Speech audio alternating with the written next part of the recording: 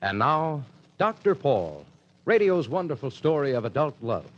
Brought to you by the makers of Dutch Mill cheese.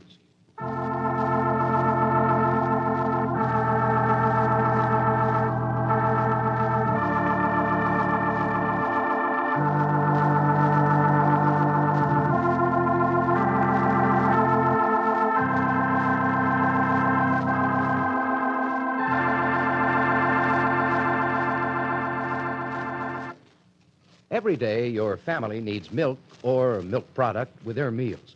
In fact, United States government food research experts say so. That's why it's important for you to know this about Dutch Mill American cheese. Dutch Mill contains the important food elements of milk: protein, calcium, phosphorus, and all the other vital nutrients, and gives them to you in a mild, rich cheese that's delicious any way you serve it. You see, Dutch Mill is made exclusively from deep-flavored cheddars. Choice American cheddars that have been made with special care, then ripened slowly and thoroughly.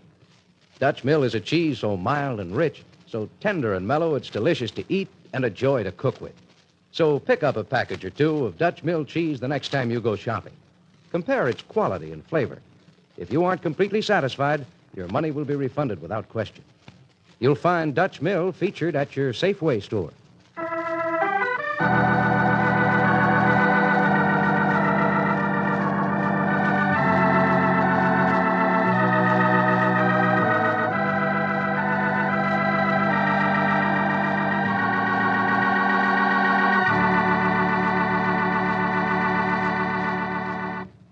And now, our story continues.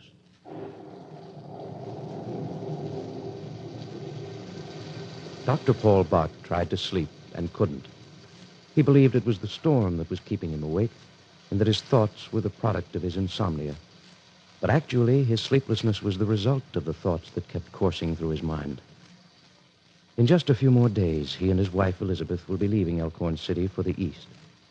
Dr. Paul tried to concentrate on that, on all the things that had to be done at the hospital before he left. But his mind kept returning to the question of Virginia Martin, the scene at the bus station, her strange, hurried departure tonight. He wondered why he felt he knew and understood her so well when actually he knew so very little about her. He wondered why she wanted to lose herself this way, to sever completely the ties that had grown since her arrival in this little town some weeks ago. And then the steady sound of the rain, the circular pattern of his mental processes began to take effect. Dr. Paul was just beginning to go to sleep when the phone by his bed rang sharply. His wife, Elizabeth, switched on the lamp as Dr. Paul reached over and... Hello? What? When? Huh. How many? Yes, I'll be there right away. Has something happened, dear? You sounded so serious. I have to get over to the hospital right away. Elizabeth, you'd better get your father up. Dad? Why? They've just brought 2 men into the hospital. There was some sort of explosion at the cement plant tonight. Oh, Paul. Were many men hurt? I don't know yet, but it sounds pretty serious. Why haven't they notified Dad? Well, they probably called his house. After all, they wouldn't know he was spending the night here. Hurry, Elizabeth, will you? You'll probably want to go to the hospital with me. Oh, yes, of course, Paul. I'll be right back, Paul. Okay.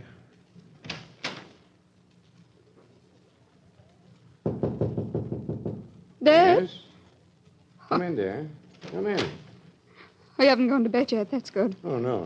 I was just reading for a while. Oh, what's the matter? There's been an accident at the cement plant. No. Some kind of explosion. The hospital phoned Paul. Well, what happened? How much damage did it do? I don't know, Dad. Paul just told me they brought 2 men into the hospital. I don't even know which plant it is. It's the one on the highway to Ridgefield. How do you know? I know all right. How can you be so positive? Elizabeth, where's the switch in here? Never mind, I found it. What are you going to do? Come on the plant, of course. Paul thought you might want to go over to the hospital with him. Shall I tell him? Yes, of course I do. Ask him to wait for me, will you? All right, Dad. Paul, is there anything I can do to help? No, thanks, Elizabeth. I'm almost ready. What about your father? He's dressed. He hadn't gone to bed. He's phoning the plant now. Hand me that shirt, will you? Mm-hmm. Here. Thanks. No, never mind the tie. I can't get the plant. Evidently, the lines are down. Paul, did the hospital say how much damage had been done? I don't know anything as yet, Jonathan. I've got to get out there. Don't you think you should find out about the men who've been hurt first, Jonathan? Well, yeah. Yeah, of course. I'll stop off at the hospital first. All right, then, let's go. And a few minutes later, at Miles Memorial Hospital, Dr. Paul Bott was met at the entrance by his head nurse, Dolly Mae Tucker. He was questioning her tersely as the two hurried towards the elevator, leaving Jonathan Smith alone. Dr. Paul's father-in-law walked over towards the desk to ask a few questions of the telephone operator when a man hurried out of the reception room and... Mr. Smith. Haggerty, what are you doing here? I came in. Figured I had to get in touch with you. The phone out at the plant's dead. Yeah, I know. I just tried to call out there. Come on, we'd better go in here while we can talk. I've been trying my darndest to get to you ever since I got in town. I've been calling your house every... Never mind that now. What happened? What do you think? The boiler blew up. What else? Lucky nobody much was around that end of the plant when it let go. Well, that's something. It's a little early to talk about being lucky. What time did it happen? Oh, about 8 o'clock. Huh? And you were just now getting to town? Oh, it's a long story, Mr. Smith. Judas, I've never seen such a night. Everything went wrong. That's an understatement. You see, we couldn't get nobody to come to us, and we couldn't get back into town. The roads flooded bad at the fork. But as it happened, a bus... Never mind that now. What about the men who were hurt? Oh, just a couple of the guys. The Paulson kid. Billy? And... Yeah, pretty badly burned. Oh. What do they say about him here at the hospital? That's another thing. I can't get anything out of Dr. Cabot or the nurses. Well, he'll probably be all right. Anyway, we don't have to worry about him. You don't have to worry about Billy talking, Mr. Smith, because he doesn't know anything about the setup out at the plant. Good. Who else was hurt? Harry Wilkinson. Oh. And that guy has plenty cause to worry. I told you from the first that I didn't think you should fool around with that guy. He's too much of a nervous type. You know, he... Oh! Shut up, Haggerty. Okay, sorry. Has he said anything? Wilkinson? No, he's been out like a light. Got some kind of concussion, a fractured skull or something. I see. Did you leave anybody out at the plant? Sure. Couldn't bring him in. All the rest of the men are there, and Harry Wilkinson's wife, and a couple of guys from the bus. What? Wilkinson's wife? What the devil is she doing there? Well, Judas, Mr. Smith. And who are the other men you mentioned? What bus? Why didn't they come in with you? Why'd you leave them out there to poke around? Nobody's going to do any poking around, Mr. Smith, and I tell you, I couldn't bring them in. How the devil did you get in? I came in the bus. What's all this about a bus, anyway? I'm trying to tell you. The bus was on the highway when the boiler blew. They saw the explosion and came up to see what happened. Since when does a transportation company allow sightseeing detours? Well, you see, Mr. Smith, Mrs. Wilkinson was on the bus, and I guess they couldn't do anything else. She was pretty hysterical when they got there. So anyway, I'd sent one of the boys into town for the doctor, but he'd had to go to Carterville. Couldn't get back to Elkhorn City, you see. Yeah? I wanted to wait there at the plant for the doctor to arrive, but this dame took over, and no matter what... What dame? Oh, I don't know who she was. Never saw her before. Seemed to know what to do, though. But a little too smart for my money. What do you mean? Well, I'm coming to that. Anyway, she persuaded Corey Murdoch, that's the bus driver, to try to make it back to town, to Elkhorn City. Well, I wasn't going to leave Wilkinson, so I came along. What if he was unconscious? What difference would... Look, Haggerty, you're the plant foreman. Why didn't you stay out there? Well, how was I to know Wilkinson wouldn't come to on the way in? And I didn't like the way that woman was acting. She was too interested in everything. Kept asking a lot of questions. Kept writing stuff down. What do you mean she kept writing stuff down? Well, she was writing out some kind of report. A report? Where is it? I gave it to the nurse. Why, you prize idiot. You gave it to the nurse. What's the matter with you, Haggerty? Are you nuts? Oh, wait a minute, boss. It's nothing to get excited Nothing about. to get excited about. Why do you... Yeah, let me explain. It was just some kind of medical report. I checked it. You sure? You're darn right I am. After all, I'm sitting on the anxious seat, too, you know. No. About this woman. Where is she? I don't know. She blew as soon as we got to the hospital. What do you think, Mr. Smith? I don't know yet. As far as I'm concerned, I don't like it. I got a feeling there's going to be too many questions asked. And if they don't get the right answers, there could be trouble. Trouble for both of us. And I can't afford any trouble. Not right now. Neither can I. Well, don't worry. I can handle it. After all, it's just one of those regrettable, unavoidable accidents. No cause for anyone to suspect it was anything else. Yeah, but suppose people start snooping around. The Safety Commission, for instance, and that woman, whoever she is. But you told me the report she wrote was only a medical one. Yeah, I know, but that doesn't have anything to do with the kind of questions she was asking. And I might add, I didn't go much for Corey Murdoch's attitude. He said something... You're just jumpy, Haggerty. Well, that's easy for you to say, Mr. Smith, because you're the boss. Sure, you're probably okay. Guys like you never take the rap. Haggerty, get this through your head. There's no need for anyone to get curious about tonight. Why should they? Now stop being so jumpy. But you don't get it, Mr. Smith. It's Wilkinson I'm worried about. You don't know him like I do. You haven't been around him like I have. He wasn't cut out for that job you gave him. And I tell you, he'll talk. You think so, huh? Darn right I do. No, he won't. You sound pretty sure. I am. Wilkinson won't say a thing. And at that moment, up in surgery, Dr. John Cabot is operating on Harry Wilkinson. I wonder what it is that Mr. Smith and his foreman are afraid of.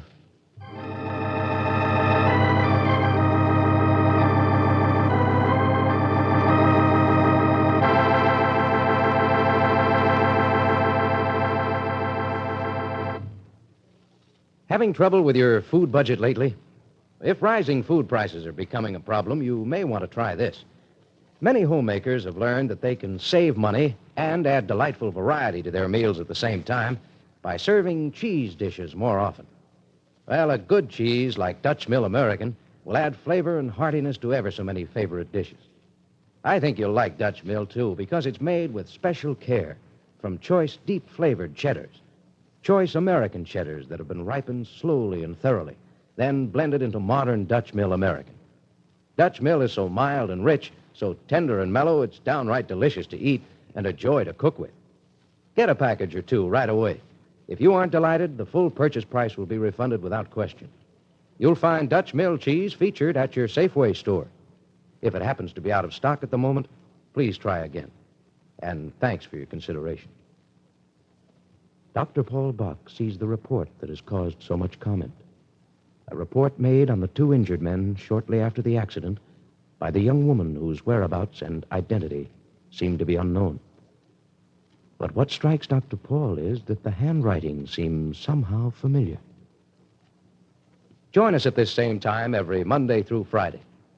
This is Jack Moyle saying, for a treat in cheese, try Dutch Mill, please.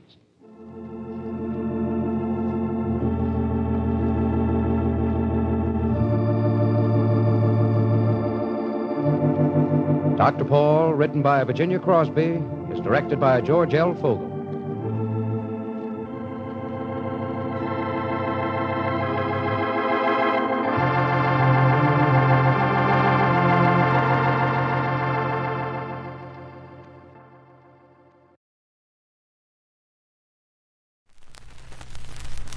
And now, our story continues.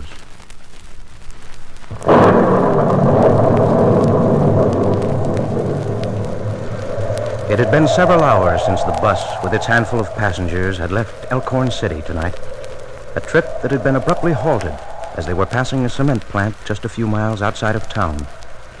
The sound of an explosion, a burst of flame, the terrified cry of a woman passenger whose husband was night watchman at the plant. Those things explain the somewhat incongruous group of people who now, several hours later, are assembled in an office of this plant owned by Jonathan Smith, Dr. Paul's father-in-law. The few men who had been working at the plant tonight, the passengers from the bus, sit around helplessly, not talking much. Someone tries the phone again, but it's still dead. The violent sound of the unrelenting storm intrudes itself into the room. Each one has a mental picture of the old bus that started back to town just a little while ago, trying to get to the hospital. Jean Wilkinson, her baby girl in her arms, sits motionless, staring straight ahead. She had wanted to accompany her husband, but Corey Murdoch, the bus driver, had refused to accept the responsibility for anyone else. Because of her baby, she had been prevailed upon to remain behind.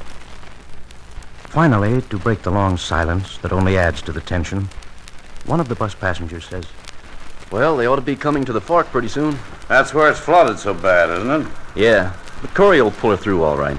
He's got to. Sure he will, Mrs. Wilkinson. Think so, Hank? I don't know. From what I saw of that old bus... But he explained to me. He said because the motor was so high off the ground that he stood a good chance of getting through. Isn't that right?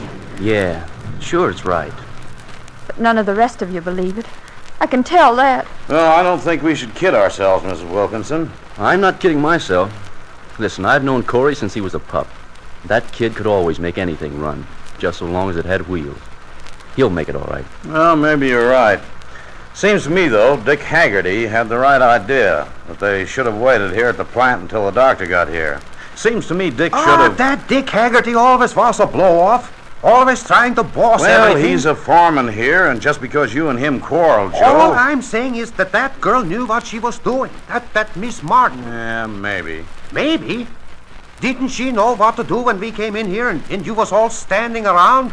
Poor Harry and Billy just lying on the floor? What was Dick Haggerty, the big, important foreman, able to do for them? What would have happened if Miss Martin... Okay. I don't want to pick no argument. If the lady's a friend of yours... A friend of mine? Are you crazy or something? I never seen her before tonight. But I think she was right when she said we had to get the men to the hospital to Dr. Paul. Well, I will say she acted as if she knew her stuff, almost as if she was a doctor or something. Who is she anyway, Hank? I don't know. Do you know her, Mrs. Wilkinson? What? I said, is Miss Martin a friend of yours? Well, no. No, we just got to talking tonight. We were both waiting for the bus, and I was telling her how Harry and me had come to Elkhorn City. How good things were turning out for us. Oh, I knew it was too good to last. I knew it was. Hey, now wait. That's no way to talk. But you're all thinking the same thing. You all know Harry's hurt bad. And that other boy, too. Just a minute, Mrs. Wilkinson. You're all thinking they'll never get back to town. They'll be stuck out there on the highway with no way to get help.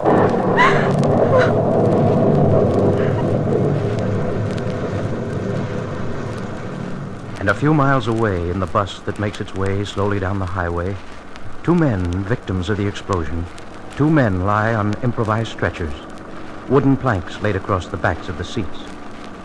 One of the men is unconscious. The eyes of the other have the glazed, blank expression of shock. His lips move, but no sound comes. Only an occasional moan betrays a dim awareness of pain. Virginia Martin stands in the aisle, her fingers on the pulse of the older man. Dick Haggerty, the foreman from the plant, watches her for a moment, and then, somewhat sarcastically, That looks pretty professional.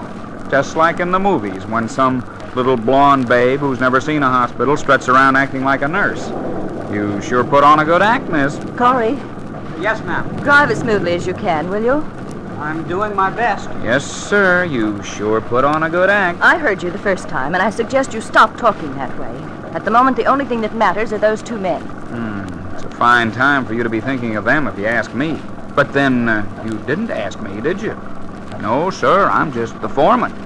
I'm only in charge of these men. No, what I thought was best didn't matter.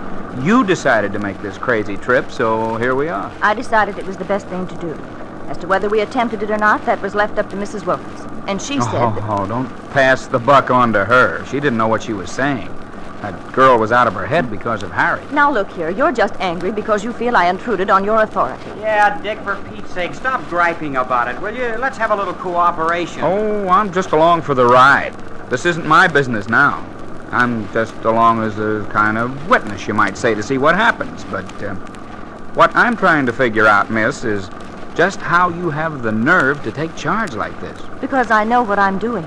But how do you happen to know so much? There are a lot of people in this world who know something about medicine, first aid. Yeah, that's right, but the doc from Carterville knows a bit more. How many times do I have to tell you that it might have been too late by the time that doctor got there? And even so, it would have been necessary to get these men to the hospital. That Paulson boy has third-degree burns, if you know what that means. And as for Harry Wilkinson... Yeah, I know. I heard you say something about his skull being fractured. That's what I suspect, yes. How could you tell? Eyes dilated, breathing irregular, bleeding from the ears. Does that satisfy you? Yeah, I guess it'll have to do for now. Hold that board steady, will you? That'll probably help some. Okay. How you doing, Corey? So far, so good. It's a wonder this kid isn't screaming his head off if he's as bad off as you say he is. Well, fortunately for him, the shock to his nervous system means a temporary refuge from pain. You sound as if you had an education, like you know what you're doing. What's your business? My business? Yeah, your line of work. Have you a pencil? Sure. May I borrow it? Okay, here. Thank you. You live in Elkhorn City? No. Where do you live? I was on my way to Chicago. Is that your hometown? No. Sure tells me a lot. I don't see any need to answer your questions. No, I guess you're right, but you may have to answer to someone about tonight. You better remember that. I'll remember it. Now, what about that accident at the plant tonight? Well, what about it? How did it happen? I don't know anything about it. I was at the other end of the building. Boiler blew, that's all I know. What's that you're writing? A report. What kind of report? Why? You sure seem interested in everything. Is there any reason why I shouldn't be? Did you say the boiler exploded? That's right. That seems rather strange. Look, lady, the boiler blew, and that's all I know. If you don't mind my saying so, you're pretty nosy for someone who don't want to talk about herself. Oh, what's the matter? Well, what do we stop for, Corey? You folks come up here. We're at the fork.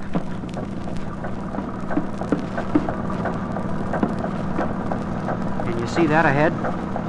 Boy, I'll say. Look at that water. What do you think, Corey? Can you get through? Well, I don't know until we try it, I guess. You'll never make it. Don't be a dope. It's still not too late. What we ought to do is turn around right now. Probably the doctor's at the plant by this time. No, I don't think so, Dick. He couldn't possibly be. Well, I still say you ought to turn around. You'll never make it. Will you stop saying that? I don't blame you for being worried, miss. I'd be kind of shaky myself if I'd bungled things, if I'd taken the responsibility for the lives of a couple of guys. If you're smart, lady, you'll save yourself a lot of trouble. If anything happens to those two, it won't be easy for you. Corey, what do you think? It's up to you. Whatever you say. Well, I'm thinking of something Jean Wilkinson said. That she and her husband had been happy for the first time since they came to Elkhorn City. If anything should happen to him now... You want I should turn around? No, Corey. Go on. Okay.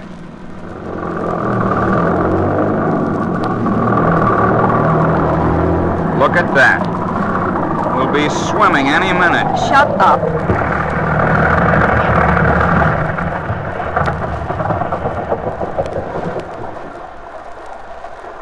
Well, lady, now what have you got to say for yourself? Oh, pipe down, Dick. The motor will probably start up okay. Just pipe down.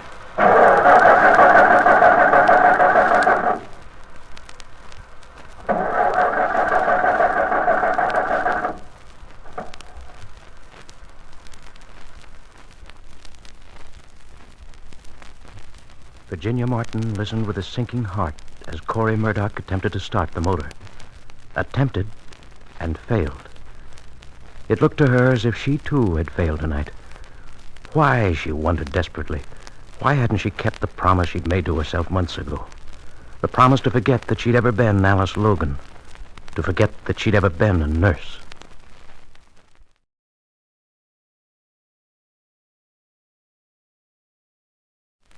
And now, our story continues.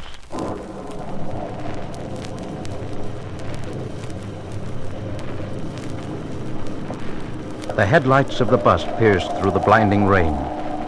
Young Corey Murdoch drove slowly, carefully, not only as a precaution, but in order not to jolt the two seriously injured men he carried as passengers, victims of the explosion that had occurred earlier at the cement plant a few miles outside of Elkhorn City. There were two other people in the bus, Virginia Martin and a surly-looking man, Dick Haggerty, a foreman at Jonathan Smith's cement plant. A man who was openly antagonistic towards the girl who calls herself Virginia Martin, who resented the way she had taken charge, her interference with what he believed to be his authority. But when he tried to question her as to who she was, where she came from, Dick Haggerty met with no success. But in return, he was equally evasive, strangely uncommunicative, when Virginia Martin questioned him about the explosion of the plant. Now, as the bus slows down... Oh, what's the matter? What do we stop for, Corey? You folks come up here. We're at the fork. Can you see that ahead? Boy, I'll say. Look at that water. What do you think, Corey? Well, I won't know until we try it, I guess. You'll never make it. Don't be a dope. It's still not too late. What we ought to do is turn around right now. Probably that doctor's at the plant by this time. No, I don't think so, Dick. He couldn't possibly be. Well, I still say you ought to turn around. You'll never make it. Stop saying that. Stop saying it. I don't blame you for being worried, miss. I'd be kind of shaky myself if I'd bungled things. If I'd taken the responsibility for the lives of a couple of guys. Oh. If you're smart, lady, you'll save yourself a lot of trouble. If anything happens to those two, it won't be so easy for you. Corey, what do you think? It's up to you. Whatever you say. Well, I'm thinking of something Jean Wilkinson said. That she and her husband had been happy for the first time since they came to Elkhorn City. If anything should happen to him now... You, want I should turn around? No, Corey. Go on. Okay.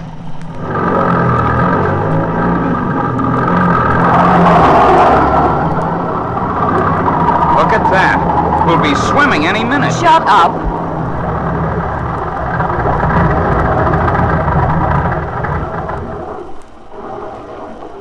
Well, lady, I'm shut up. Now, what have you got to say for yourself? Oh, pipe down. She'll probably start up okay.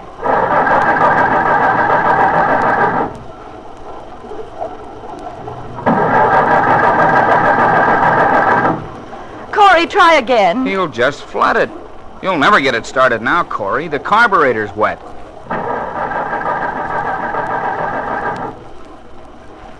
Well, that's that. I told you that... Haggerty, so help me. If you say I told you so, I'll slug you. Okay. I'll leave it up to you wise guys. Just how do you think you're going to get out of here?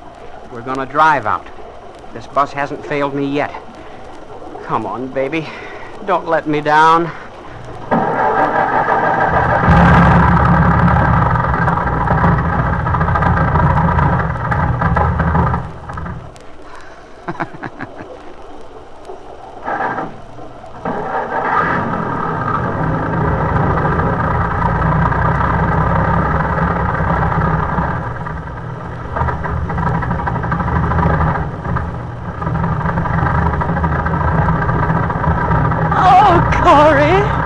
I knew she'd do it.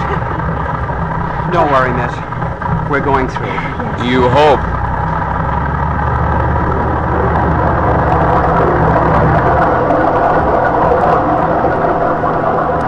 No one spoke. To Virginia Martin, the flooded area seemed to stretch endlessly ahead like a flooded river. She held her breath against the moment when the motor would splutter and die. Then suddenly, they were through. It was over.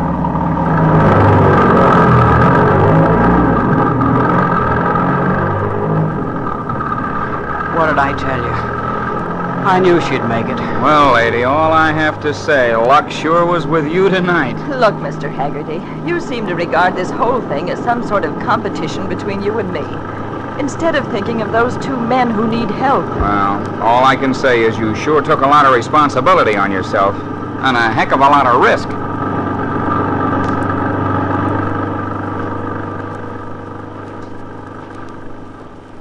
But Dick Haggerty had no idea how great a risk Virginia Martin was taking, had no conception of the fear that was growing in her as they entered the outskirts of the town. Fear of questions, fear of eventual discovery. A few minutes later, they drove into the ambulance entrance of the Miles Memorial Hospital. Corey Murdoch opened the door, jumped out.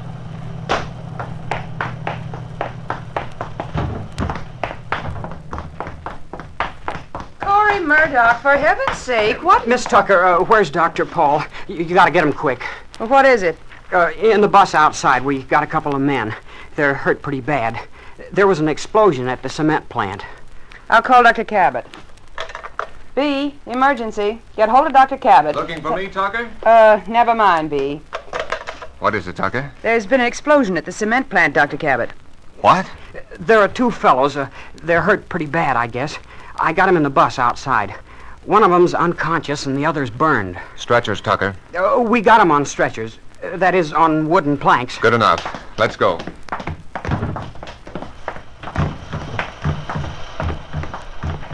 You said there was an explosion at the plant?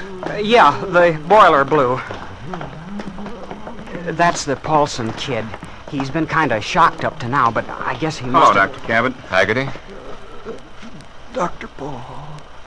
Where's the doctor? Why doesn't someone...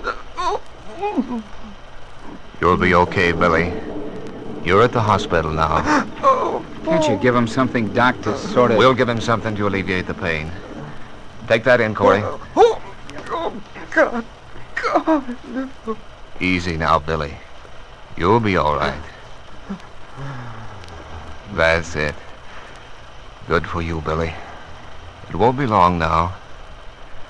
Help Corey with that in, Haggerty. Okay, Doc. Easy now. That's it. When did this happen? The explosion? Oh, about 8 o'clock, I guess. Ye gods, why didn't you people call? We couldn't. The lines were down. Oh.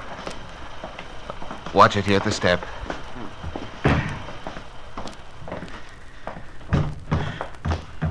Okay, that does it. You're doing fine, Billy.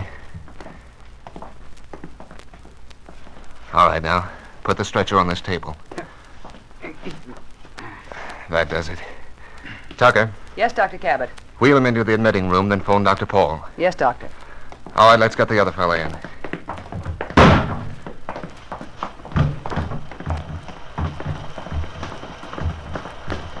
Isn't the other fella Harry Wilkinson? Yeah. Well, what I don't understand, if the explosion occurred about 8 o'clock, why didn't you get these men in before now? We were waiting for the doctor from Carterville. Carterville? But that's miles from here. I know, but you see, the road into town here is flooded at the fork. We figured that... I'll say you figured, Haggerty. We'd all be sitting out there yet if it hadn't been for... Hey, where is she? I don't know. Around someplace, I guess. It just occurred to me. I didn't notice All that right, she... Corey, pick up that other end. Yeah. Someone certainly used his head with these stretchers. Her head, you mean, Dr. Cabot? What are you talking about? That girl. She's the one who came in with us. She's the one Watch who... it here now. Keep it level. Did you see her leave, Haggerty? Sure I did. Well, why didn't you say something about it? I suppose you'd like everybody to think that you were the bright boy who managed this... Oh, shut up. Never mind the conversation, you two. Here, I'll get that door.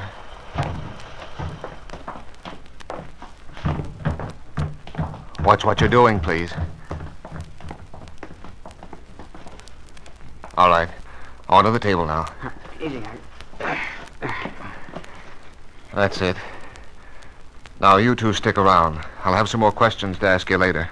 Look, Dr. Cabot, I can't. I've got to get my bus back down to the depot. See, I've got to make a report. And somebody's got to see about getting those folks back to town from the plant. My passengers are out there. All right, Corey. We can always get in touch with you if we need you. But you stick around, Haggerty. I imagine you can tell all that happened. What I know, sure. But before I go, Dr. Cabot, about this girl. You see, it's important What's all this about a girl? Well, Haggerty probably wouldn't tell you. Well, I haven't time now. I'll get the story later. But she's gone. Oh, don't get so excited. She probably just stepped across the street to the diner to get a cup of coffee or make a phone call or something. But did she tell you? No, she didn't tell me nothing. But don't worry. She'll be back for the applause. Dr. Cabot walked away. He had too much on his mind at the moment to be interested in what to him was an incoherent conversation about some girl. Do you think, Dr. Cabot, that you will find out later? But later, Corey Murdoch, who knows the girl's name, will be gone. And Dick Haggerty is quite wrong in his assumption that she'll be back. For at this moment, in the driving rain, the young woman walks quickly towards the center of town. Virginia Martin, who is determined this time to make good her escape.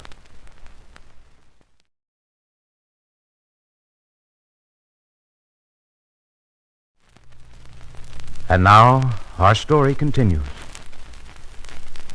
It was after 10 o'clock at night when Corey Murdoch, the bus driver, turned out of the heavy rain and into the shelter of the hospital's emergency entrance. He still couldn't believe that they had actually made it safely back to Elkhorn City. Now that the drive in from the cement plant was over, Corey allowed himself to think for a moment of what might have happened if Virginia Martin's plan hadn't worked. If the bus with the two seriously injured men as passengers had stalled in the badly flooded area of the highway. Yes, Corey thought, Miss Martin had certainly dared to take a big risk. At the hospital, young Dr. John Cabot was on duty when Corey Murdoch came running in. In the excitement of trying to tell Dr. Cabot about the explosion at the plant, of helping to move the injured men from the bus into the hospital, it was a few minutes before Corey Murdoch realized that Miss Martin was nowhere around. Dick Haggerty, the plant foreman who had ridden in with them, said that she had stepped out of the bus when Corey went into the hospital to get help. Puzzled, Corey Murdoch left the hospital, only to return a few minutes later. Sitting in the hall outside the admitting room, Dick Haggerty says irritably, What are you doing back, Corey? Thought you were so eager to be on your way to get back to the bus station and make your report. Listen, I went across the street to the diner. That girl isn't there. Mason hasn't seen her. Well, so what? Well, for Pete's sake, she can't just have walked off into thin air. She didn't have any coat, any umbrella. And you didn't get her phone number, is that it? No, that's not it. Well, what are you so hot and bothered about? Listen, Haggerty, I know you hate to admit it because she knew what to do and you didn't. But if Harry and Billy pull through this thing okay, they'll have a lot to thank her for, not you. Oh, Judas, you talk as if the town ought to give her a banquet or something. Look, she knew what to do for those guys when we got to the plant. She knew how to bandage them up and everything. If it hadn't been because she had some spunk and courage, we'd all still be out there at the plant waiting for a doctor. And Lord only knows what would have happened to Harry and Billy then. Okay, so that crazy scheme of hers worked. So we were able to get through that water and get back here to town. You can call it common sense. But it was just lucky, though, for her and the guys that are hurt that one chance in 100 worked. Well, she had the nerve to take that chance, and it worked. I know it gripes you, and... What gripes me, Corey, is the way you're acting. But, I suppose you'd like to have your picture in the paper alongside of that good-looking babe. Men in plant accident saved by courageous action of valiant bus driver. Well, it's a cinch she ought to have her picture in the paper. I just can't figure out why she'd walk off like this. Why she didn't say anything. Are you sure she didn't, Haggerty? Look, all I know is what I told you. We drove up. You got out and went in for the doctor. And she said, well, they're all right now, or something like that, and... And what? Oh, I forgot. She handed me the sheet of paper. Told me to give it to the doctor. Well, for crying out loud. Let me see it. No, you don't. She was writing this back in the bus. Said it was some kind of report. Asking a lot of questions about the accident. Well, I'm the plant foreman, and I'll make my own report. I'm not going to have any nosy dame. What are you so nervous about? I'm not nervous. Yeah? The way you keep talking about that accident. Let me see that paper. No, you don't, Murdoch. You've butted in enough already as it is. You know something, Haggerty? I'm beginning to get really curious. There wouldn't be something a little sour about what happened out at the plant tonight. Or, would there?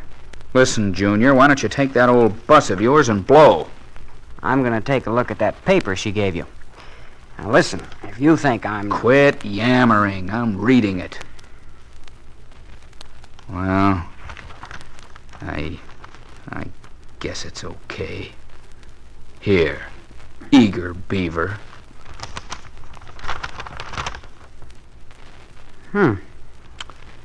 What is it? You were so anxious to see it, you tell me. Seems to be some kind of medical stuff. Yeah, I think I get it now. I guess she thinks she can even tell the doctors what to do. Didn't she tell you anything else? For the last time, Murdoch, she handed me that piece of paper, said to give it to the doctor, and left. Dr. Cabot should have it. Have you seen him? He's still in there with Wilkinson and Billy. And I imagine he's struggling along okay without any instructions from that bossy babe. Listen, Haggerty, the way I figure, what she's written on that is what she did for the guys, what time they were hurt, stuff like that. And I think Dr. Cabot ought to have it. Well, I'll give it to him. But, what are you hanging around for? I thought you was in such a hurry. Oh, yeah.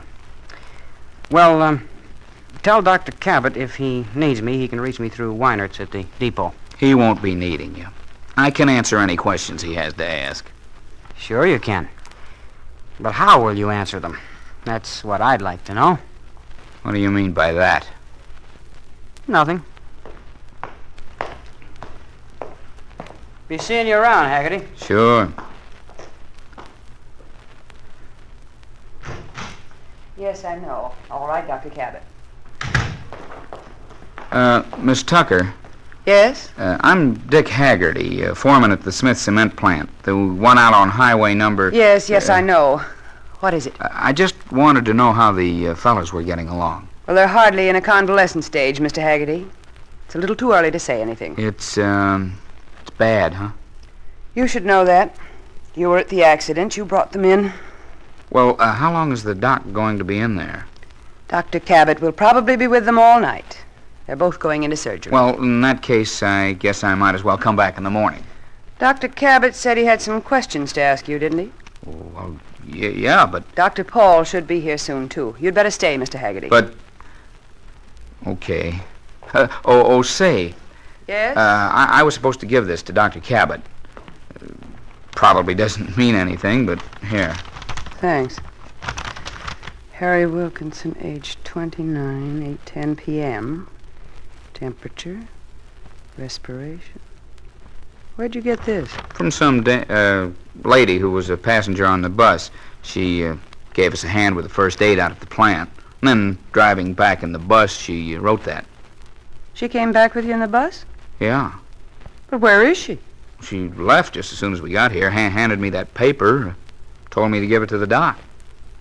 You certainly took your time about it, I must say. Well, I forgot about it. Figured it was not too important. She was kind of the know-it-all type. Well, she's the one who did those bandages on young Paulson. If she wrote this, she certainly did know what she was doing. What's her name? Well? Seems to me I heard it mentioned. I guess not, though. You say you're a foreman out at the plant? Yeah. I must say, you certainly take a great interest in the person who may well be responsible for saving the lives of those men who were in your charge. I don't suppose you have her address or know how we could get in touch with her. No. Well, there's one thing certain. She doesn't live in Elkhorn City. I know all the nurses here. She's no nurse. How do you know? Oh, she was giving orders all over the place. I asked her how come. I asked her what right she thought she had to take over. If she'd have been a nurse, she would have said so, wouldn't she? Well, yes, you'd think so. Certainly is strange. The way I figure, she was just lucky she happened to do the right things. Why, during the war, lots of people learned first aid. First aid. I know a professional bandage when I see one. And I know a professional report when I see one. I couldn't have written a better report myself. And that, Mr. Haggerty, is saying a great deal. Well, all I can say is, she isn't no nurse or she would have said something about it for Pete's sake. But Dick Haggerty is very wrong. A young woman who had been sought by the police might particularly wish to conceal the fact that she's a nurse. It was fear of people such as Dolly Mae Tucker, the head nurse. It was fear of having her professional status discovered that prompted Virginia Martin to leave quickly as soon as they'd arrived at the hospital. Virginia Martin, who hopes to resume her journey, to leave town undetected, unnoticed. Virginia Martin, who, exhausted, drenched to the skin, walks into the lobby of the hotel. Virginia, who feels her hopes disappear as she recognizes the man who comes towards her. Well, Miss Martin, I was just wishing I had someone to talk to have a drink with me. I must say meeting you here is quite a surprise. I might even say that it has all kinds of curious aspects. Virginia Martin was quite aware of Dr. Gordon Foster's curiosity, but at the moment she was too numb with fatigue to care. And as Dr. Foster took in Miss Martin's disheveled appearance, her wet clothes, her white face, he wasn't satisfied just to speculate. He was determined to find out why she was at the hotel. You never know, Dr. Foster thought, what information is going to be useful.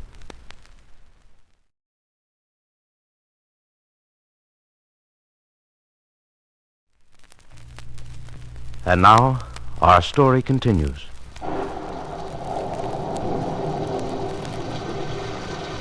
Dr. Paul Bott tried to sleep and couldn't. He believed it was the storm that was keeping him awake, and that his thoughts were the product of his insomnia. But actually, his sleeplessness was the result of the thoughts that kept coursing through his mind. In just a few more days, he and his wife, Elizabeth, will be leaving Elkhorn City for the east. Dr. Paul tried to concentrate on that, on all the things that had to be done at the hospital before he left.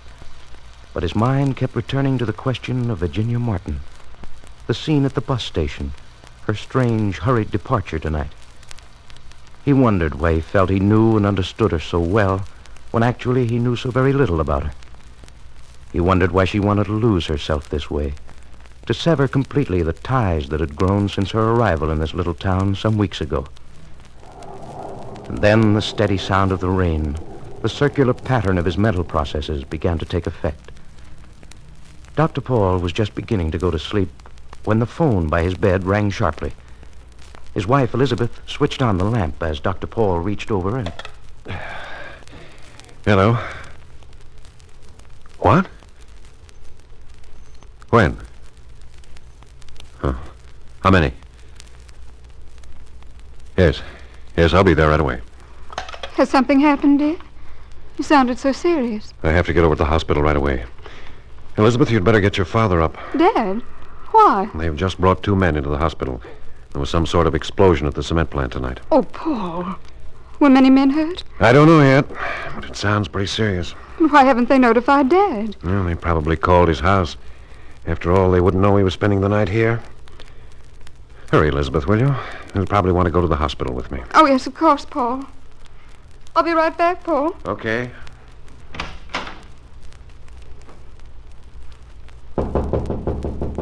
Dad? Yes? Come in, dear. Come in. Oh, you haven't gone to bed yet. That's good. Oh, no. I was just reading for a while. Oh, what's the matter? There's been an accident at the cement plant. No. Some kind of explosion. The hospital phoned Paul. Well, what happened? How much damage did it do? I don't know, Dad. Paul just told me they brought 2 men into the hospital. I don't even know which plant it is. It's the one on the highway to Ridgefield. How do you know? I know all right. How can you be so positive? Elizabeth, where's the switch in here? Never mind, I found it. What are you going to do? Telephone the plant, of course. Paul thought you might want to go over to the hospital with him. Shall I tell him? Yes, of course I do. Ask him to wait for me, will you? All right, Dad. Paul, is there anything I can do to help? No, thanks, Elizabeth. I'm almost ready. What about your father? He's dressed. He hadn't gone to bed. He's phoning the plant now. Hand me that shirt, will you? Here. Thanks. No, never mind the tie. I can't get the plant. Evidently, the lines are down. Paul, did the hospital say how much damage had been done? I don't know anything as yet, Jonathan. I've got to get out there. Don't you think you should find out about the men who've been hurt first, Jonathan? Well, yeah, of course. I'll stop off at the hospital first. All right, then, let's go. And a few minutes later, at Miles Memorial Hospital, Dr. Paul Bott was met at the entrance by his head nurse, Dolly Mae Tucker. He was questioning her tersely as the two hurried towards the elevator, leaving Jonathan Smith alone. Dr. Paul's father-in-law walked over towards the desk to ask a few questions of the telephone operator when a man hurried out of the reception room and... Mr. Smith. Haggerty, what are you doing here? I came in. Figured I had to get in touch with you. The phone out at the plant's dead. Yeah, I know. I just tried to call out there. Come on, we'd better go in here where we can talk. I've been trying my darndest to get to you ever since I got in town. I've been calling your house every Friday. Never mind that now. What happened? What do you think? The boiler blew up. What else? Lucky nobody much was around that end of the plant when it let go. Well, that's something. It's a little early to talk about being lucky. What time did it happen? Oh, about 8 o'clock. What? And you're just now getting to town? Oh, it's a long story, Mr. Smith. Judas, I've never seen such a night. Everything went wrong. That's an understatement. You see, we couldn't get nobody to come to us, and we couldn't get back into town. The roads flooded bad at the fork. But as it happened, a bus... Never mind that now. What about the men who were hurt? Oh, just a couple of the guys. The Paulson kid. Billy? And... yeah, pretty badly burned. Oh. What do they say about him here at the hospital? That's another thing. I can't get anything out of Dr. Cabot or the nurses. Well, he'll probably be all right. Anyway, we don't have to worry about him. You don't have to worry about Billy talking, Mr. Smith, because he doesn't know anything about the setup out at the plant. Good. Who else was hurt? Harry Wilkinson. Oh. And that guy has plenty cause to worry. I told you from the first that I didn't think you should fool around with that guy. He's too much of a nervous type. You know, he... Oh! Shut up, Haggerty. Okay, sorry. Has he said anything? Wilkinson? No, he's been out like a light. Got some kind of concussion, a fractured skull or something. I see. Did you leave anybody out at the plant? Sure. Couldn't bring them in. All the rest of the men are there, and Harry Wilkinson's wife, and a couple of guys from the bus. What? Wilkinson's wife? What the devil is she doing there? Well, Judas, Mr. Smith. And who are the other men you mentioned? What bus? Why didn't they come in with you? Why'd you leave them out there to poke around? Oh, nobody's going to do any poking around, Mr. Smith, and I tell you, I couldn't bring them in. How the devil did you get in? I came in the bus. What's all this about a bus, anyway? I'm trying to tell you. The bus was on the highway when the boiler blew. They saw the explosion and came up to see what happened. Since when does a transportation company allow sightseeing detours? Well, you see, Mr. Smith, Mrs. Wilkinson was on the bus, and I guess they couldn't do anything else. She was pretty hysterical when they got there. So anyway, I'd sent one of the boys into town for the doctor, but he'd had to go to Carterville. Couldn't get back to Elkhorn City, you see. Yeah? I wanted to wait there at the plant for the doctor to arrive, but this dame took over, and no matter what... What dame?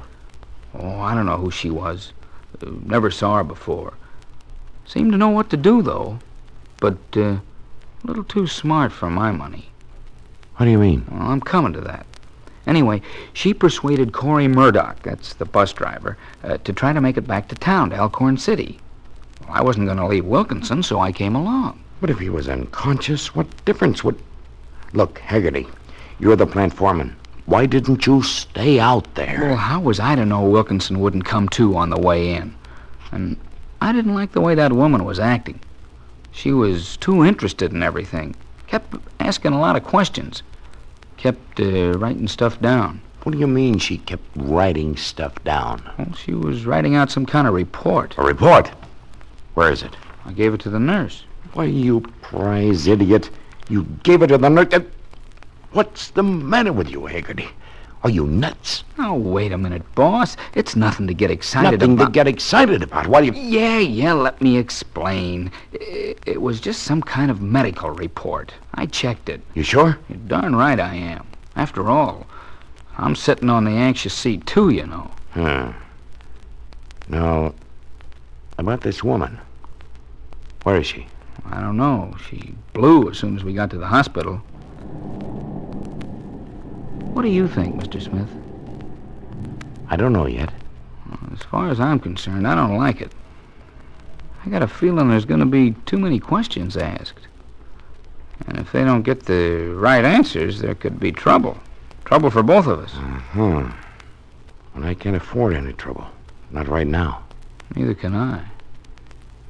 Well, don't worry. I can handle it. After all, it's just one of those regrettable, unavoidable accidents.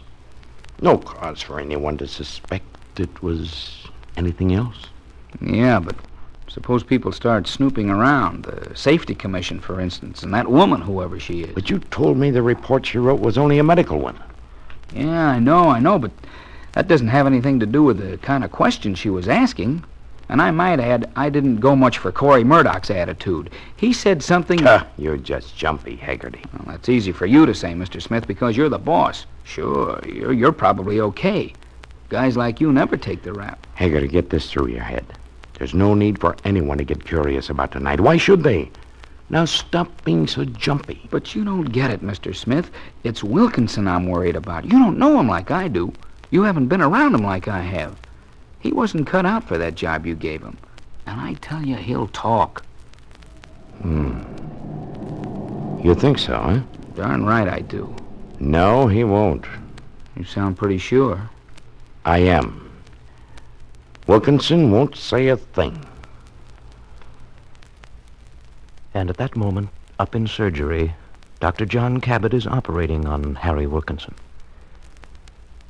I wonder what it is that Mr. Smith and his foreman are afraid of.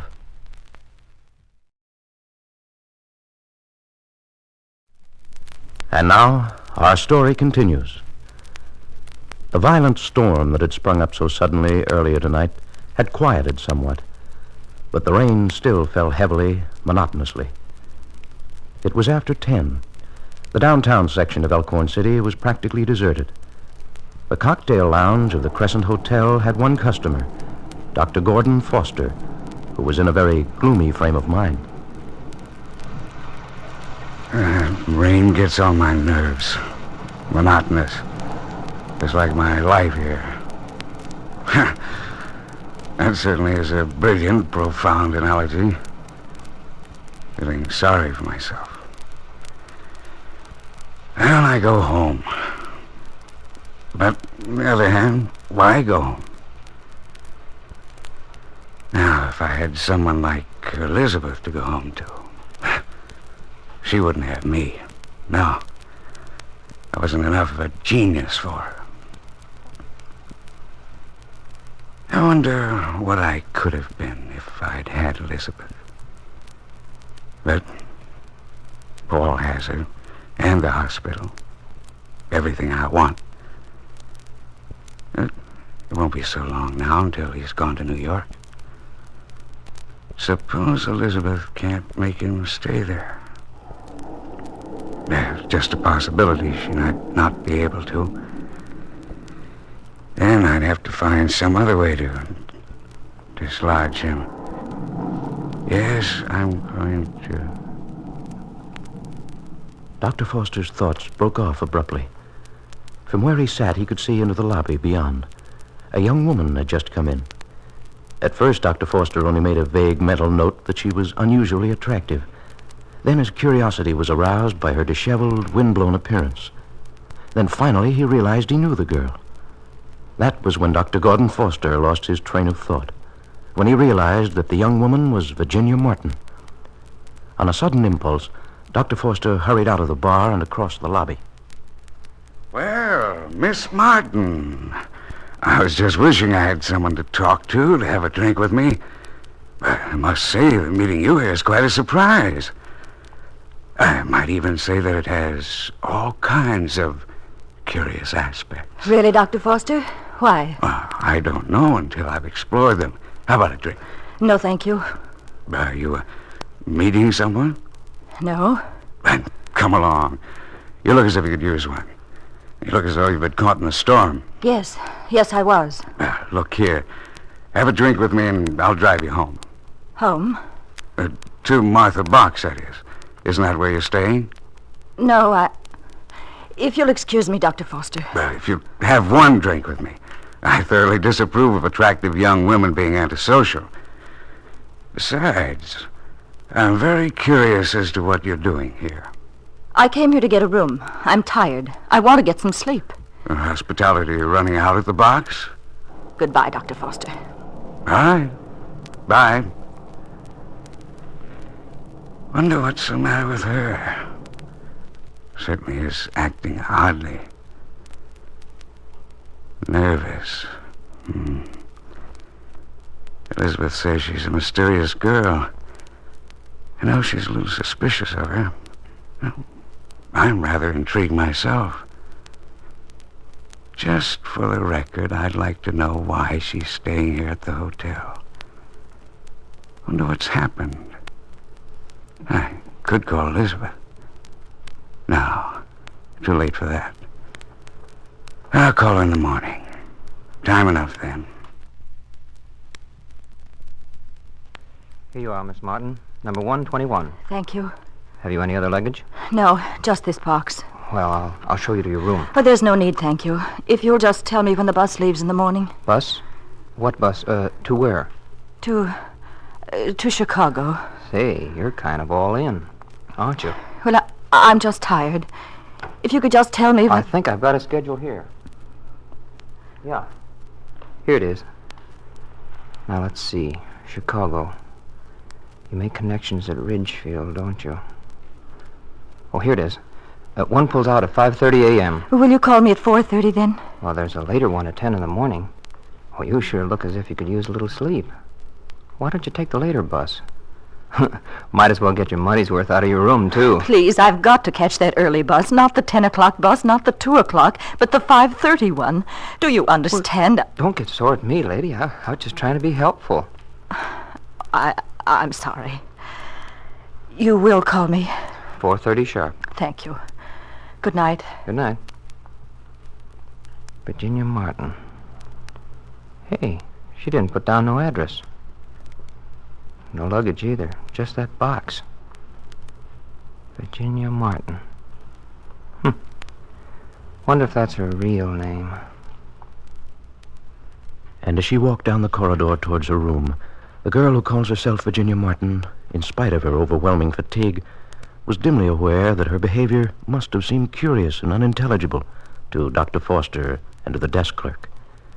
She was so eager to escape attention. Had she just focused all the more upon herself? The young woman was too tired to think very clearly about it, too cold and exhausted even to care very much at the moment. She got out of her wet clothes and, shivering, got into bed. The events of this night flashed through her mind. Her departure on the bus this evening, the explosion at the cement plant a few miles out of town, the 2 critically injured men they'd found when they'd gone up to investigate. Men for whom she'd broken a promise to herself. Men she'd helped as Alice Logan would have, as a nurse would have. Now, she thought, the men were relatively safe. At least they were in the hospital now in the hands of Dr. Bott and Dr. Cabot. At least they'd have a chance. I wish I could have stayed at the hospital. Wish I could have followed this thing through. But I think somehow Dr. Paul will be able to save those men. Funny how much confidence I've gotten in that man since I've been here. I've never even been in the hospital. Never seen him operate. Wish I could. Wish I were in the hospital watching him. Oh, what's the matter with me? My part in this is done. I've got to start thinking of myself. What my chances are of getting away from here.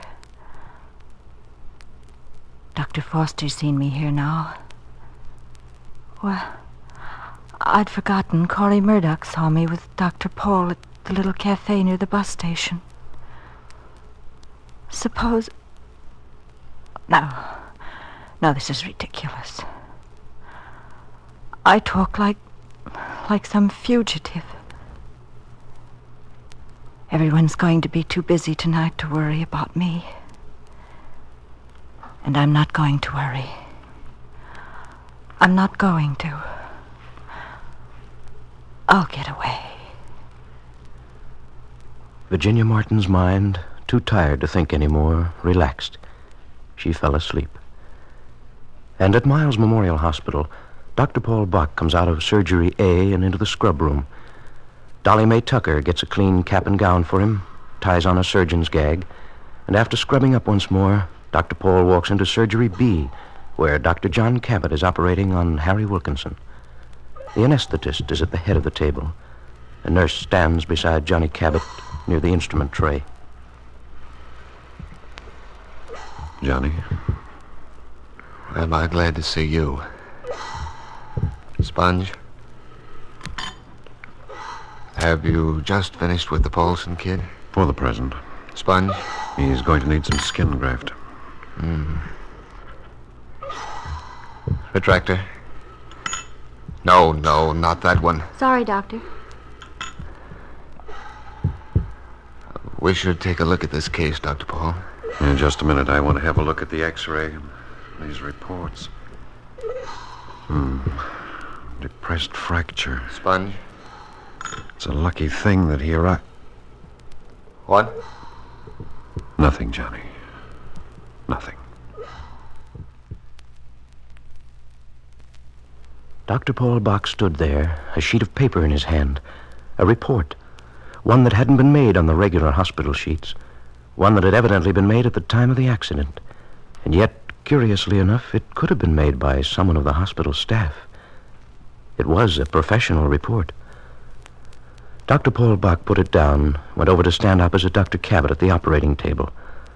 But in the back of his mind, he kept seeing the handwriting of the paper he'd just put down. Handwriting that seemed to have some connection with him, that he felt he should recognize. Yes, Dr. Buck, it is handwriting that you've seen before. This same evening, as a matter of fact. The handwriting of Virginia Martin. I wonder if your mind will make the connection. I wonder if you'll remember.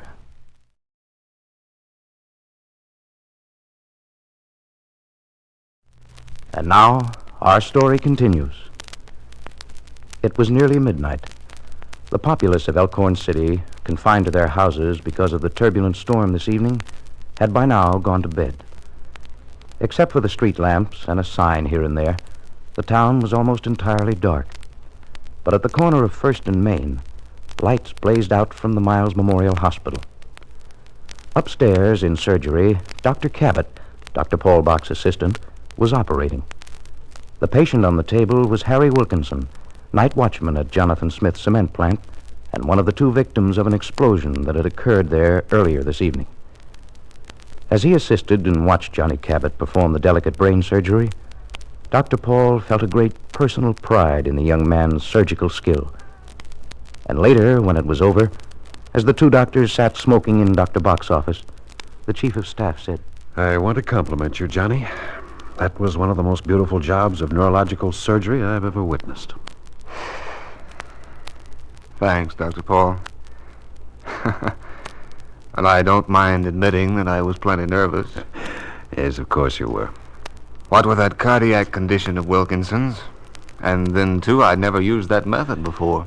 Yes, I noticed it was a new one, and very successful, Johnny. I probably should have left Wilkinson up to you, Dr. Paul. but I didn't know how long it would take you to get over to the hospital. And in my opinion, the Paulson boy had the better chance of the two. You saw Wilkinson's picture, didn't you? Yes, I've examined the X-ray. Yeah, you did absolutely the right thing, Johnny. With a depressed fracture of that sort, that pressure on the brain, and for a man in Wilkinson's condition, I think any further delay would have been fatal. But I don't understand why there was so much delay. Before we go over Wilkinson's and Billy Paulson's cases, Johnny, bring me up to date. What do you want to know? Well, for instance, this report here. Who wrote it? I don't know. I've been too busy to check on it. Well, evidently someone was around at the time of the accident who knew what he was doing, all right. I believe someone said it was a girl. A girl? Out at the cement plant at this hour? Well, who was it, do you know? I don't know, Dr. Paul. Uh-huh. Does the writing look familiar to you? No. Should it? I could swear I'd seen it before someplace. Oh? Well, anyway, that's not important. What I don't understand is why I wasn't called until after 10 o'clock. It says here in this report that the explosion occurred about 7:45. Now, it's only 10 miles out to that plant. Why all the delay? Well, the telephone lines were down for one thing. Oh? And Corey Murdoch said there was a lot of discussion about whether or not they could get the men into town. You see, the road is badly flooded there at the fork. Corey Murdoch? Uh-huh. But he doesn't work at the plant. Isn't he a bus driver? That's right. He and Dick Haggerty, the plant foreman, brought the men in the bus. And I believe Murdoch mentioned some girl helping them. The one who wrote this? I believe so. But to tell you the truth, Dr. Paul, I don't know too much of what happened as yet. TPR. And whoever wrote this was certainly conversant with medical abbreviations and terms. Yeah, I know. I thought about it when I first saw the note. And you should have seen the bandages we took off the Paulson kid. Tucker insists no layman could have done the job. This handwriting seems familiar to me. Where's this girl now? I don't know. As I said, I haven't much of a clear picture yet. You'll have to ask Miss Tucker or Haggerty. Oh, is Haggerty still here? Yeah, I told him to wait. Thought you might want to ask him some questions. Indeed I do. And what about Murdoch, Corey Murdoch? How did he get mixed up in all this? Well, it seems he... excuse me. Come in. Here's your coffee. Oh, thank you, Miss Tucker. There you are. It's good and hot. Doll baby, you're a heaven-sent angel. Boy, that smells good. You better have a cup too, Dolly Mae. Thank you. We'll later, Dr. Paul. Say, Tucker, weren't you telling me about some conversation you had with Dick Haggerty regarding the girl who wrote this report? Yes, I was, Dr. Cabot. No, wait a minute, though. Let me get this straight. What was the bus doing, bringing injured men in from the cement plant? Oh, I know about that. It seems this busload of people heard the explosion, saw it from the highway. Mrs. Wilkinson was on the bus, so... Harry Wilkinson's wife? Yeah. So she insisted that they drive over to the factory and see what had happened. Evidently, one of the fellas from the plant had started for Carterville to get Dr. Cairns there. Well, I think it's a good thing they didn't wait. With the storm, it might have taken several hours. Yeah, so Corey figured maybe with the bus he could make it through the flooded part of the road back to Elkhorn City. Smart boy. He certainly deserves a medal. If those men hadn't gotten to the hospital when they did, they wouldn't have had a chance. Yeah. Excuse me, Dr. Bach. It isn't Corey Murdoch who deserves the medal, as you put it. It's the woman who wrote that report. That's Tucker for you. Always sticking up for her sex. Well, I talked about it with that Mr. Haggerty. And a very unpleasant person he is, I might add. Mm-hmm. I know him. From what I gathered, this woman, whoever she is, took the situation in hand. She not only administered emergency treatment, but she was the one who insisted that they try to make it back to town. This Haggerty told me he opposed the idea. He would. But who is this woman? I don't know. Didn't Haggerty say? Just that she was a passenger on the bus. Oh. A passenger on the bus. Tell Haggerty to come in here, Miss Tucker. Very well, Dr. Paul. Haggerty, I want to ask you a few questions about this accident tonight. All I know is what I already said. The boiler blew up. I was in the other part of the building at the time, No, you've got me wrong. I'm not concerned with that at the moment. What I'm interested in is this young woman who gave first aid to the men hurt at the plant. You know who she is? No, I don't. What's all this fuss about that woman anyway? Everybody's asking questions about her.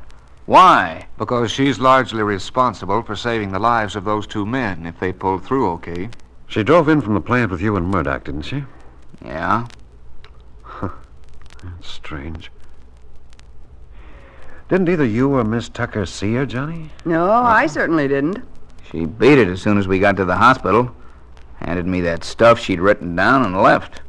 I figured she was going across the street for a cup of coffee or something, maybe. Well, what'd she look like, Haggerty? Or didn't you notice? Yeah, I noticed all right. Because I didn't go for the way she figured she was such a smart cookie that she could tell me what to do. But I got to admit she was pretty good looking. About so tall and kind of pretty. Little thin, maybe, but neat, you understand. Oh, perfectly. Was she a brunette or a blonde? She had black hair. And, let's see, blue eyes, I think.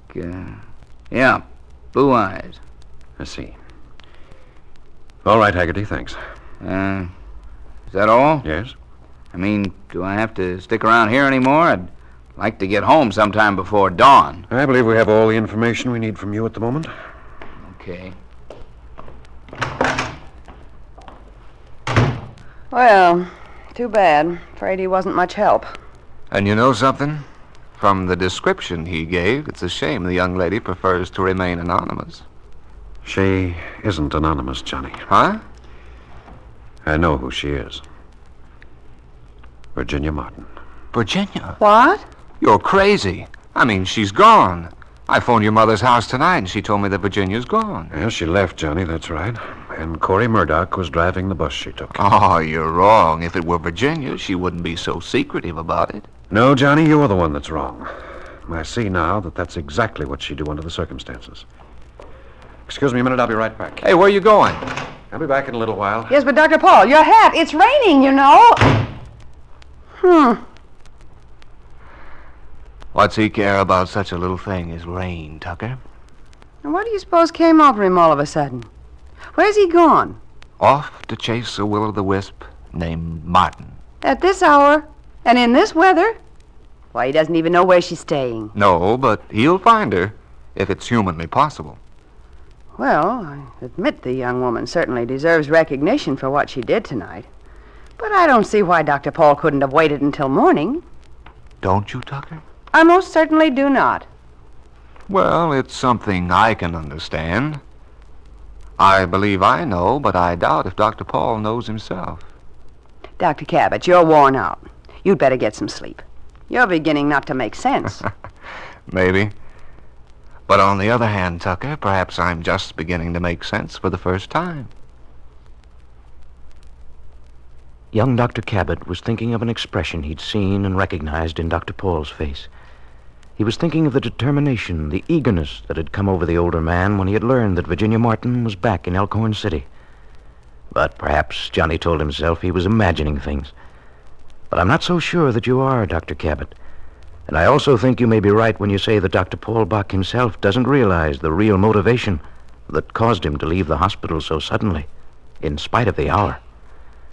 No, at the moment, his purpose in finding Virginia Martin is not because of what she did tonight, but to find out how she happened to know what to do. But first, Dr. Paul, you have to be able to find the girl. And I wonder if you'll accomplish that.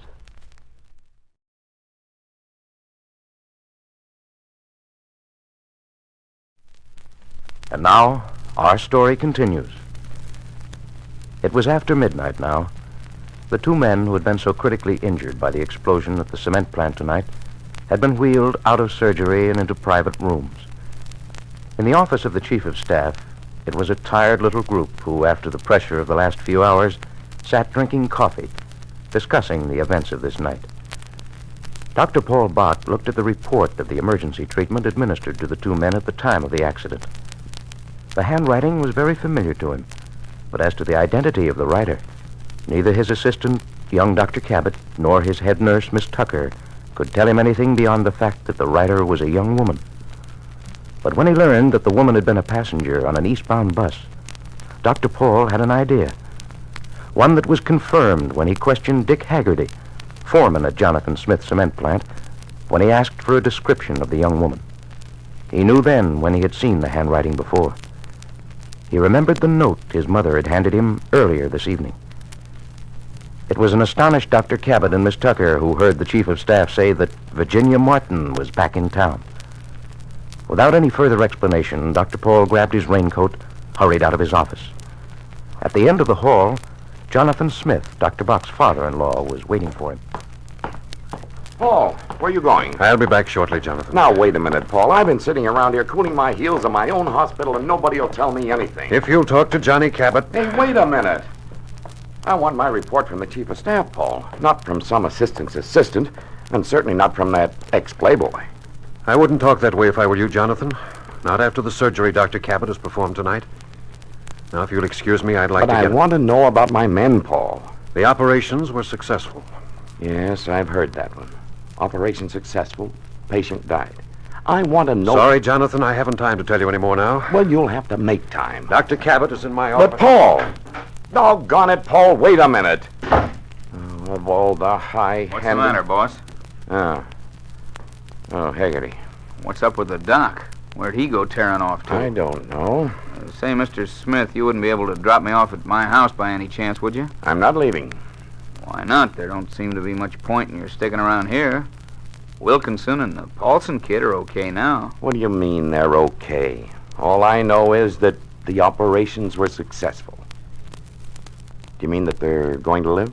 Well, sure, we hope Harry and Billy pull through okay, but that's not the main thing we got to worry about. You're my foreman, Haggerty, not my advisor. All I'm trying to say is that nobody around here is interested in the accident.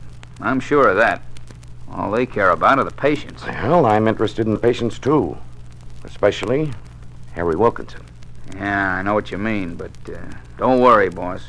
You see, I was talking with one of the nurses, and she tells me that Harry's likely to be out for days. He won't be able to talk for a long time, if ever. So, don't worry. I see. And what about the men left out at the plant? How many are there tonight? 5, I think. Yeah, 5. You'd better see about getting them back to town. Corey Murdoch left here feeling like Paul Revere or something. He said he'd take care of it. Oh, that's right. He left some of his bus passengers out there, didn't he? Yeah, so it's his responsibility. The bus company's got to look after its passengers, so incidentally, if he can make it through, he can bring our guys back, too. Okay. Better call the bus depot, Bell, and check with Charlie Weinert before you leave. Let me know. Yeah, okay, boss. And try again to get a call through to the plant. Find out what's going on out there. Okay, but I imagine the lines are still down. I'll try anyway. And one more thing, Haggerty. Yeah, what, Mr. Smith? When Dr. Bock sent for you a short while ago, you're sure he didn't ask any questions about the explosion? No, it's just like I told you. All they seem interested in are the guys who were hurt and the babe that gave us a hand. They act as if she'd saved the day or something. That might not be such a bad idea.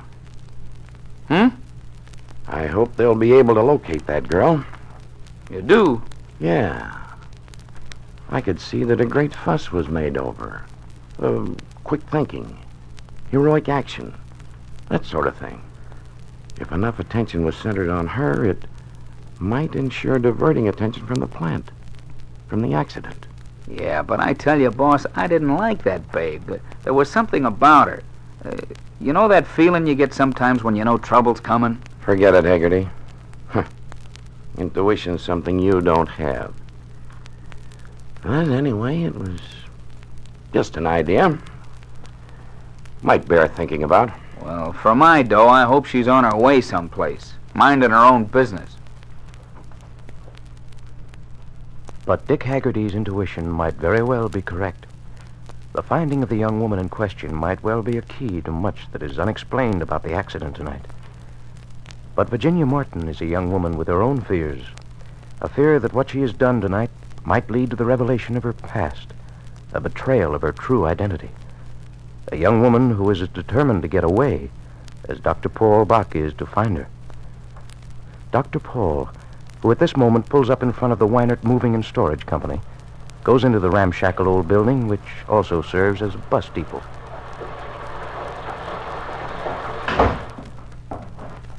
Who is it? It's Dr. Bach, Charlie. Oh, just a minute. I'll be right down. Hey, Dr. Paul, isn't that terrible thing about that explosion at the plant? Yes, Charlie, Corey was telling me all about it. You know, it was a funny thing. I couldn't sleep tonight. For some reason, I was thinking of Corey and that old bus he was driving. Had it on my mind. Don't know why, but for some reason, I was kind of worried about that trip tonight. Charlie, Then I heard a banging on the door here, come downstairs, and when I seen it was Corey, well, you could have knocked me over with a feather. Said the Paulson boy was pretty badly burned. Yes, he is. What about Harry Wilkinson? Well, he has a good chance, Charlie. You always talk like that. But I was telling the wife, I said you'd bring him through okay. You've had him brought into you torn up worse than that. Well, All I can say is that it certainly was Providence that the bus happened to be passing just then. Like I was telling Iris, suppose the explosion had happened in the daytime when the full shift was on. Yes, that certainly was some consolation. But, Charlie, Yeah, I'd but like of course it's still tragic. Oh, Harry's wife was here tonight, you know. She was taking the baby over to Rankin to visit her folks. She was upstairs sitting with Iris when she was waiting for the bus, telling her how things was going for her and Harry. Sure seems like some people Look, have... Charlie, hold it just a minute, will you? I'm sorry. Guess I'm kind of all keyed up here. I always talk more than usual when I... what is it, Dr. Paul? I'm looking for Corey Murdoch. I thought he might be here. Or that you could tell me where I could find him. Well, Corey's gone back out to plant, or at least he's going to try to make it. Oh. Figures if he could go through that flooded section once, he can do it again. Left some of his passengers out there, you know, and, what do you want to see him about, Dr. Paul? Well, I wanted to ask him about a Miss Martin. Oh, that girl. Yes, Corey was telling me about her. Say, she sure was quick on the trigger, wasn't she?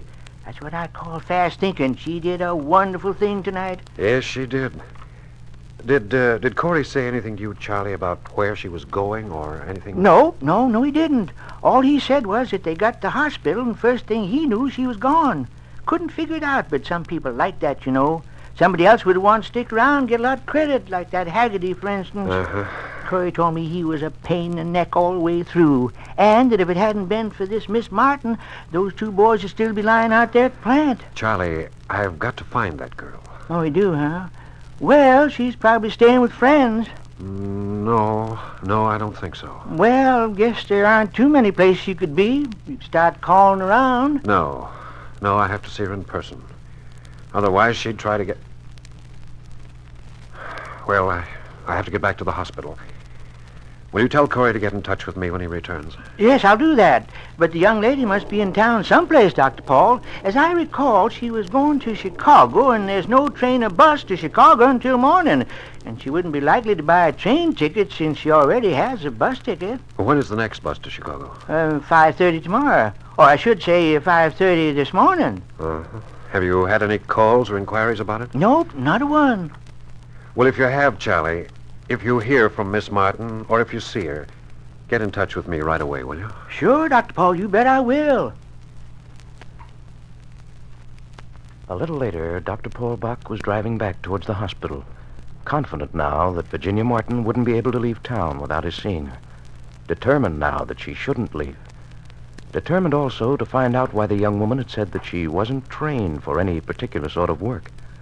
A statement that was belied by everything she had done tonight. By the report that was even now on his desk at the hospital. A report that only someone connected with the medical profession could have written. Why, Dr. Paul asked, why had she kept that from them all these weeks? But I wonder, Dr. Paul, even if you find Virginia Martin, if you'll get an answer to that.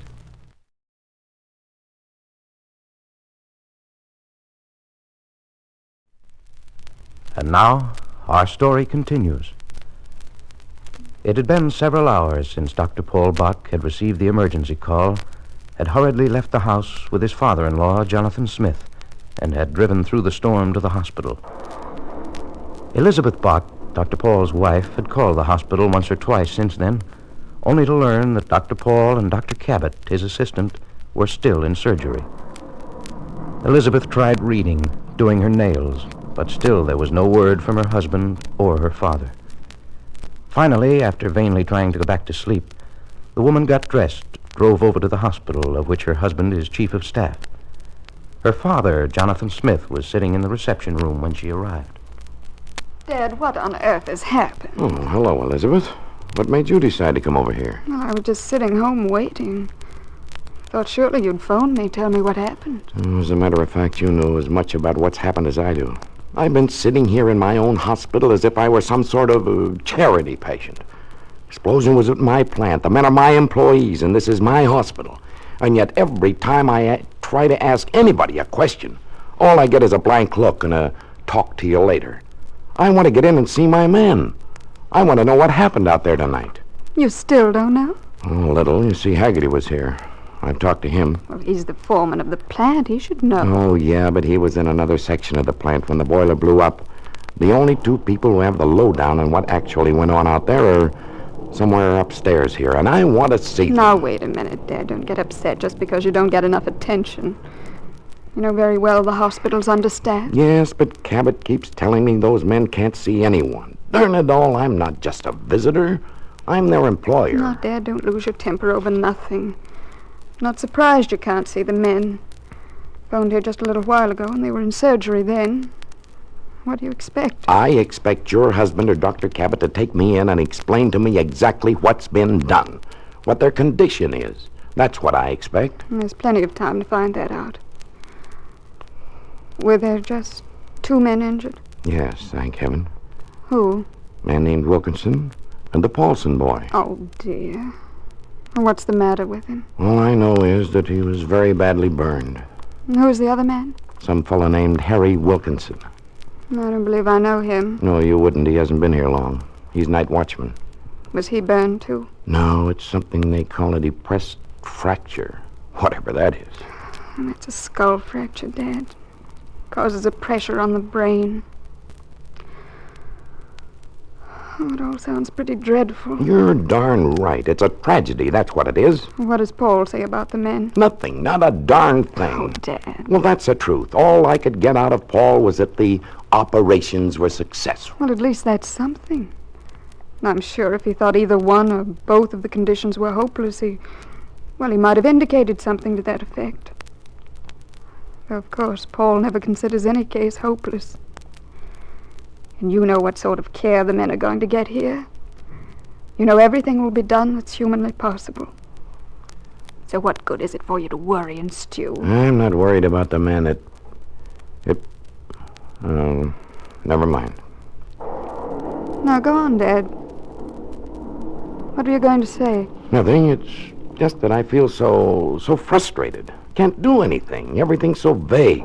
I can't get out to the plant. Can't even phone out there. The lines are still down. There are all sorts of people milling around out there. Bus passengers, workmen. Well, and here I sit trying to get some kind of stat on Wait a minute, Dad. Now, what's this about bus passengers? Some bus was going by on the highway when the explosion occurred. That's how they brought Wilkinson and the Paulson boy back into town. Well, why wouldn't they bring everyone in at the same time, then? Well, the driver wouldn't assume the risk, something like that. He had to get through a bad flooded section at the fork, so he just brought the men in, and Haggerty and some girl. A girl? Yeah, some woman who knew first aid. Huh. Anyway, she seemed to be the only one who kept her head in all the excitement. Haggerty, the dumb oaf, didn't know what to do. So I guess if it hadn't been for that woman, Harry and the Paulson boy would have died. I see. Well, who is she? I don't know. No one seems to know. I tell you, Elizabeth, I've never felt so thwarted as I do tonight. Darling, please, you're worn out and nervous. Don't let yourself get so excited. I'll see if I can't find Paul, and maybe he can help us. Paul's left. Left? Yes, a few minutes ago. Where did he go? I don't know. Just said he'd be back shortly. And he certainly was in a big rush. Too busy to even be civil. Well, that's funny. Well, perhaps Johnny Cabot can tell us. Johnny. Huh. That boy's as bad as Paul. Either he doesn't know anything or he won't tell you anything. I asked him where Paul went. Oh, this is silly. Paul wouldn't leave without telling someone where he was going. Wait a minute, Dad. I'll be back in a moment.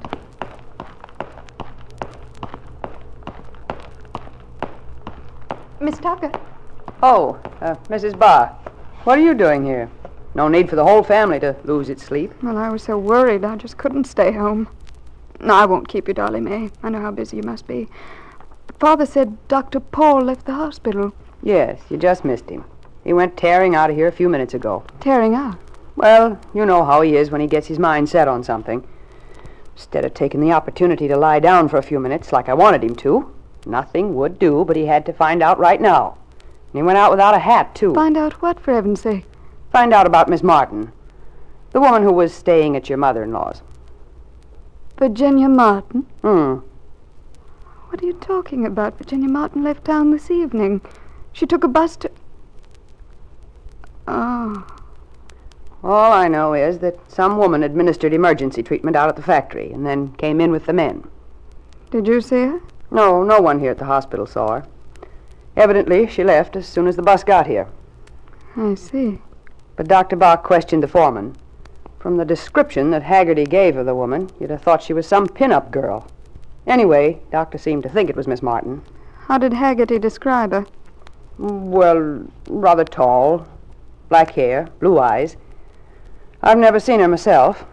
Of course, if you say that Miss Martin left town today, then I think Dr. Bach must be wrong. No, not necessarily. Not if she was on that bus that... Yes, but Mrs. Bach, Miss Martin wasn't a professional woman, was she? Well, she always said she had no particular training, Dolly May. I don't see what that has to do with it. Whoever bandaged that Paulson boy and wrote that report that was sent in with the men. Well, I said at the time, and I haven't been around hospitals and doctors all these years for nothing. I said that no one but a doctor or a nurse could have done what that girl did. I see. So it couldn't have been Miss Martin. That's very interesting. Well, thanks, Dolly May. Shall I tell Dr. Paul when he comes back? No, now that I'm here, I'll wait for him, Dolly May.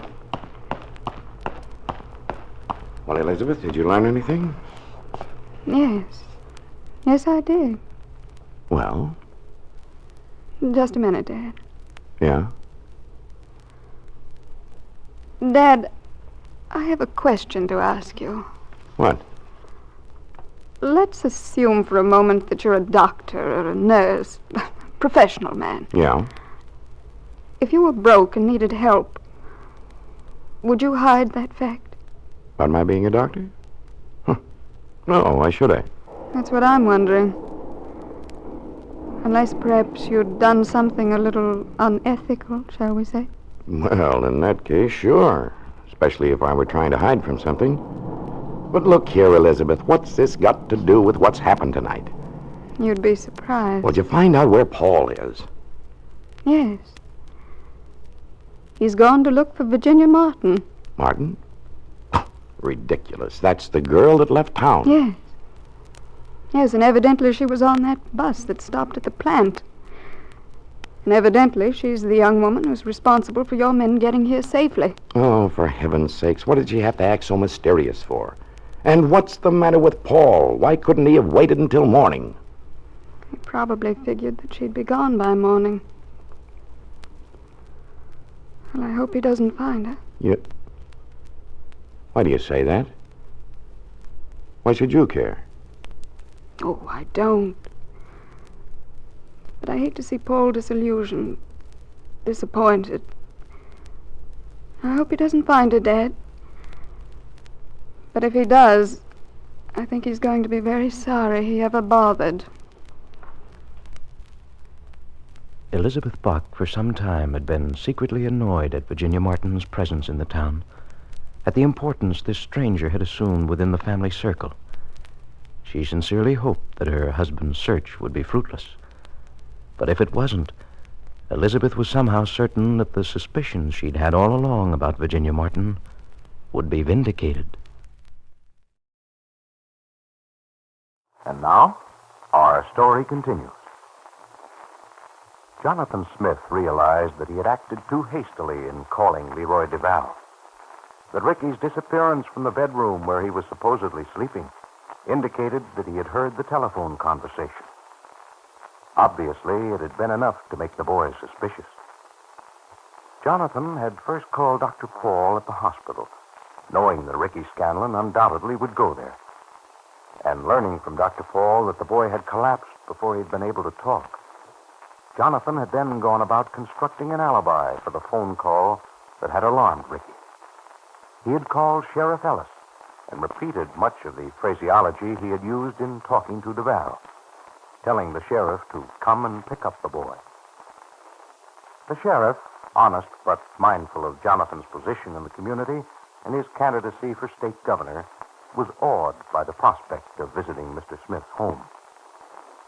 Now, he waited at the door for an answer to his ring. Evening, Mr. Smith. Come in, Ellis. Come in. Shall we go out the living room? Well, Mr. Smith, What's the matter? Well, this is a business call, Mr. Smith. Oh, no hurry about that. Let's make ourselves comfortable. Say, it's a mighty nice place you got here, Mr. Smith. Yes, sir. Mighty nice. Here, thanks, Ellis. Sit down. Yeah. Have a cigar? Oh, don't mind if I do. Smells mighty good. Mighty fine tobacco.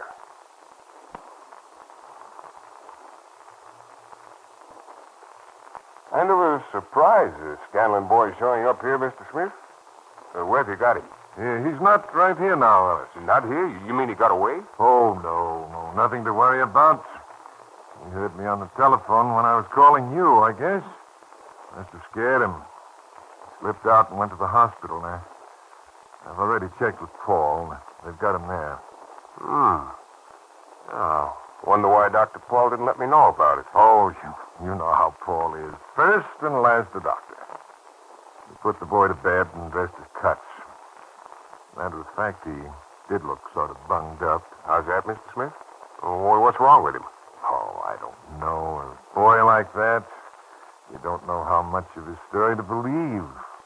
He had some fancy tale about being shanghaied, knocked in the head and carted out of town in back of an automobile. He says he managed to get out of the car and walk back to town. It did look sort of done in, but, well... You don't believe him, huh? Well, it's like I told Paul. He could have got scratched up or hurt, if he's really hurt, fallen out of the back end of a truck or something like that, while he was making his getaway. It could have happened just as easy as the way he tells it. Afterward, maybe he was smart enough to think he could make this story stick. Make a pitch for sympathy, you know. A kid like that is slick. You never know what angles they're figuring. Yeah, you could be right, Mr. Smith. Well, still in all, if there's any chance of the boy's telling the truth, you know how it is. I'd like to give him a fair shake. Of course, Ellis. I believe in fair play. At the same time, we can't let our sympathies sweep us overboard. If it wasn't this Scanlon kid particularly, I'd feel a little better about it. After all, just look at his background. Yeah, that's right. Old man Scanlon was a terrible boozer. Now, I used to have a lot of trouble with him when I was a deputy. Drunk every Saturday, never worked. No, I guess you can't expect much of stock like that. That's what I mean, Ellis. And there's no question about it, the boy has a criminal mind. We've got him dead to rights in this bootlegging. Don't forget that. And there's not a way he can alibi himself out of it. Yeah, that's right, Mr. Smith. Yeah, that's an awful thing, Ellis. Just think of it. That poor little girl of Bill Harris's, Sheila. Why, she'd be alive today if it wasn't for that boy. Those other kids that got into trouble, Tommy something. What's his name? Caldwell. Yeah, that's it. Yeah, the one that got hurt in the knife fight. And all those other kids. Indirectly, they're this boy's responsibility. Can't be laughed off or sympathized with, Ellis. Oh, you're dead right, Mr. Smith. The Scanlon boy's got to be held accountable. I sort of thought we'd see eye to eye on this, Ellis. I think we feel about the same way about this town. We have a responsibility. The people look to us for protection. We cannot let them down. Yeah, that's right. Of course, it means a lot to me, particularly. I started this investigation, and I want to clean it up. You know, we both look pretty bad after that raid, Ellis. Something like that can boomerang. Make the people lose confidence in you. It can reflect on the polls at election time. Yeah. You know, Mr. Smith, I've been thinking about that raid. I don't know whether to trust that fellow Walters or not. How's that, huh? Well, I don't rightly know what it is. He's kind of shifty-eyed or something. Kind of like a lead quarter. He just don't ring true. You think so? Well, of course, it's just a hunch. I can't figure how a boy like young Scanlon could be in this bootleg business just on his own. He had to get hold of that liquor somewhere. Take this last thing. If he was really shanghaied like he says, well, that sort of proves there's somebody else mixed up in it with him. No, sir, I'm not real satisfied with the way it's turned out. Yeah.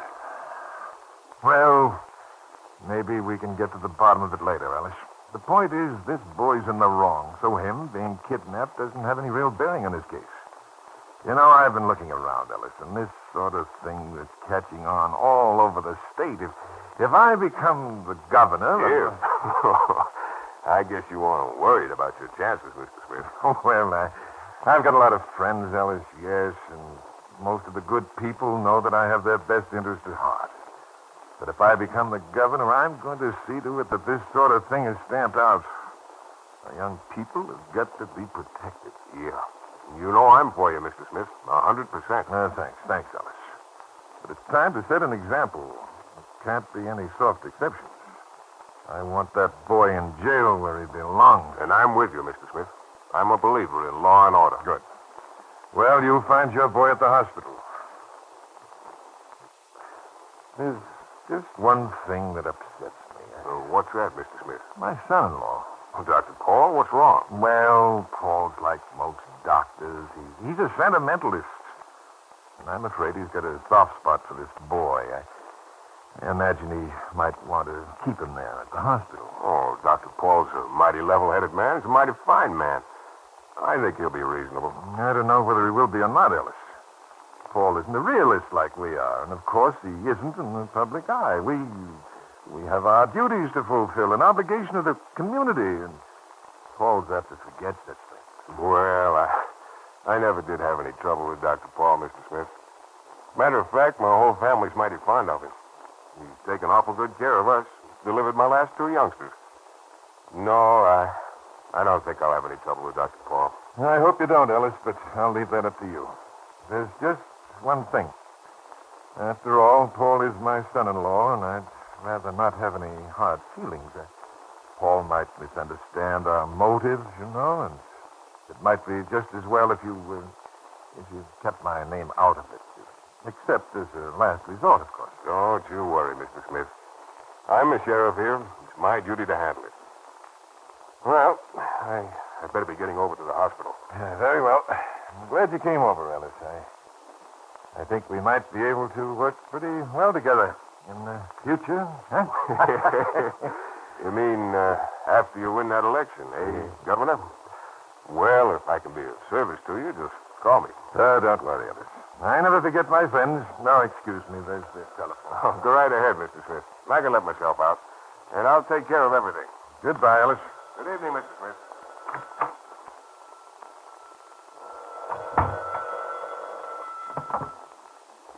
Hello?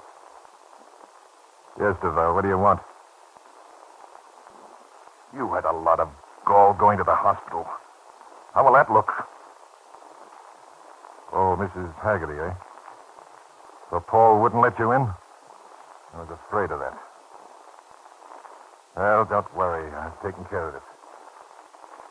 Yes, the boy will be out of that hospital tonight and in jail. He hasn't talked, has he? Good. Just as soon as he's moved, I'll be able to keep my eye on him. I don't think he'll have a chance to do any talking. Leroy Duval having failed to reach Ricky at the hospital, Jonathan Smith now seems to have met with greater success. Dr. Paul has already declared his intention of keeping Ricky at the hospital. But will he be able to defy the sheriff?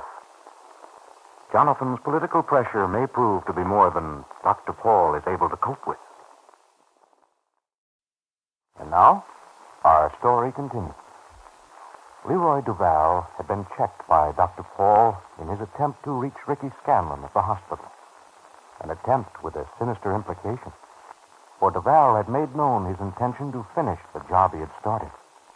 The job beginning with Ricky's abduction, which Duval had mismanaged.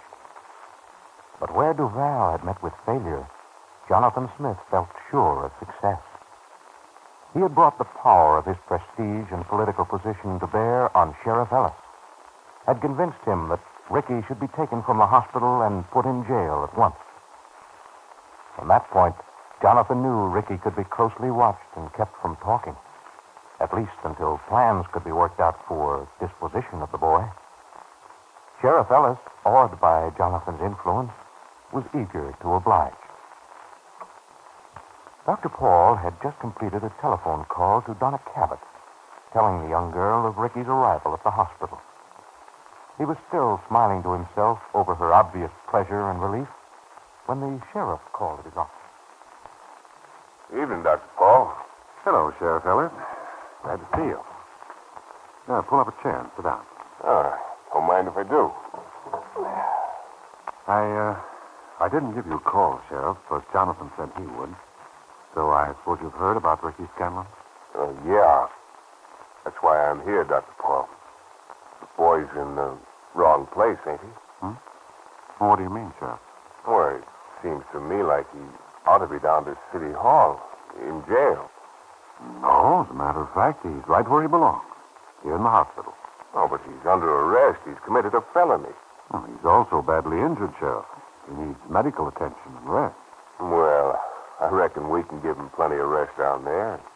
He ain't so serious he couldn't be moved, is he? Do you seriously mean you want to stick this boy in jail? Do you think he can get anything there comparable to what we can give him here? Well, I don't know about that. We can't give him a pretty white bed to sleep in, but our cots ain't too uncomfortable. The boy's a criminal, Dr. Paul. I don't see any reason to coddle him. Well, it isn't a matter of coddling him, Sheriff. It's a question of giving him the care he needs. I reckon those injuries could be treated down there, couldn't they, Dr. Paul? Look here, Sheriff, you can't be serious about moving this boy right away. Why, it's ridiculous. Maybe so, Dr. Paul.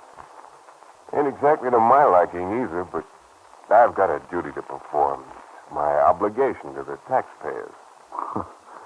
Nobody's going to suffer if Ricky stays here until it's sensible to move him. That's carrying things too far, I think. Now, Dr. Paul, I don't see that we need to have any trouble about this. I'm afraid it's my say-so. I'm the sheriff here. Yes, I'm aware of that. And I'm sure you're acting in what you consider the best interests of your office. But Ricky Scanlon isn't going to be moved from this hospital until I'm ready to release him. Well, it seems to me that that's obstructing a peace officer in the performance of his duty, Dr. Paul. The boy's under arrest and he belongs in jail. No, Sheriff. The boy's injured and he belongs in a hospital.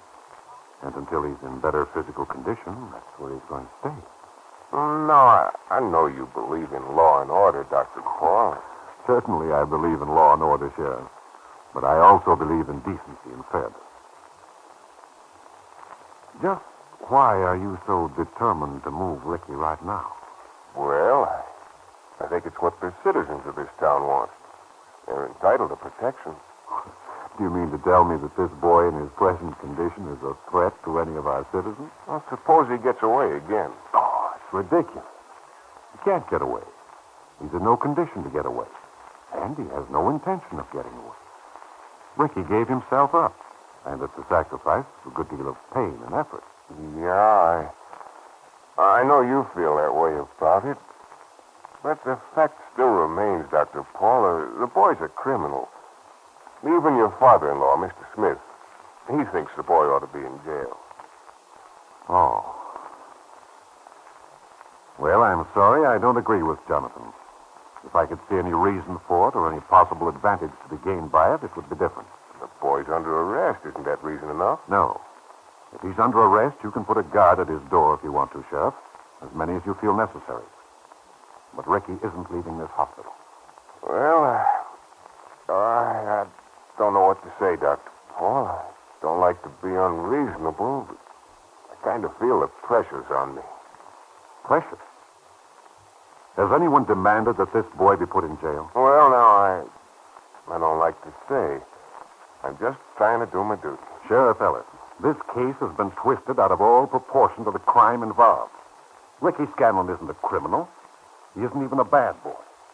Oh, I know he's committed an offense, and he'll have to pay for it. But I will not see him deprived of the medical care he needs.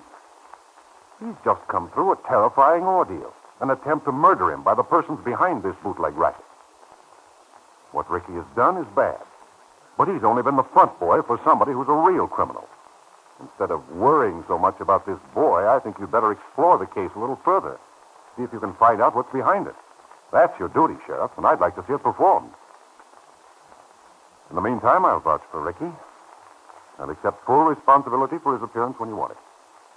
When and if he's able. And that's all I have to say, Sheriff. All right, Dr. Paul. For the time being, I'll let it go the way you want it. Bye, Sheriff. Good day, Dr. Paul.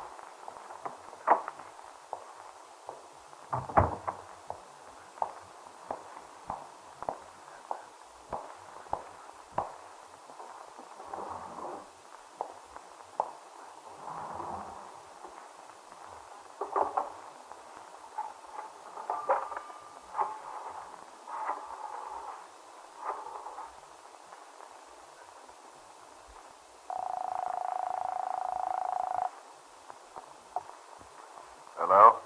Hello, Mr. Smith. Yes? Mr. Smith, this is Sheriff Ellis. And sometime later, Dr. Paul was speaking with another visitor to his office, Donna Cabot, who had hurried excitedly to the hospital after receiving his telephone call. Oh, now look here, young lady. We can't have that. There's nothing to cry about. I know, Dr. Paul, but it's so awful. Awful? Well, I think it's pretty good that we've got him back. I mean, so awful that he's hurt this way. Now, don't you worry about Ricky. There's nothing wrong with him that a little rest and a little time won't take care of. Won't be long till he's as good as new. I knew it, Dr. Paul. I knew he hadn't run away, that somebody'd hurt him. Yes, I know, Donna. And your face has certainly been justified. Ricky has had a bad time of it. But you're sure he's going to be all right? Of course he is. What else could you expect? Hasn't he the finest medical attention anywhere in the world? Oh, yes. I'm so grateful to you, Dr. Paul. Here, let's not get so solemn about it. I said Ricky was going to be all right, and I'm a man of my word. If you behave yourself, I might even let you see his two shiners. His two big, beautiful black eyes. Are they, Dr. Paul? Really black? All the way down to here. Oh, no. Yeah, I bet he looks funny. He sure does. What you can see of it. Oh, when, Dr. Paul? When can I see him? Now, please. Oh, take it easy now. No, I'm afraid not so quick. Oh. But don't worry, he'll keep. He ought to. We've got him wrapped up like an Egyptian mummy. But he's still under the sedative now. What fun would it be to see him if he's asleep? Oh, so good to know that he's safe and going to be all right, Dr. Paul. And it's so dreadful thinking of what might have happened. I know they meant... Paul. Well, Jonathan. Paul, what's this I hear about... Oh, excuse me. It's all right, Jonathan. You remember Dr. Cabot's young sister, Donna? Oh, yes, so it is. Paul, what's this I hear about you refusing to turn that boy over to the sheriff? Ricky? Well, I saw no particular reason for it. I felt the boy would be much better off here. Why, it's ridiculous. You can't flout the law, Paul. That boy belongs in jail. You can't do this. I won't have it. You won't? Do you mind pushing the door to, Jonathan? Thanks. I think Ricky's custody is a matter between me and the sheriff, Jonathan. Frankly, I don't think it concerns you at all. Jonathan Smith looked angrily at his son-in-law. Dr. Paul's answer had been unexpected. Words that Jonathan, smug with the knowledge of his power in the community, was not used to hearing. He realized instantly that he was taking the wrong course with the calm, unruffled doctor. His son-in-law wasn't to be stampeded. If he gained his point, he knew he would have to revise his approach. And now, our story continues. Sheriff Ellis had been acting in what he considered the best interests of his office when he had demanded of Dr. Paul that Ricky Scanlon be removed from the hospital, transferred instead to the city jail. But the unsuspecting and conscientious sheriff had been influenced by Jonathan Smith. Jonathan Smith, who wanted Ricky out of the way before the boy had an opportunity to talk, before he could implicate Jonathan in his kidnapping. But Sheriff Ellis had been unsuccessful in his attempt to get Dr. Paul to release Ricky. On leaving the hospital, the sheriff had phoned the information to Mr. Smith. Short time later, while Dr. Paul was in his office talking with Donna Cabot, Jonathan had entered, had angrily demanded of his son-in-law why he had refused the sheriff's request. Jonathan had said, You can't flout the law, Paul. That boy belongs in jail. You can't do this. I won't have it. You won't? Do you mind pushing the door to, Jonathan? Thanks. I think Ricky's custody is between me and the sheriff, Jonathan. Frankly, I don't think it concerns you at all. Huh? Look here, Paul. You can't talk to me like that. If you'll excuse me, Dr. Paul. No, you sit still, Donna. You needn't go. If you don't mind waiting a moment, I want to finish talking with you. I'm sorry, Jonathan, but that's the way I feel about it. Well, that's something I didn't expect from you, Paul. You came to me quick enough when you needed someone to make your investigation.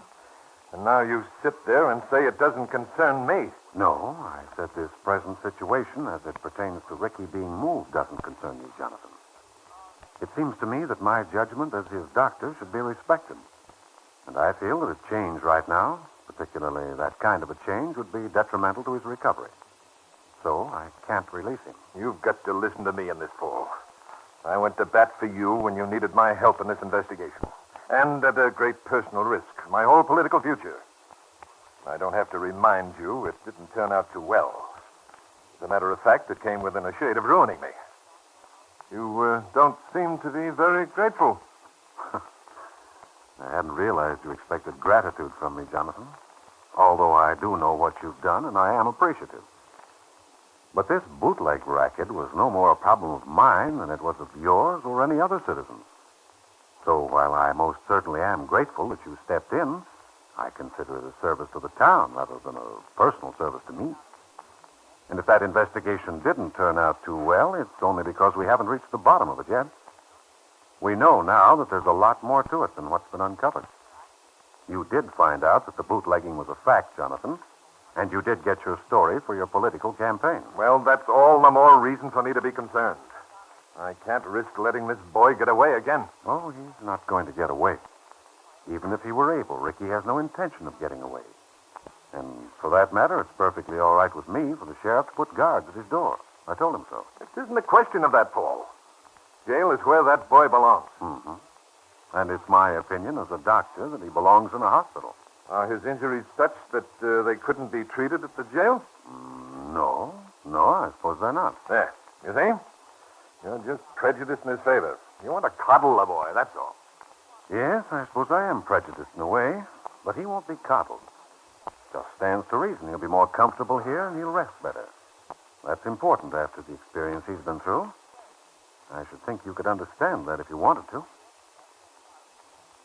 Just why are you so eager to put him in jail, Jonathan? Huh? You know the answer to that, Paul. I haven't anything personal against the boy, naturally. But I started this investigation, and I want to wind it up. You know, he had me looking pretty foolish for a while, getting me to pull that raid while he made his getaway. I can't afford to let something else happen. In the face of what we know now, you surely don't believe Ricky was running away, do you? Well, regardless of the circumstances under which he disappeared, the fact still remains that he's criminally guilty of selling liquor. And he's indirectly responsible for several injuries, even a death. I tell you, the whole town's riled up about it. Yes, I know. You must realize, Paul, Sheriff Ellis had to respect your authority here in the hospital, but you just can't take things into your own hands that way. You made it mighty embarrassing for him, and it's going to put you in a bad light with everyone. Why? Why? You know how the folks here feel about you, Paul. They look up to you. But if you interfere with the sheriff and try to keep this boy from getting what's coming to him, they're going to misunderstand. They're not going to like it, Paul. They feel they're entitled to some satisfaction. Yes, I suppose they do. Certainly. You can't blame them, Paul. It's perfectly natural for them to feel that way. They're still thinking of Sheila Harris and Caldwell boy and the other youngsters that were influenced by this Scanlon kid. You can't excuse those things, can you? No, Jonathan, I'm not trying to excuse them. Ricky should be held accountable for what's happened. I thought you'd see it, Paul. I don't want you to feel that I'm butting into your business, but I understand you, Paul. And Sheriff Ellis was upset, and that's why he called me. I told him on the phone that you were, well, sort of a sentimentalist. Most doctors are. But I knew you'd feel differently as soon as you'd had time to consider it objectively. It isn't that I feel differently. I felt right along that Ricky should be made accountable for his mistake. Well, I'm glad we got it straightened out anyway. I didn't want you to get in wrong with the townspeople, Paul. Well, I'll call Ellis and tell him to come and get the boy. Now, just a minute, Jonathan. You seem to have misunderstood me. I didn't say I was going to release Ricky. Huh? I said Ricky should be punished for what he's done, but not until he recovers. I have no intention of releasing him right now. Now, look here, Paul. That's nonsense. The people want that boy in jail, and that's where he's going. He doesn't deserve anything better. He's a criminal. Why, he's nothing but a scummy little... Stop it! Huh? You can't talk about Ricky like that. I won't stand for it. He isn't a criminal. You can't mistreat him. You're mean and cruel, and you haven't any feeling at all. Get her out of here, Paul. Send her away. Oh, please, Donna, don't be upset.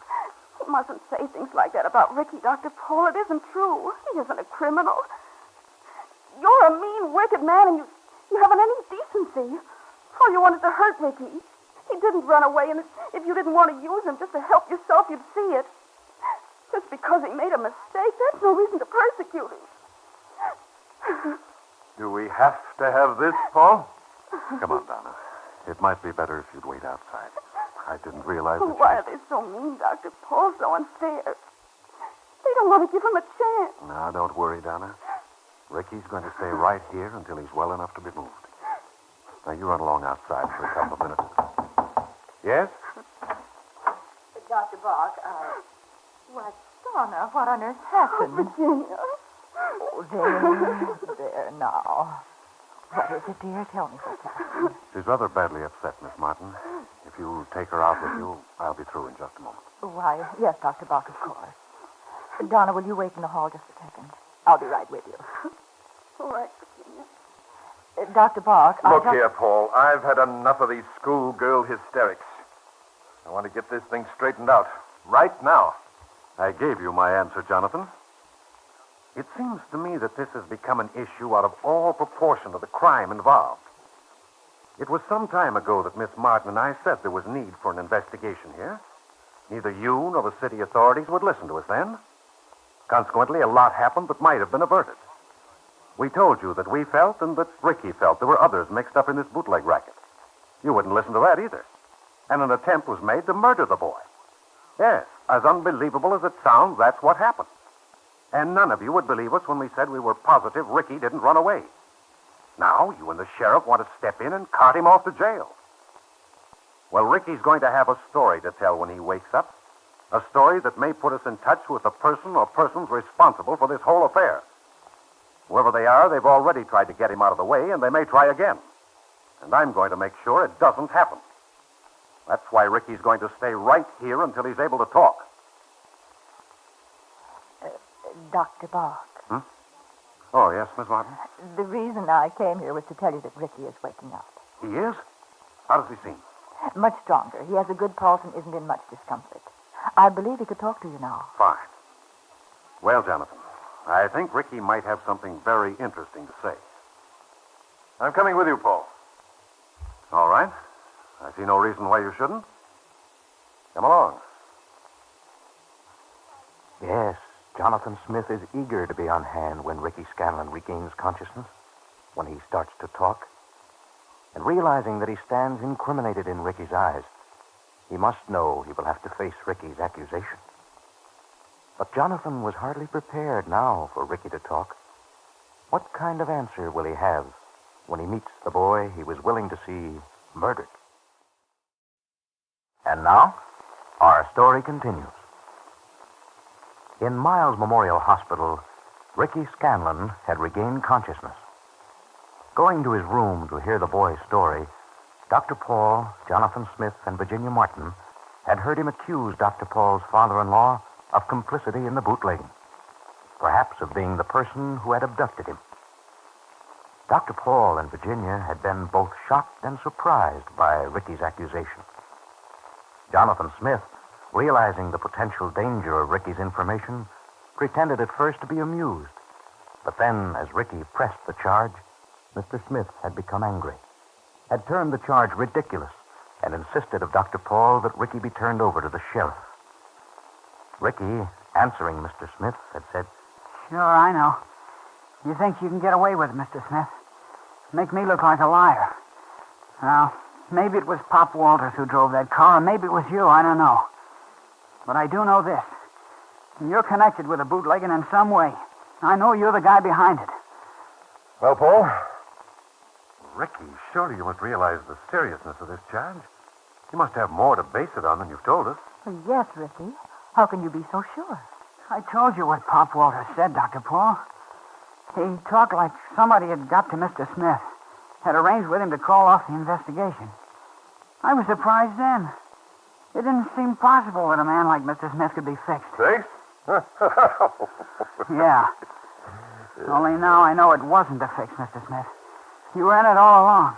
That's very interesting. And then, when I got to his house, he put me to bed and gave me a glass of water, Dr. Paul.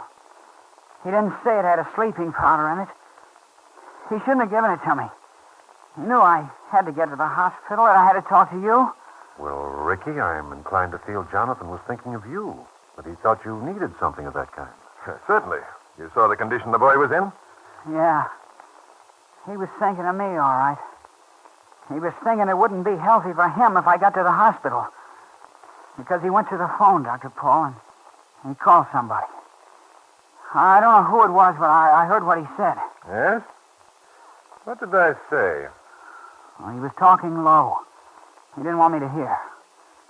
I don't remember exactly, but I know he said, your boy's here.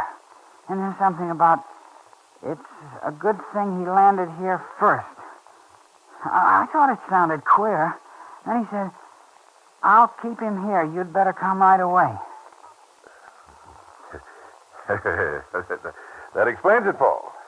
I told you I thought that was what scared him when I called Sheriff Ellis. I imagine I did say something very similar to that. Your boy's here. I'm sure I must have said it. I held on until Ellis came. That was my intention.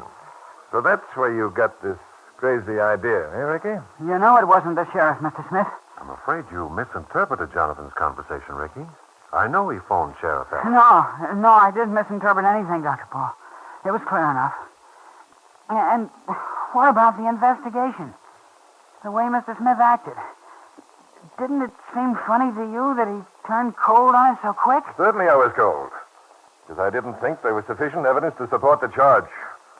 And judging from the way it turned out, I was right. Now, look, boy. If you think I was the person who abducted you, How do you suppose I managed it? It could have been you just as easily as Pop Walters, Mr. Smith. Easier, maybe. Because Pop might have figured he was being watched, even if the raid did turn out as it did. Yeah, sure. It could have been me, or maybe it was Miss Martin here, or the King of Siam. Paul, this is the most bare-faced batch of lying I've ever encountered. Please, Mr. Smith. I know Ricky isn't deliberately lying. If he's confused... If he's confused. Do you suggest there's even a possibility of truth in what he's saying? Paul, it's preposterous. I actually feel that I'm reduced to defending myself against this boy's charges. I'm sorry, Mr. Smith. I was only going to say, if Ricky is confused, I'm sure it's a misunderstanding that can be cleared up. Yes, Jonathan, I think we can get it straightened out without going overboard. No, it's a joke. I'm not trying to lie out of anything, Dr. Paul. I know you're not, Ricky, but it's unfortunate that you have this interpretation of what happened. I'd feel better if you saw it more clearly. Well, let the boy make whatever accusations he wants, Paul. Can't make any difference to me one way or another. But he ought to realize it's going to make things a lot worse for himself. First, it was Walters he accused, just because he had a grudge against the old man. Because Walters threw him out of the store. That's a lie. Why, you... I read what Pop Walters said in the paper. It's not true. I never made any disturbance in his sweet shop. And now he accuses me. The one who's responsible for uncovering his dirty little deal and putting him where he belongs.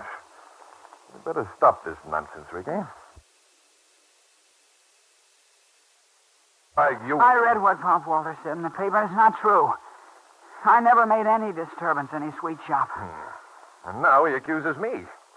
The one who's responsible for uncovering his dirty little deal and putting him where he belongs. You better stop this nonsense, Ricky. Just get you in deeper, that's all.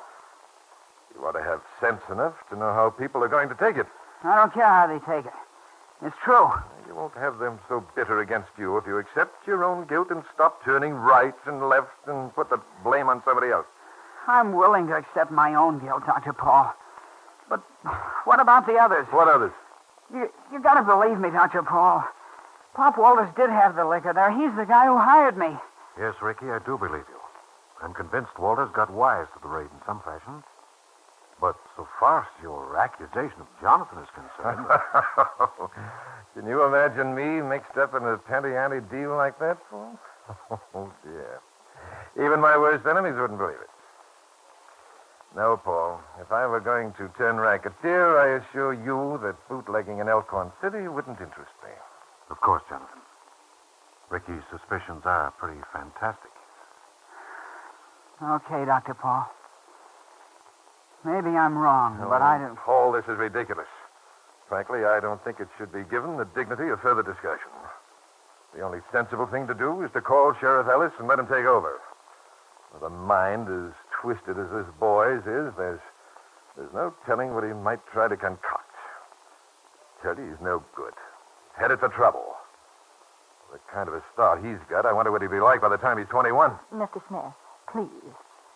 You may feel your indignation is justified, but I hardly think it need go that far. Ricky may be confused, but he isn't deliberately lying. He doesn't have a twisted mind, and he isn't a hardened criminal. Well, he isn't in an enviable spot right now, Miss Martin. And he isn't in anything that wasn't of his own choosing.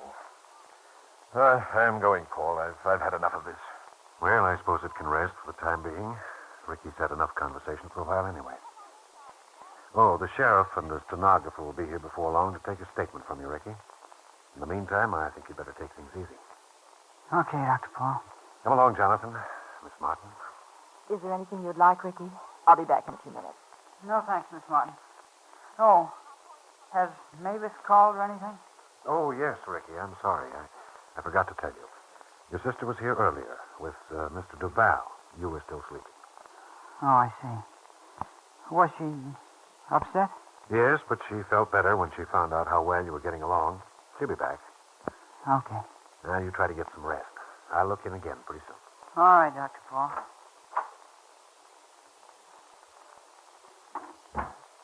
Coming to the office, Jonathan? No, Paul, it's getting late. I'll go on home. I think you're making a serious mistake, Paul. Not turning the boy over to the sheriff. Well, I don't, Jonathan. We'll keep him here a while longer. All right, folks. You're the doctor. Yes, either way you take it in this case. I'll see you later. Good night. Good night, Miss Martin. Good night, Mrs. Smith. Got a few minutes, Miss Martin? Want to get a cup of coffee over at Dean's? Well, perhaps I shouldn't right now, Dr. Bott. There's no one else to stay with Ricky. Uh-huh. Funny, Ricky feeling that Jonathan is mixed up in this thing. Yes. I know it's a misunderstanding, Dr. Bott, but But Jonathan shouldn't have been so vindictive? Yes, I know, Virginia. But no two of us are alike. We all see things differently. we simply can't let the people here get that idea about Ricky, Dr. Bott, that he's completely bad, deserving of no consideration. I'm afraid it might happen. It's already happening, Miss Martin. But I intend to see that he gets an even break. There's far more good in Ricky than there is bad. It's this Walters thing that has me worried. Walter? Yes, I'm confident he's guilty, but how can we prove it? Dr. Bach, when Ricky first came to us, when he confessed, do you remember what we told him? Yes, Miss Martin. We assured him the men behind this would be caught. I don't know. Doesn't look very good. But somehow we have to keep that promise to Ricky. Jonathan Smith would like to protect Pop Walters, place the full responsibility on the shoulders of the injured Ricky, and get the boy out of the way. While his son-in-law, Dr. Paul, is correct that Jonathan isn't connected with the bootlegging, he has nevertheless been forced to cooperate. And Ricky's accusation has given him little peace of mind. And now, our story continues. Leroy Duval had made no further attempt to reach Ricky Scanlon after being blocked at the hospital by Dr. Paul. Instead, he had elected to await the outcome of Jonathan Smith's plan. Jonathan, who had been positive he would have Ricky removed from the hospital by Sheriff Ellis. As for Mavis Haggerty, although irritated by Dr. Paul's refusal to let her see Ricky, she had no alternative but to accept it. However, this morning Mavis had determined to make another effort to visit her brother, and Duval had offered to drive her to Miles Memorial Hospital. Now, as Mavis locked the door of her small house and walked towards Duval's waiting car, she looked upon both the car and its occupant possessively. Mavis was pleased by Duval's attentiveness, so pleased that ideas for the future were beginning to take shape in her mind. Ideas that promised security for the young widow of the late Dick Haggerty. Hello, Leroy. Did I keep you waiting long? An eternity, my sweet. Gee, it was just a couple of minutes. Did it seem so long? Only because I was so eagerly anticipating the pleasure of your company. You never run out of smooth talk, do you? Well, it comes to mind very readily when you're around, Mavis. And you look especially charming this morning. Go on, in this old suit? Oh, it's very becoming. Why, the color don't even go with my hair since I mean, it's not really my type at all, Leroy. Oh, really? There's nothing wrong with the way it fits. I noticed as you came out, it, well, shall we say it enhances your lovely figure? I've gained a couple of pounds since I wore it last, if that's what you mean, hon. You always were a very pleasing vision, Mavis. Well, shall we go? Yeah. Sure swell of you, Leroy, taking me to the hospital. Are you coming in to see Ricky? No, Mavis, I'm sorry, but I can't this morning. I have some calls to make. You will give Ricky my regards, sir. Oh, sure. But I know the kid would like to see you. He's always thought a lot of you, Leroy. I'm glad of that. You know Ricky's always been a favorite of mine. Such a shock to me that he's in this difficulty. Yeah. He'd like to kill me at first. If the kid had only come to me, if he'd talked to you, honey, maybe he wouldn't have got mixed up in it. Oh, nothing would have pleased me more, Mavis. Having Ricky feel that he could come to me. I feel, well, rather like a big brother toward him. Tell me, do you suppose Dr. Bach will permit you to see him this morning? I don't know, but he'll have a nerve if he doesn't. A body's got a right to see her own brother. Yes, I should think so. I thought he was being rather officious yesterday when he refused to let you see Ricky. Yeah, so did I, Leroy. If it had been anybody else but Dr. Paul, I guess he meant well enough. I can understand him not wanting any visitors. But when it comes to me, Ricky's own sister... Yes, of course. That's just what I meant. But Dr. Paul's nice in a lot of ways. I felt pretty good about his taking care of the kid. I know Ricky will be all right now that Dr. Paul's looking after him. What's that funny noise I keep hearing, Leroy? Kind of a squeak. Oh, that. New brushes in the generator, something of the sort.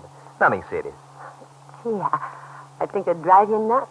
Why don't you get it fixed? I've checked on it, and it should disappear in a few days, so I'm told. There's nothing to worry about.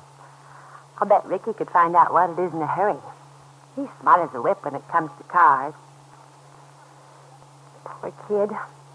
I wonder how long he'll be in the hospital. Oh, probably not long, Mavis. His injuries aren't serious. But, you know, I think Dr. Paul and Miss Martin let Ricky down. I mean, after getting him to tell how he was involved in the liquor business, they didn't do a very good job of protecting him. Yeah. But now that I know he's going to be all right, it don't worry me as much as what's going to happen.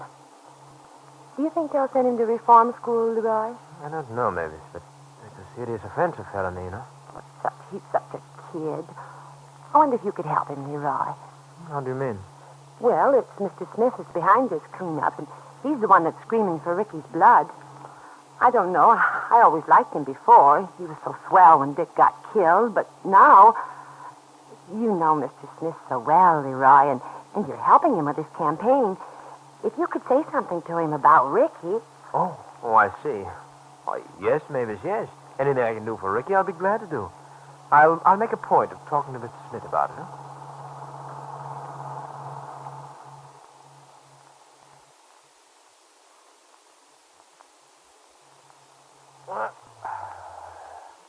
Here we are, Mavis. Hope you have no trouble in seeing Ricky this time. I hope not either, Leroy.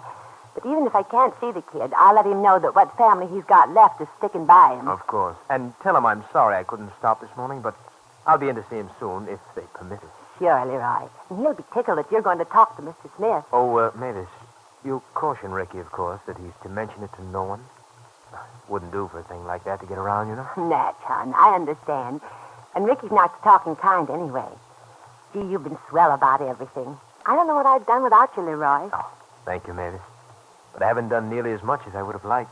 And I assure you I'll continue to be as useful as you permit me. You're sweet, Leroy. I shan't be able to pick you up, Mavis. Well, that's okay. I can walk home. Thanks again, Leroy. Goodbye. Bye.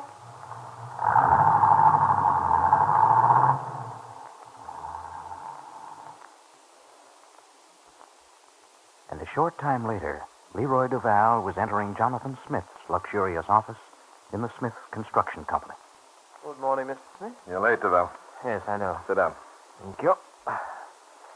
Sorry I'm late, but it was occasioned by a lady in distress, Mr. Smith. Gentlemen can't neglect his social obligations, you know. Who is the lady? I drove Mrs. Hegarty to the hospital to see her troublesome young brother. Of course, I didn't bother to tell her that she wouldn't find the boy there. Wouldn't have been wise to let her know that I had advanced knowledge of his incarceration. Well, she'll find her brother there, all right. At the hospital? But I thought that... Well, Paul was more obstinate than I expected. We wouldn't permit Sheriff Ellis to move the boy, eh?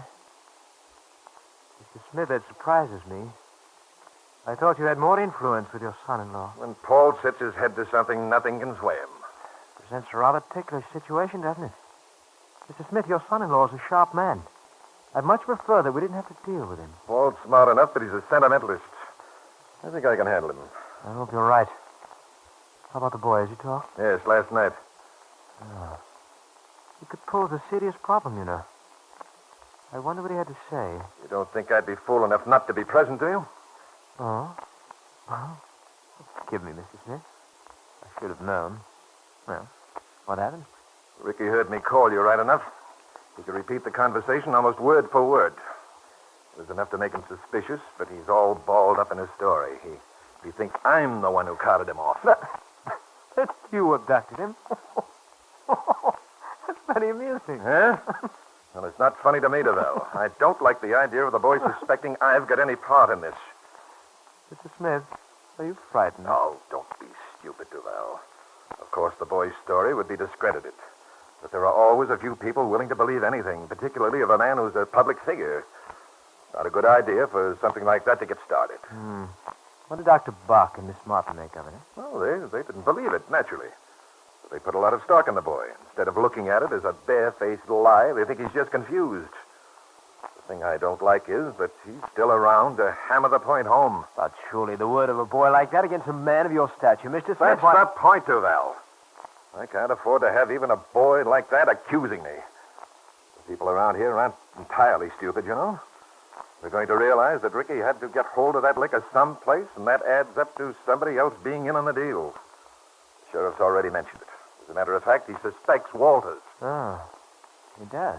Yeah, as much as told me. Stands to reason a boy of Ricky's age wouldn't be on his own.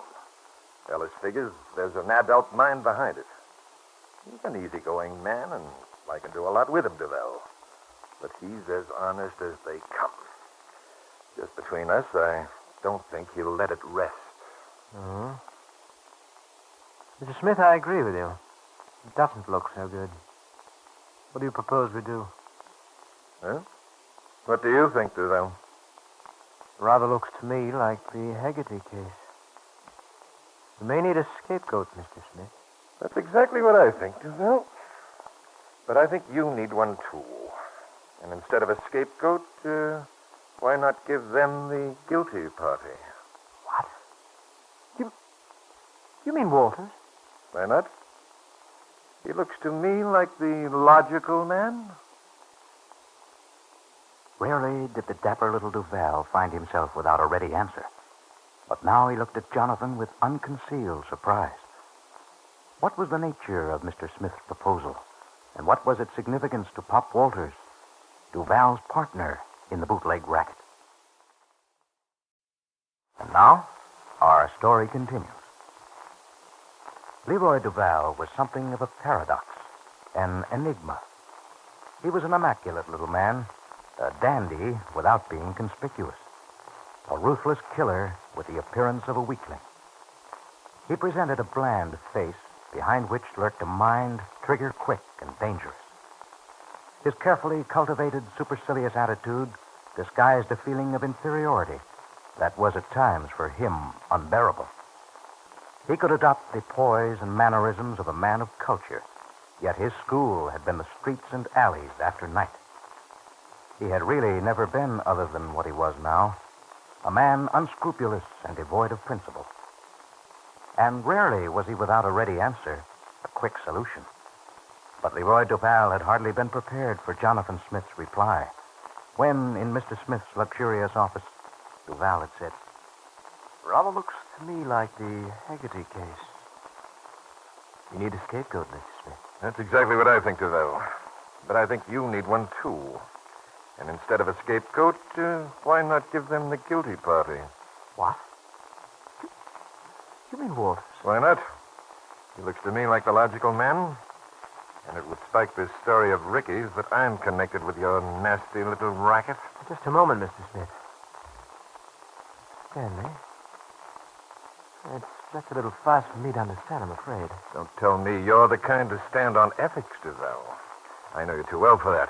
I might surprise you, Mr. Smith. I can be very sentimental at times, very loyal. Especially when my own people are concerned. Yes, but not when your own neck's in danger, Duval. It's not a good idea. Exactly what I was thinking, but I can't very well double-cross Stanley. I'd be putting my own neck in danger. Why, he'd blow the top off everything if we sold him down the river. Well, we can't let this drag into any lengthy investigation, Duval. It wouldn't be healthy for any of us. Got to be cleared up in a hurry, and that Scanlon kid packed off to the reform school. Yes, I agree with you, but double-crossing a man like Stanley Walters is hardly the way to hush it up. We'll never get it hushed up if we don't give them the man over Ricky. That's what they want. Because they know getting a kid like Ricky won't put a stop to the racket. They're going to look for the man at the top, and that's you, Duval. Unless we can sell them Walters.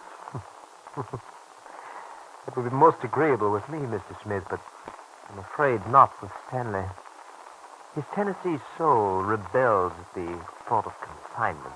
Maybe he'd feel differently if he's properly approached. What do you mean? Well, you're responsible for getting me into this, Duval, and frankly, the thought of putting money on the line to save your neck sticks in my craw. But here's the idea. Walters already has been accused by the kid, and several people are inclined to believe it. Paul does, Miss Martin does, and so does Sheriff Ellis. See, not a very encouraging picture. Enough to cause plenty of trouble, Duval. I don't think any one of the three would rest until they get to the bottom of it. That means sooner or later they'll grab Walters, doesn't it? Yes, very possible. And if they do, when Walters decides to talk, he could make things mighty uncomfortable for both of us. As my dear friend Mrs. Haggerty would say, netch. What's that? Oh, look here, Duval. Don't take this too lightly. On the contrary, Mr. Smith. I'm deeply interested. Go on. If Walters could be convinced that he's out on a limb and sure to be caught up with anyway, he might be willing to take the rap if he knew it was going to be worth his while. Oh? Oh, I think I'm beginning to see the light, Mr. Smith. Now, whatever it costs, Duval, I'm willing to put up half of it. You the other half. It'll be up to you to sell the idea to Walters. Yes, but Stanley's price may run rather high. Well, you ought to be able to hold him down. Anything within reason, Duval, we'll have to pay it. But here's the angle that ought to make your bargaining pretty easy. It's not going to be long until I'm governor of this state, at which time I give my pledge that I'll have Walters paroled. Well. Well. Excellent, Mr. Smith. Now I think we've got something to work on. Now there's something else. I want to be the one to bring Walters in. I want full credit for getting him and getting his confession. That way it'll look better. And it won't do me any harm. Well, Duval, what do you think? Frankly, Mr. Smith, I think it's in the bag. Meanwhile, as Jonathan Smith and Leroy Duval discussed their plans, Ricky Scanlon at the hospital had just completed his statement to Sheriff Ellis. Returning to his office from Ricky's room, Dr. Paul sees Virginia Martin in the corridor. Oh, Miss Martin. Yes, Dr. Bott? Busy? Can you come in a minute? Yes, I'm free for the moment. Good. I wanted to tell you what happened. Ricky just completed his statement to the sheriff. Oh? Have they gone? Yes, they just left. Sit down. Thank you. Ricky's sister, Mrs. Haggerty, came a few minutes ago. I knew the officials were here, so I asked her to come back. It'll be all right for her to see him now, won't it, Dr. Bott? Yes, I think so. Ricky can have whatever visitors the police will permit. But someone should remain in the room at all times. I thought Ricky was very impressive in making his confession to the sheriff. He handled himself nicely. Oh, I'm glad. But I knew he would. Did he say anything about Mr. Smith? No, not a word. Oh, I believe Ricky realizes now that was a wild idea. But I think he did convince Sheriff Ellis he was telling the truth about Pop Walters. As a matter of fact, the sheriff was suspicious of Walters anyway. Will he be able to do anything? That I don't know. Ricky doesn't know where Walters got the whiskey or how it was delivered to him. So they don't know how to get anything on the old boy. I suppose a lot depends on how cagey he is in the future. Well, Ricky's voluntary confession, Dr. Bach. Doesn't that mean he may not have to stand trial? I think that's right, yes, Miss Martin. I should imagine he'll only have to appear for sentence. Well, I think that'll be much easier for him. Surely they won't judge him too harshly. After all, his background, the way he became mixed up in this thing, coming back to town after they tried to kill him, and the voluntary confession, well, all those things should weigh heavily in his favor, don't you think? Yes, but it'll take a lot to offset public opinion. The people seem pretty indignant. Mr. Smith's article in the paper this morning won't help, I'm afraid. No, that's true. I wish Jonathan would stop sounding off so much. He's definitely after that boy's blood. There's no question that he's given the thing more notoriety than it deserves. That's why the people are so aroused. He's got them that way. Well, it seems almost like a personal thing with him, Doctor. Yes, I know. I don't know what to make of Jonathan. He's too big to capitalize on this affair at the expense of a boy like Ricky. Perhaps he doesn't realize it, but he's gone overboard with his public spirited attitude. It almost seems he's not as interested in making an example of Ricky as he is in demonstrating what the people can expect of him if he's elected governor. Yes. I wonder if I could talk to him again. I don't think he's listened to me. But the idea of a boy like Ricky going to the reform school, it just sickens me, Dr. Bach.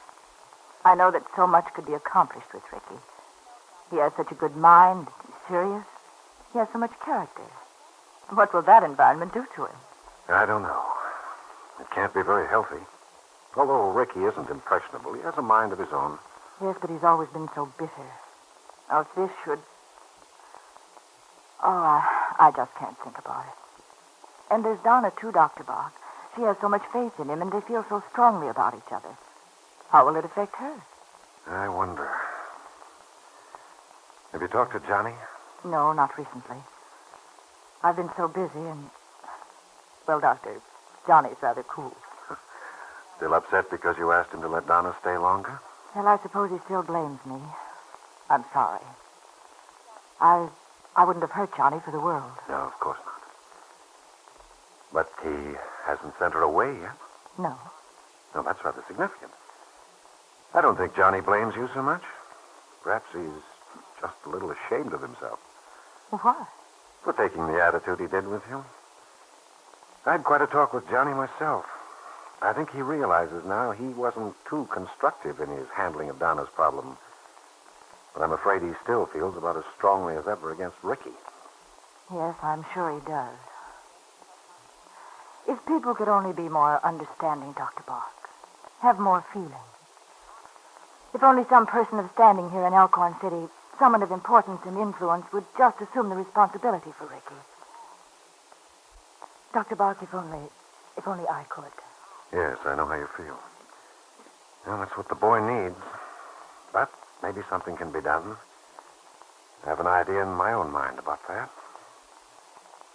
Dr. Paul looked at the tall, attractive young nurse, the distress she felt for Ricky evident in her face. It was like her, he thought, to be so concerned. This girl who gave of herself so freely, whose greatest interest seemed to be in helping others. But Dr. Paul offered no explanation for the idea he had in mind about Ricky. Whatever it was, for the moment, he seemed content to keep it to himself. And now, our story continues. Elizabeth Bott was rapidly gaining confidence in the role she had assumed in her effort to win back the love of her husband, the love she thought she had lost, when in a moment of anger she had revealed her true self to him. And Elizabeth was well equipped for the part she was playing. She was a beautiful woman, possessed of a seeming simplicity and pleasantness, which, though insincere, was a highly perfected art. For some time now, she had pretended to be the devoted wife and companion, thoughtful and considerate of her husband's comfort, sympathetic and never nagging about his long hours away from home.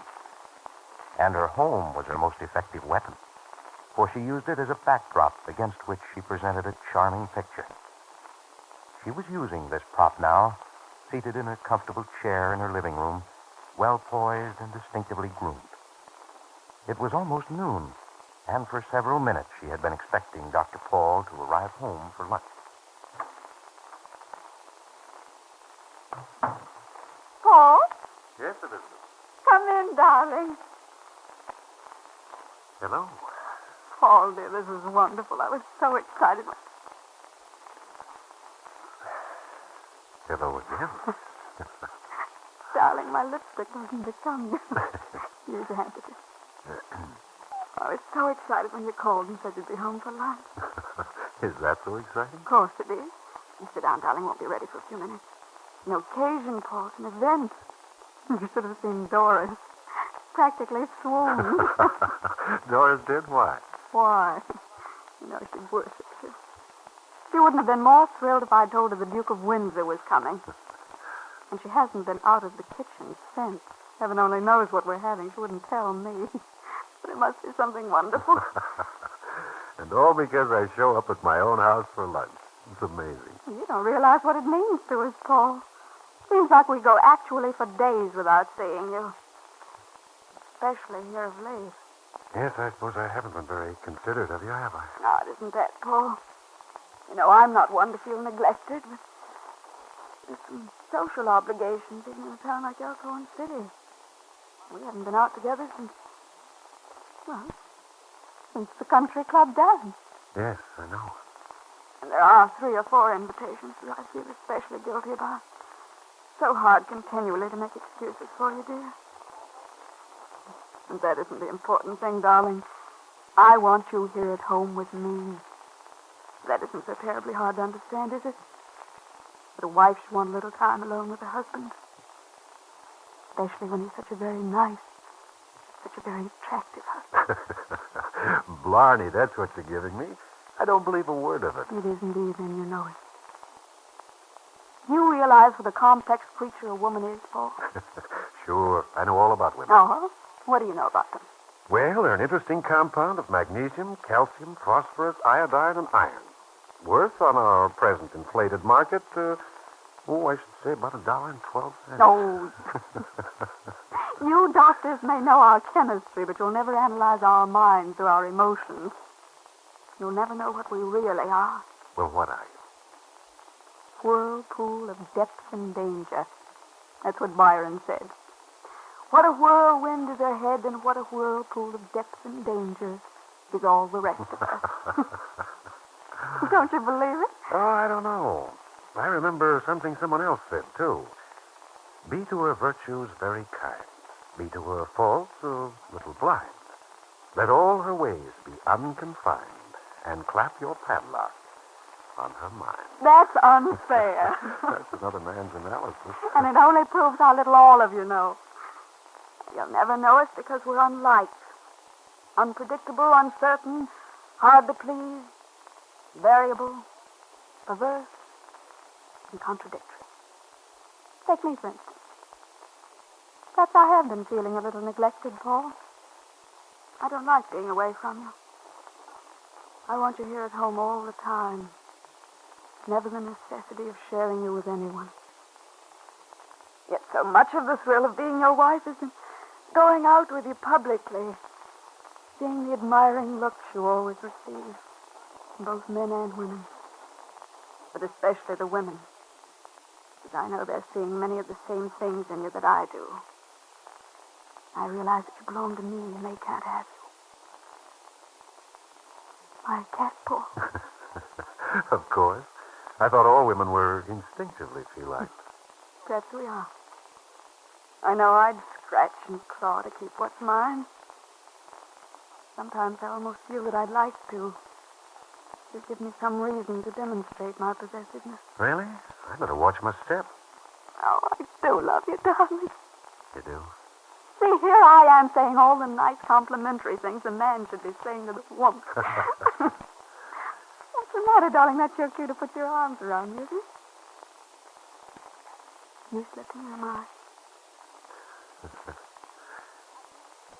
Oh, Elizabeth. You haven't forgotten that, darling.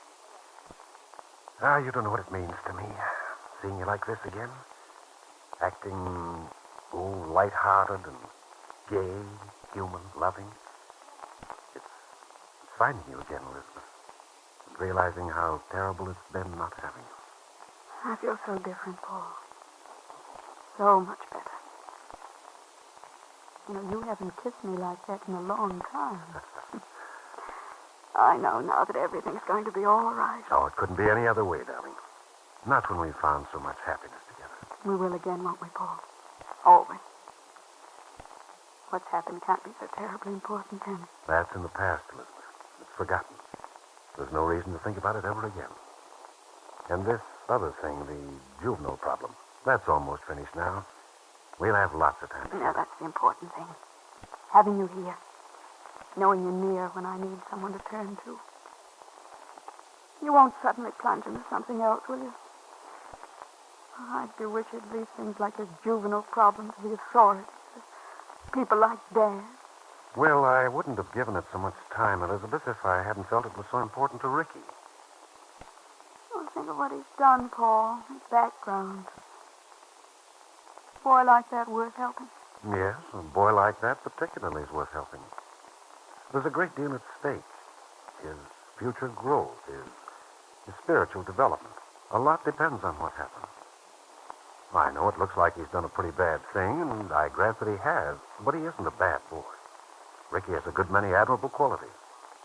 I don't feel that I can stand by and see them lost. What do you think will be done with it? I don't know. Public sentiment's against him. Unfortunately, it's Jonathan who's fanning that up. But there are some things in his favor. His voluntary confession, the fact that it's the first offense, his age. Quite a few extenuating circumstances, I think. I had something in mind. As a matter of fact, I thought we might talk about it, Elizabeth. What is it, Paul? Ricky might have to serve some time. If he does have to, I don't know, it's a voluntary confession, so parole might be out of the question. But if it could be arranged to have him released on probation... What do you mean? Well, if someone were to assume complete responsibility for him, some responsible person who could assure the court that every effort would be made to rehabilitate him, they might be persuaded to be lenient. You mean... Oh, no, Paul. You aren't thinking of having him paroled into your custody. Well, I was thinking of something of the sort. You can't be serious. Yes, I'm very serious. We could do a lot for the boy. I told you he has a good many fine qualities. He's just never had the environment, the security, and direction a boy needs. Someone to help and advise him. I don't know. I thought it might be rather nice having a young person around. They might enjoy it. And it would mean a lot to salvage a boy like Ricky. Oh, good heavens, Paul. Oh, surely you're joking. You mean bring him here into our house? You can't see it, huh? I most certainly can. Darling, I've just been saying that I never have an opportunity to see you, to be with you. I'm always sharing you as it is. You're almost a public institution now, Paul. We share our home life, the little time we have to ourselves. Share it with a boy like that. I just wouldn't hear of it, Paul. Now, that's all there is to it. So this was the idea Dr. Paul had in mind. The idea he had mentioned to Virginia Martin. But where Miss Martin had wished for the chance to help Ricky, Elizabeth Bott, given the opportunity, refused to consider it. A reaction that was a true reflection of the opposite characters of the two women so close to Dr. Paul. And now, our story continues. At first, Leroy Duval had been baffled by Jonathan Smith's suggestion that they turn Pop Walters over to Sheriff Ellis as the man responsible for the bootlegging. The unethical Duval was not above double-crossing his friend and business associate, but he also knew that Walters was hardly the kind of person to take it quietly. Walters would talk, and in talking, there was plenty he could say about Leroy Duval. But as Jonathan unfolded his plan, Duval became enthusiastic. There was little doubt in his mind that he could sell the idea to their victim. A short time after he left Mr. Smith's office, he was in his car driving to Pop Walter's sweet shop, a bulky newspaper-wrapped parcel beside him in the front seat. Duval had been an infrequent visitor to the shop in recent days, a safety precaution to avoid suspicion. So Pop was somewhat surprised when the door opened. Hello, Stanley. Well, Leroy, I was just thinking about you. Interesting coincidence. What were you thinking?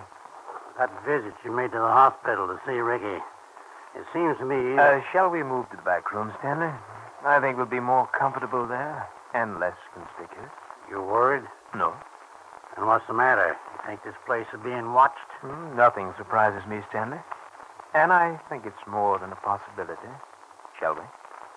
Okay. Go ahead. Not that I feel uncomfortable visiting you, Stanley. It is a business call, you know. You see, I've just taken your order for a dozen cases of my carbonated beverage, assorted flavors. Here's your copy of the order. Leroy, I've got so much of that blamed stuff on hand now, a circus would have to move next door before I get rid of it all. Yeah, who knows, Stanley? Think how fortunate you'll be if a circus should move next door. And it does give me a legitimate reason for being here. Oh, leave it open far enough to watch the front. Now, what were you saying about Ricky? That visit you made to the hospital. So Dr. Paul stopped your cold, huh? That kind of hurt your pride, don't it, Leroy? My pride? Why? Ain't you the one that always finishes what he starts? Yes, Stanley. Dr. Paul's attitude was rather unexpected. But I'm hardly finished yet. Well, what happened? Did Ricky talk? Fluently, I'm afraid. That means he ratted on me, don't it? Undoubtedly. I don't imagine he withheld anything in you.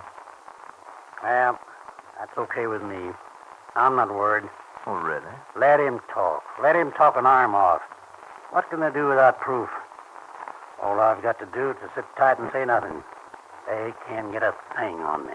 Well, frankly, Stanley, I'm afraid I can't share your optimism. Oh, then you are worried, huh? Have you ever known the police to fail to get something on someone once they make up their minds to it? Well, I gave him my side of the story, Leroy. I told him the reason Ricky brought me into it was because he was sore at me because I tossed him out here once. I'll stick to that story. I'm afraid it didn't convince the right people, Stanley. No, they realized Ricky had to get the liquor somewhere. Unfortunately, Ricky has sold himself to the people who can do us the most harm. Yeah? Well, I still don't see that I've got anything to worry about. It's his word against mine, Leroy, and I ain't admitting anything. They've got to find proof. Which they undoubtedly will, eventually, Stanley. In any event, I'm afraid your usefulness here is quite through. Through? What do you mean? Surely you don't think you could handle liquor again, do you? Well, I admit it don't look so good right now, but if he lay low for a little while... Oh, come now, Stanley, come.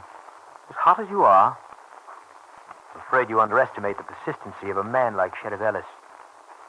But I'm also thinking of another eventuality.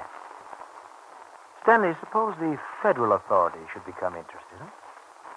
That would be most unpleasant. The Federals? You don't think they would, Leroy? Kind of small potatoes for them, ain't it? Yes and no. Not if they prematurely suspect our plans, Stanley. As I said before, nothing surprises me. And it's more than a possibility.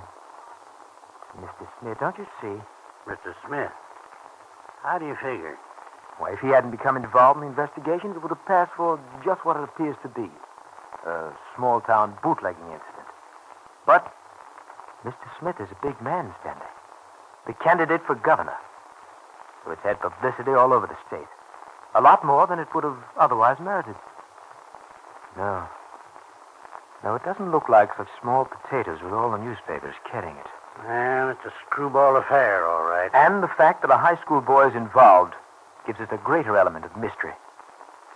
It stands to reason, Stanley, people will know there's an adult mind behind it.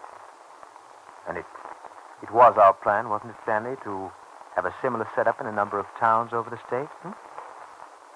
Suppose others arrive at that conclusion, thinking it might be going on now. Suppose they get curious about just how big it really is. Yes, Stanley.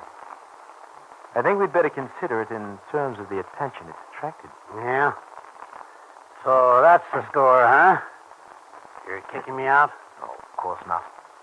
You know I never play that way with my friends. Particularly with you, Stanley. Why, we've been together too long for that. Well, what's it add up to, then? You think I ought to take a powder? Oh, no. No, that's the last thing you should do. No, Stanley, I'm afraid you'd be watched too closely to get away. Wait a minute, Leroy. I don't make you out. First you tell me I'm hot, and then you tell me to sit still. It don't make sense. Mm-hmm.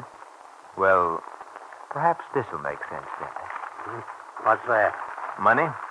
Quite a lot of it. Suffering catfish. Let me look at that. Holy smokes.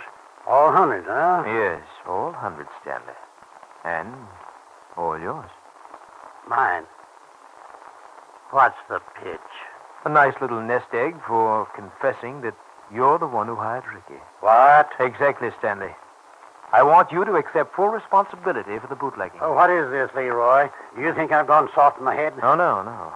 As a matter of fact, I think you're smart enough to know a good thing when you see it. Yeah, and this ain't it. What are you trying to do? Save your own neck? Is there any reason, Stanley, for the two of us to be hurt? And, Stanley, who always gives you a job and sets you on your feet again? Now, suppose we survey the facts, eh? Sheriff Ellis believes Ricky's story. He thinks that you're the man behind him. Hey, how do you come with this inside information? I make it my business to know what's going on. Oh, don't you see? With Ellis suspicious, a thorough investigation is inevitable. Stanley, we can't afford that. If you give yourself up now, it means an end to the whole thing. It can be hushed up. And it also means that you'll come off with a shorter sentence. Any way you look at it, there's going to be trouble, Stanley. And you're going to be behind the 8 ball. So why not take it the easy way? Oh, you'll have a comfortable sum of money tucked away and waiting for you when you get out. You'll only have to serve a little time. A little time? Don't make me laugh, Leroy. This won't be no first-time offense. Why, they'd most likely throw the book at me. I said a little time, Stanley. You see, I've already arranged it so that you'll be pardoned or paroled within a few months. Yeah? Who's going to take care of that? Never mind. Look, haven't I always kept my promises to you? Well, you never promised me anything like this when we started this racket. Well, naturally. I didn't anticipate anything like this. But, Stanley, look at it sensibly. Now, why risk being caught when you can come out of it this way so easily? And, Stanley, remember, if we're both caught, I shan't be around to help you. Wait a minute. You said there's no need for two of us to get hurt. Okay. Suppose Ellis did get on to me. They couldn't touch you unless I decided to talk. I ain't doing any double crossing. You've been playing ball, so I wouldn't squeal on you. Why hand over all this cash just to get me to do what you say is going to happen anyhow? Well, because it's important to me to get this investigation stopped before it goes any further, Stanley. We want it cleaned up and over with, and Ricky off our necks. Who's we? The man who's going to arrange for you to stay only a short time in prison, Stanley. The man who will get you pardoned. Yeah? How does he figure in it? Look, there's no reason to be so inquisitive. I've told you all that should interest you. And Stanley, this is a lot of money. Particularly when you'll serve such a short time. Sure, it's a lot of money. But it ain't going to do me any good if I have to sweat out several years before I can use it. No, Leroy, that pardon and parole stuff sounds good. But it also sounds mighty fanciful. I ain't blaming you, understand? But too many things can happen. Stanley, you can't afford to turn it down. Maybe not. But I don't see it that way. No, I'd rather take my chances with Ellis.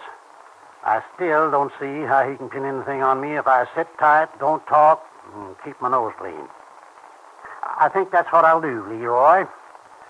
I don't think I want any part of this confession deal. Duval was filled with helpless anger for the man who was upsetting his plan, and angered at the thought of returning to Jonathan Smith and admitting that once again he had failed in a mission. And now, our story continues. Leroy Duval had been a consoling companion to Mavis Haggerty from the moment Ricky's trouble had come to light. He was always ready with a sympathetic word, always available for a charitable service when Mavis needed him. It was Duval who had accompanied her on her first trip to the hospital. Duval, whose sinister reason for the visit, to complete the job he had bungled at the time of Ricky Scanlon's abduction, was cloaked by the veil of friendship. And it was Duval who today drove Mavis to the hospital a second time to see her brother. Mavis was highly incensed by the time she was permitted to see Ricky. Already peeved by Dr. Paul's earlier refusal to let her in, her indignation increased when a deputy eyed her suspiciously at Ricky's door, and soared to greater heights when she entered the room and was confronted by the nurse, Miss Blake, who, on orders from Dr. Paul, refused to leave the room. Plainly expressing her feelings, Mavis said, Okay, so you gotta stay in the room. A lot of privacy that gives us. He can be alone with me, can't he? You think I'm gonna hurt him, my own brother? It seems... All right, Mavis, let it ride. For crying out loud. Pity they can't trust your own sister. Hi, kid. Gee, it's good to see you. How do you feel? Okay, Mavis. I'm glad you came. I've Pull up a just been chair. worried sick. Honest, I had. And they wouldn't even let me in to see you before. 3 times I've been here. How do you like that? Yeah, I know. Dr. Paul told me you were. And me, your own sister. I had a mind to tell 'em off. Fine thing. No use to be sore about it, Mavis. What's in the package? I went by your boarding house and picked up some stuff for you. Toothbrush, razor, and stuff. Thanks, Mavis. I can use it. Yeah. Stuck something else in there, too. Maybe I oughtn't to have, but I did anyway. What's that? That picture of Donna Cabot you had on your dresser. I thought you'd want it. You did, Mavis? Oh, golly, that's swell. Thanks a lot. Why don't you stop carrying a torch for her, Ricky? Forget her. A girl like that, she don't mean nothing but trouble for you. No, that isn't true, Mavis. Donna's a swell girl. I wish you could understand it. Well, it beats me. I don't see how you can say that after what she's done to you. Ricky, Judas, how's a body gonna talk with that dame in here? Miss Blake? Don't mind her, Mavis. She isn't even paying any attention to us. A fine thing.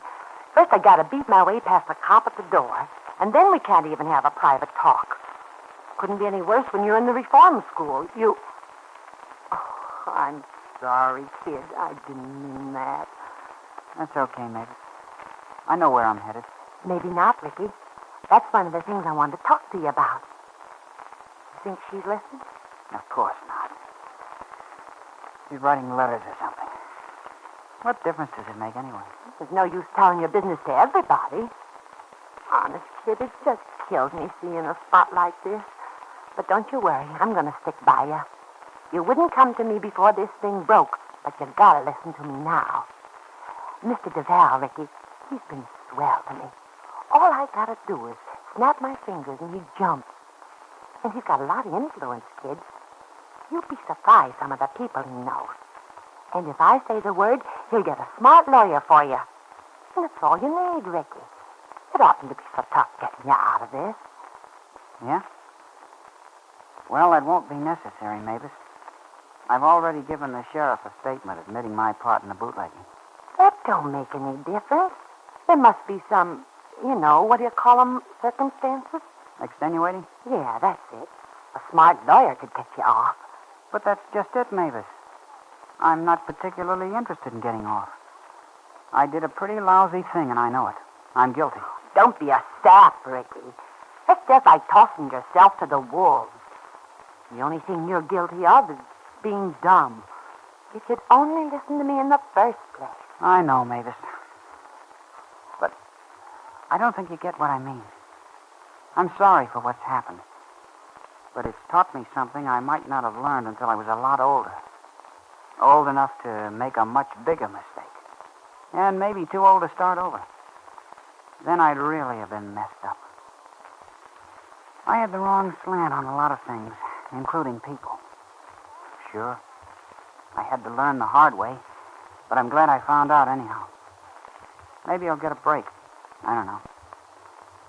If I do, it won't be long until I'm out. And then I got a lot to look forward to. It's not too late to make something of myself, and I got more reason for it now than ever. In the first place, I got to prove to myself and to everybody else that I'm okay. And in the second place, there's Donna. Donna? Yeah, it sure sounds like you've learned your lesson. She's not for you, Ricky. Get wise to it. If it wasn't for her, you wouldn't be in this jam now. No, you're wrong, Mavis. But I guess there's no use to tell you about it. I don't think I could, even if I tried. It's just something I feel. The thing that makes me want to take this on the chin and get it over with. For crying out loud, Ricky. You don't think she's going to stick by you through this, do you? You're such a dope, kid. You're just going to end up being hurt worse than ever. You're not in the same league with her, that's all. That doesn't make any difference to Donna. Okay, Ricky. You won't listen to me, but I know it's a mistake. One of these days, we'll find out who's right. Yeah. We'll find out, Mavis. then you'll understand what I mean. A short time later, Mavis Haggerty left her young brother. As she closed the door of the hospital behind her and stepped onto the sidewalk, Donna Cabot was just entering. Hello, Mrs. Haggerty. Oh, hello. You've been to see Ricky? How is he? Okay, I guess. I was just going to see him myself, if Dr. Paul will let me. Why don't you leave him alone? Leave him alone? But that's what I said. Leave him alone. He don't mean anything to you. Haven't you caused enough trouble? I understand how you feel, Mrs. Haggerty, and I don't blame you. But don't say Ricky doesn't mean anything to me. I know I've hurt him terribly and that I'm responsible for what's happened. There isn't anything I wouldn't do to undo it if it were possible. Ricky's the last person in the world I'd want to hurt, Mrs. Haggerty. Because I love him. Yes, and I know Ricky loves me. You knew that all along, from the start. The way he was making a fool of himself because of you. Mrs. Haggerty, there's no way I can take the responsibility or share the punishment with Ricky. But I will stand by him, and I'll wait for him. Ricky understands that. I wish you would. Listen, kid. Maybe you're on the level with Ricky now. I'll give you the benefit of the doubt and say you are. You think you mean all these things you're saying. Sure, you probably feel up to here with remorse. You want to make up to him for what's happened. But you're only going to hurt him again by giving out with this talk about how you're going to wait for him. But why, Mrs. Haggerty? I mean it. I wish you'd believe me. Sure you mean it now. But how you feel about it a year from now or 2 years? Ricky's a funny kid, Donna. When he makes up his mind about something, he sticks with it. He'll go to reform school, and all the time he's there, you'll be thinking you feel the same way he does. But in the meantime, you'll get to feeling a lot different. You're just an infant, only 15. You don't even know what you want. You'll change. Maybe you don't think so now, but you will. You can't say that. You haven't any reason. How can you know that I'll change? How? Because it's in the cards, that's all. You and Ricky, why, you're as far apart as the poles. Do you think your family would hold still for it? The upper crust Cabots with all their dough and snooty manners? How do you think they'd feel about Ricky? Don't worry. It won't ever go that far. I think you're being mean and unfair. You're only trying to hurt me. No, I'm not, kid. I'm just trying to put you wise to yourself and to keep you from hurting Ricky any more than he's already been hurt. While Ricky's in reform school, you'll still be playing around with plenty of chances to meet guys in your own class. So why kid yourself? Right now you're all mixed up. Feeling sorry for Ricky and remorseful and a lot of other things. Keep telling yourself you gotta make it up to him for what you've done. Well, maybe you think you're being honest. But telling him you'll be waiting around when he gets out and everything's gonna be just ducking. That's just inviting him to more trouble. I'm giving it to you straight, Donna. If you want to do something for Ricky, just leave him alone. Mavis turned and walked away from the bewildered young girl. A few moments earlier, Donna had been, for the first time in many days, buoyant and gay. Her unhappiness for the time being forgotten in the excitement of seeing Ricky again. Now, watching Mrs. Haggerty's retreating figure, tears came to her eyes. Was Ricky's sister right? Was she again on the verge of hurting Ricky? Hurting him even more than she had previously? And now, our story continues. Donna Cabot's chance meeting with Mavis Haggerty at the entrance to Miles Memorial Hospital had left the young girl completely bewildered. Mavis had spoken her mind, had bluntly asked Donna to leave her brother, Ricky Scanlon, alone. It was a shock to Donna, who a few moments before was eagerly anticipating a visit with Ricky. For several moments after Mavis left her, Donna stood outside on the hospital steps. Sudden doubts assailed her.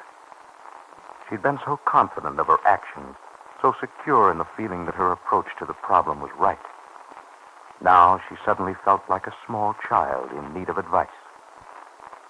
Instinctively, she thought of her brother, Dr. Cabot. Entering the hospital, she hurried down the first-floor corridor just as Dr. Cabot came out of the patient's room. Johnny? Hello, Donna. thought you were spending the day at Judy's. When'd you come in? Oh, just now. Judy had to go shopping with her mother. Johnny, can I talk to you? Sure. What's on your mind? Oh, I mean, isn't there any place we could go? Oh, I see. Let me have a look in here. Yeah, this'll do. Come on in. Thank you, Johnny. Well, sis? What is it? Johnny, I need your help. I see. Still Ricky? Yes, it's still Ricky. I thought so. You know how I feel about Ricky, and knowing your attitude makes this awfully hard for me to say. Why don't you sit down, sis? I love Ricky, Johnny.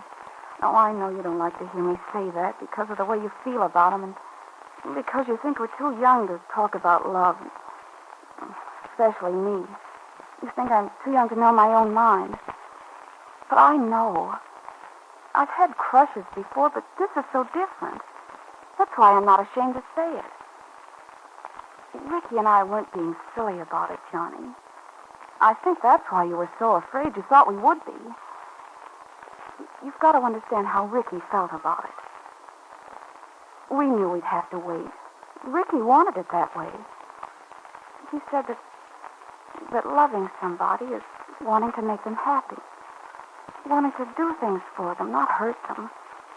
And he wanted the chance to make something of himself first to prove to you that he is good enough. Oh, don't you see, Johnny, we had no intention of letting it sweep us off our feet or doing anything that would hurt you or Mother and Dad or anybody. But you think you haven't hurt anyone, Donna? Good Lord, how do you suppose Mother and Dad would feel if they knew you were mixed up in this sordid bootlegging mess, and with a boy like that? Yes, Johnny. I suppose they wouldn't understand either. Donna, this constant reference to understanding the situation. Don't you think you might try some of it yourself? If I objected to Ricky before, I doubly object now. So he wanted to make you happy. He wanted to do things for you. He wanted to prove to me he's good enough for you. And how does he go about it? By getting involved in an affair that contradicts everything you've said. Surely, Donna, this present predicament of Ricky's, doesn't it alter your plans somewhat? Well, I don't know. That's what you've got to help me with, Johnny. Ricky will probably have to go to reform school. It's wrong because I should be punished instead of Ricky. Oh, Donna. No, please don't, Johnny. It doesn't change anything for me. I know I still feel the same. I'm sure of it. Because I know how decent Ricky is in spite of these things that make him look so bad. But I talked with Ricky's sister a while ago. She asked me to leave Ricky alone. Mavis did? Yes. She said I'd only hurt Ricky more by telling him I'd wait for him. She said the same as you, Johnny, that I'm too young to know, that I'm all mixed up. She said what I really feel for Ricky is remorse and pity, that I'm only trying to make up to him for what I've done. There are too many differences between us, money and family and everything. It has me so confused, Johnny, I don't know what to think. What do you want me to do, Donna? Just help me, Johnny. I don't want to hurt Ricky anymore. Yet I want him to know how I feel. Tell me what I should do. No, Donna? I'm afraid I can't. Mavis and I seem to feel the same way about it, although for different reasons. I tried to do what I thought was right, not only for you, but for Ricky. And all I met with was opposition. No one seemed to understand my feelings, and I was accused from all sides of not understanding yours. So frankly, I don't know what's right or wrong about your problem. If you want help in understanding, why don't you go to Dr. Paul or Miss Martin? You're being bitter, aren't you, Johnny? No. I'm only admitting that I'm inadequate for the job of advisor. And a short time after his young sister left, Dr. Cabot, feeling depressed and upset, crossed the street to D. Mason's diner, took a small table in the corner, and ordered coffee. A few minutes later, Virginia Martin entered. Seeing Dr. Cabot, she walked to his table. Hello, Johnny. Oh. Hello, Virginia. Do you mind if I join you? Of course not. Sit down. Thank you. Dean's on one of his excursions to the rear. A vegetable truck or something. You'll probably have a long wait. Oh, I don't mind. It'll give me an excuse to rest a minute. You do look tired. I am a little. Have you seen Donna? Donna? Why, no. Why? She's looking for you. What about? She has a problem. I told her to see you. Oh. Why me, Johnny? You've been rather helpful before, haven't you? You seem to understand the girl's problem better than I do. Johnny, I've been wanting to talk to you. Your attitude the last few days has told me rather plainly how you feel. There's so little I can say, really, because I still sincerely feel I was right in asking you to let Donna stay, that it was the best thing for her. But, oh, perhaps it was interference on my part. If you feel that it was, then that's the thing I regret most. Virginia, I've been rather thoroughly convinced of how wrong I was. You, Donna, Dr. Paul. Between the three of you, I think I've been taken over the cold. Do you feel so bitter about it? Bitter? That's funny. Donna just accused me of the same thing. Or do you? Isn't futile or inadequate a better word? No, Johnny, because you haven't been either. What is it? Can't we talk about it? It's so uncomfortable, so unpleasant going along like this. And I'm afraid if we allow it too much longer, it might, well... How am I supposed to feel, Virginia? Donna tells me I'm insensitive, incapable of grasping an emotional problem, that I haven't a heart compatible with my confession. And if it's an opinion that seems to be endorsed by both you and Dr. Paul. You tell me my ideas, my methods of meeting with Donna's problem were all wrong. And it leaves me without a comeback because I've obviously failed with Donna, so I'm forced to concede that I'm wrong. No, Johnny, no, not wrong. Perhaps at times you haven't been quite objective enough, been guided more by your emotions. But is that so terrible? It could be, Virginia, because I'm completely unaware of it. I was convinced I was doing the right thing. Still convinced of it, for that matter. And if I've been so completely wrong without any consciousness of the right thing, well, it makes me lose confidence in my judgment, my ability to deal with people. But, Johnny, you simply can't take that attitude. It's unfair to you and to us. And I failed pretty miserably with you, too. I don't expect to be right all the time, but when the batting average is 0, maybe I should be psychoanalyzed. Oh, Johnny, snap out of it. Sorry, Virginia. That's the way I feel about it. Well, I've got to get back. You don't mind if I walk out on you? No. No, if you must. About Donna, I would appreciate it if you would talk to her. She seems pretty upset. And as I said, I can't. Dr. Cabot's abrupt departure was a sharp contrast to his previous attitude toward Virginia. And looking after him as he walked to the door, Virginia felt a mixture of self-reproach and disappointment. She wondered if the break between them was beyond repair.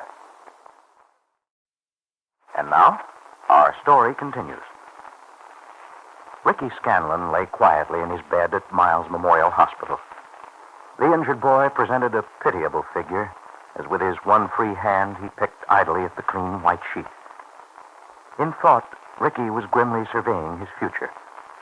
His prospects for any happiness with Donna Cabot seemed overshadowed by a sentence to the reform school. Yet he had no regrets for the course he had chosen. His goal now was a clean record, so that he could make a fresh start in shaping his future, the kind of future in which Donna would fit. And as Ricky struggled with his problem in his room, Donna stood just out inside the hospital entrance, waiting for Virginia Morton. Virginia, who now appeared from Dean Mason's diner, crossed the street and entered the door. Hello, Virginia. Hello, Donna. You looking for me? Yes, I just saw Johnny. He said you were having coffee at Dean Mason's. I thought I'd wait here for you. Well, come along. We'll see if we can find a quiet place where we won't be disturbed. Johnny told you then that I wanted to talk to you? Yes, uh-huh. Oh, I guess it's wrong, Virginia, to burden you with my troubles. I tried to get him to help me, but he wouldn't. I don't know. I suppose Johnny will never feel the same toward me. Oh, nonsense, Donna. Johnny's a little upset, but after all, your problem has given him a rather difficult personal one, too. I'm sure it'll all straighten out. Well, I hope so, Virginia. But I've hurt him so much, and I couldn't bear to have Johnny go on like this. And, Virginia, I'm terribly sorry for what I've done to you and Johnny. I'm afraid I've spoiled things for you, too. Just a second. How's this? All right? Mm-hmm. Good. Then come on in. Now, Donna, suppose we don't worry about Johnny or me or anyone but you. What did you want to tell me? I met Mrs. Haggerty just a little while ago, Virginia. As she was leaving the hospital, she'd been to see Ricky. Yes, I knew she was here. I tried to talk to her. I wanted her to know how I felt about Ricky. She wouldn't believe me. She asked me to leave him alone. Oh? She said I was only going to hurt Ricky again. That it was wrong for me to tell him I'd wait for him. But I don't see why it's wrong, Virginia. She doesn't know how I feel about him. She thinks that in a little while I'll change, that I'll forget Ricky while he's in a reform school. But she says I'm all mixed up. That what I really feel for him is remorse and pity. That I'm only trying to make up to him for what I've done. And that there are too many differences between us. Money and family and everything. I think she was terribly unfair. What did you mean, Donna, that you'd wait for Ricky? Well, I wanted him to know that I wouldn't change, Virginia. That there wouldn't be anybody else for me. I thought that while he was away, we could, consider ourselves engaged. Engaged?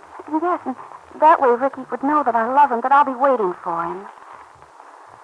Donna, I know you're being very honest, but do you think you can anticipate tomorrow or next month or next year? You can be reasonably confident, and I'm sure you are. But it's not always right to make a promise of that sort. Why? Well, Donna, you must realize that you are young, very young. And though you feel grown up, there's a great deal in life you can learn only through experience. Well, you may never change about Ricky, but you'll need that experience to know you're right. But, Virginia, you're doubting me as much as Mrs. Haggerty did. No, I'm not doubting you, Donna, but Mrs. Haggerty wasn't altogether wrong. You and Ricky do have a great deal to overcome. Not only in the things she pointed out to you, but in the fact that there's every likelihood you won't have a normal boy and girl association for some time, during which many things can happen. But, that's why I want to tell him now, Virginia, so that he'll know nothing will happen. Well, I'm afraid a promise, even as sincere as you mean this to be, Donna, isn't really a guarantee of that. The time may come when you'd regret having made that promise. In keeping it, you may hurt yourself. In breaking it, you'd hurt Ricky. You see, what Ricky really needs, excuse me, and the thing that you can give him honestly, and that can never hurt him, is the knowledge of your loyalty. Let him know that you do have faith in him.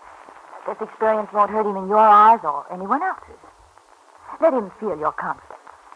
That's the most helpful thing he can have. As for everything else, the thing you speak of, well, if it's meant to be that way, Donna, it'll work itself out very naturally. A short time later, Virginia Morton took the young girl in to see Ricky. While Virginia spoke quietly to Miss Blake, the nurse on duty in the room, Donna hurried to Ricky's bedside. Both nurses pretended not to see the affectionate meeting of the two youngsters, but were amused by their immediate, embarrassed reaction. Then, as Miss Blake left the room, Virginia sat down at the small corner table and opened a book. Now, if you two will agree to ignore me, I'll pay no attention to you. Is it a bargain? It's a deal, Miss Martin. His eyes, Virginia. Aren't they awful? Dr. Paul said they were black, but he didn't say that black. Well, don't tell anyone, but he thinks he's the end man in a minstrel show. Hey, now, no remarks about my looks. No, it's these darn bandages that give me a fit. Oh, how do you feel, Ricky? Is it terribly uncomfortable? No, I'm okay, Donna. I just don't like the idea of staying in bed. Oh, it could have been so much worse. I just can't bear to think what might have happened. They told you about it? Dr. Paul did, and Virginia, too. Oh, it's terrible, Ricky. Don't you think it was Pop Walters who kidnapped you? It must have been. I don't know, Donna. I didn't get a good look at the guy. It could have been Walters, or it could have been somebody else. I thought at first that... Well, I guess it doesn't matter. Well, there's one thing I was sure of, Ricky. I knew you hadn't run away. I never believed it for a moment. Sure, I know you didn't, Donna. But I wanted to hear you say it anyway. I almost wish you had run away now. No, you don't, Donna. You don't really mean it. No, I suppose not. But it seems so hopeless, Ricky. If only we knew for sure what'll happen. I guess we can be pretty sure of that, all right. There's no use trying to kid myself, Donna. I'll have to go to the reform school. But that's okay. It won't be so tough, honest it won't. Golly, just thinking about you, about us, and all the things we've talked about. That's enough to keep me from minding very much. I know, Ricky. And it's not going to be for long. Oh, I've been thinking about it so much. Wanting to tell you how I feel. So have I, Donna. Oh, golly, lying here, that's all I've been able to do, just think about it. I was going to ask you to wait for me, Donna. But I'm not. I haven't any right to ask that. Oh, but Ricky, Sure, I know how you feel. I hope you won't change. And I don't think you will, honey. But I'd be a wrong guy to ask you to make a promise like that. I'm the one who should be making the promises, Donna. Only I'm not going to make them to you or to anybody else. Only to myself. I'll be starting from scratch when I get out. And that means a lot of work if I'm going to get somewhere. But I'm promising myself I will, Donna. You know, always before, I felt I had to prove myself to everybody else. Well, now I'm just interested in proving myself to myself. When I've done that, when my own conscience tells me I'm a right guy, decent enough for someone like you, well, that'll be the time to ask you what I want to. I can't do it before. You understand, don't you? Yes. Yes, I understand, Ricky. Golly, what is it, honey? You look like you're ready to cry. It's only that I've got to have something to offer you, Donna. That I've got to be somebody before I ask for promises. That's what I'm trying to say. Did I say it wrong? Yes, you said it wrong, all right, Ricky. But you didn't hurt me. It's just... Oh, Ricky, you're already somebody. Hearing Ricky speak, Virginia Martin felt a lump come to her throat. This, she thought, was vindication. Ricky had justified her belief in him. He had proved his character. If only if someone could give him the chance he so honestly deserved. And now, our story continues. Jonathan Smith was feeling particularly well pleased with himself today. He had devised a plan by means of which he hoped to free himself from his unhealthy involvement with Leroy Duval, by which he hoped to gain complete future security. Actually, it was a simple plan. Someone was needed to accept full responsibility for the bootleg racket. Someone whose confession would effectively block any further investigation and close the case. That person appointed by Mr. Smith was Pop Walters. For a price, of course. And it was Duval who was to sell the idea to Pop. Jonathan hadn't liked the idea of buying immunity for Duval, whose blackmailing tactics had forced him to become involved in the bootleg racket. But in order to extricate himself, it also meant helping the racketeer. Now, Duval, returned from his mission to Pop Walters, has just entered Mr. Smith's office. Well, Duval, you talked to Walters? Yes, I talked to him, Mr. Smith. Good. Now get right to work on it. I think the best thing will be to stage another raid. It would look better, and I can sell the idea to Sheriff Ellis without any trouble. But this time, you'll see that there's plenty of your booze on hand. And not too conspicuous. We'll let Ellis have the fun of looking for it.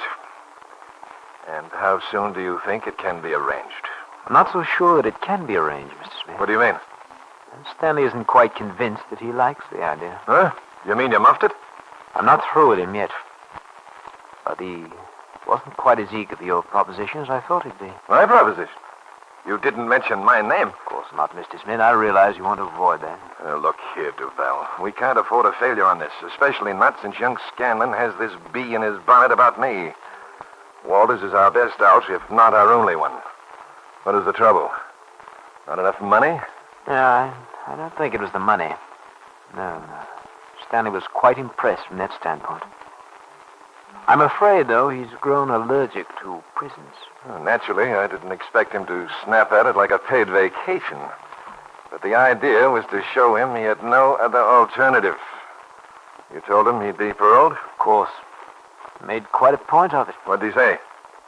Well, he thought the idea was clever, but it also struck him as rather fanciful. Did you tell him he's already suspected? That Ellis is hot on his trail? Yes, Mr. Smith, of course. But Stanley is of the opinion he has nothing to worry about as long as he sits tight, doesn't talk, and keeps his nose clean. As a matter of fact, he has a point. I think we both realize he can't be touched if he does just that. Yes. Well, he's got to be touched, Duval. He's got to be convinced it's his only out. Yes, touched, as you say, Mr. Smith, but not crowded. Stanley is a seasoned campaigner, not easily stampeded.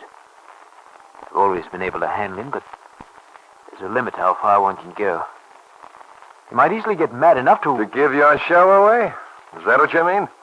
You put it very clearly. Naturally, I don't want to antagonize him. But I said I'm not through with Stanley yet. I think I can convince him in time. In time? How much time do you think we've got? No, Duval. I think you're bluffing.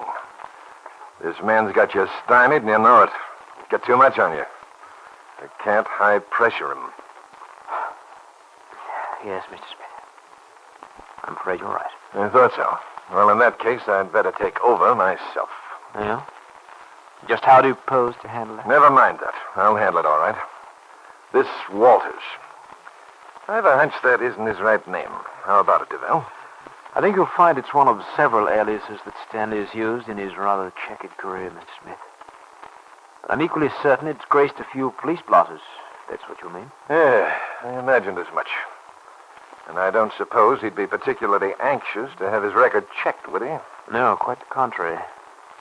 You see, Stanley chose the comparative obscurity of a town like Elkhorn City for a very definite reason. He wanted to remain out of sight. I think it had something to do with his marriage to a moderately well-to-do widow. Unfortunately, he failed to get a divorce from another not-so-well-to-do woman he'd previously married. Yeah, that's fine. Yes, Duval. Duval, I'll show you how to handle your man Walters. I've got an idea I can soon put him in a very different frame of mind. Hello, Sheriff. Well, good afternoon, Mr. Smith. Glad to see you here. Let me pull you up a chair. Oh, sit still, Ellis. Sit still. I can get it. Just passing by, and I thought I'd stop in and talk to you about the Scanlon case. Anything new? No, not a thing, Mr. Smith. I was up to the hospital and got a statement from the boy. Made a full confession of his part in the bootlegging. Kind of surprised me, too, talking to him.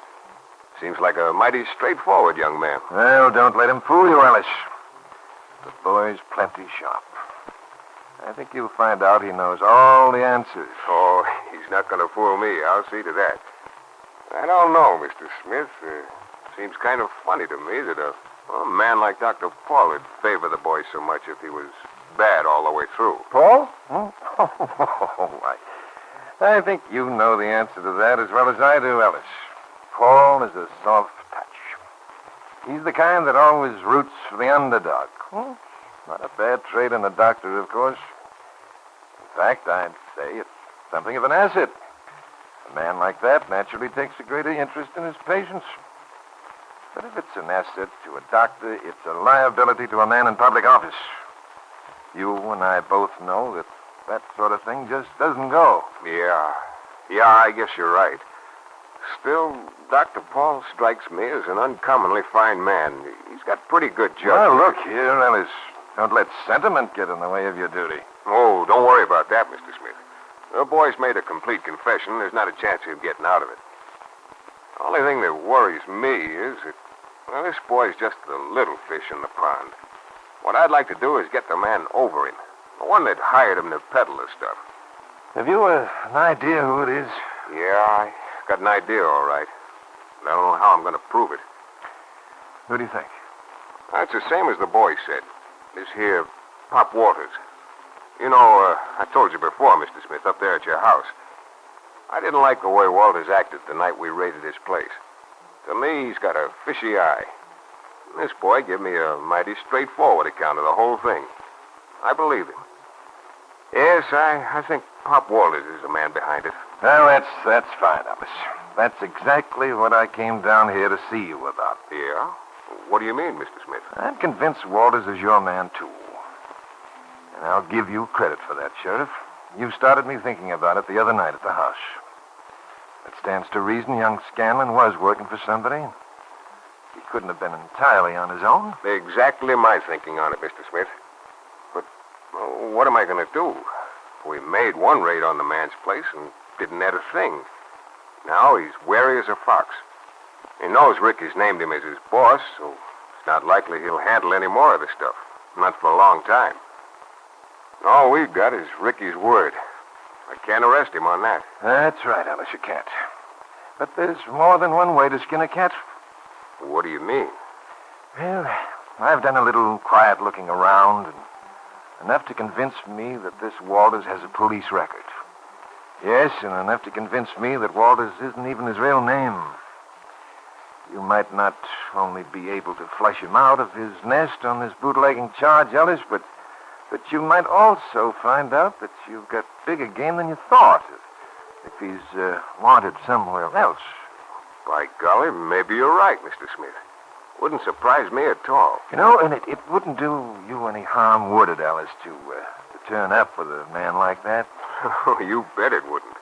You know, I think we can work together on this, Ellis. I'd like to see you get the credit for cracking this thing.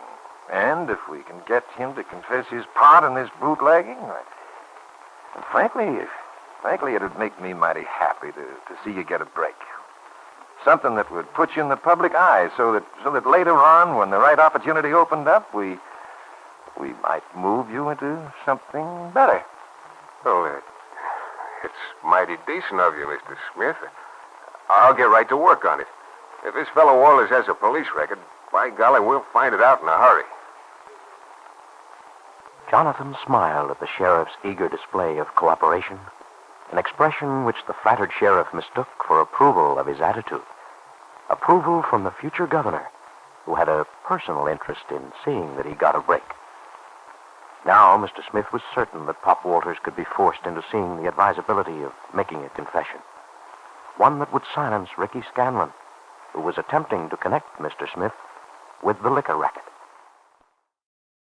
And now, our story continues.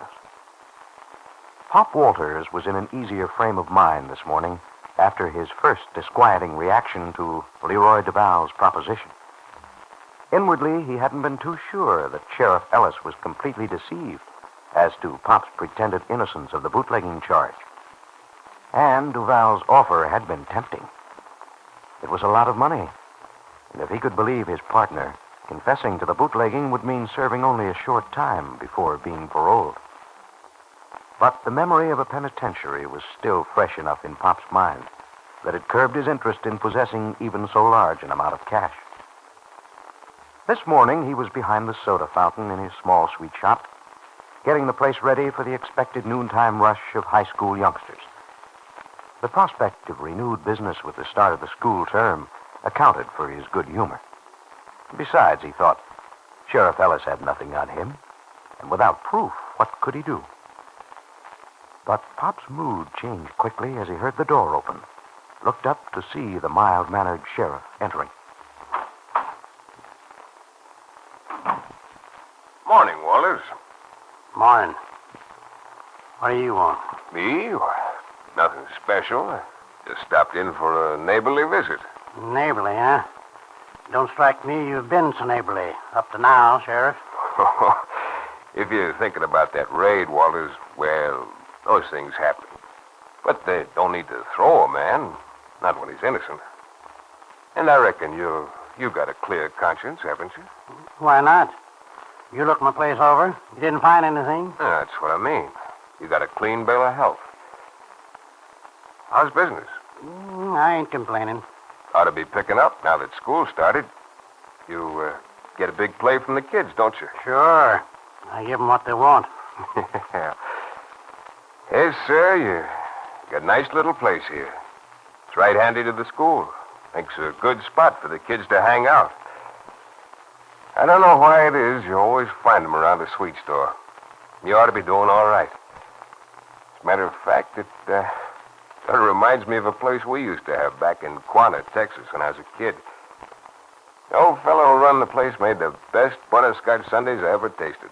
Butterscotch? Yes, sir. I was always partial to butterscotch. Well, seeing as how this is a neighborly visit, Sheriff, I'll make you one. Oh, fine. Of course, that's a little tame for a grown man.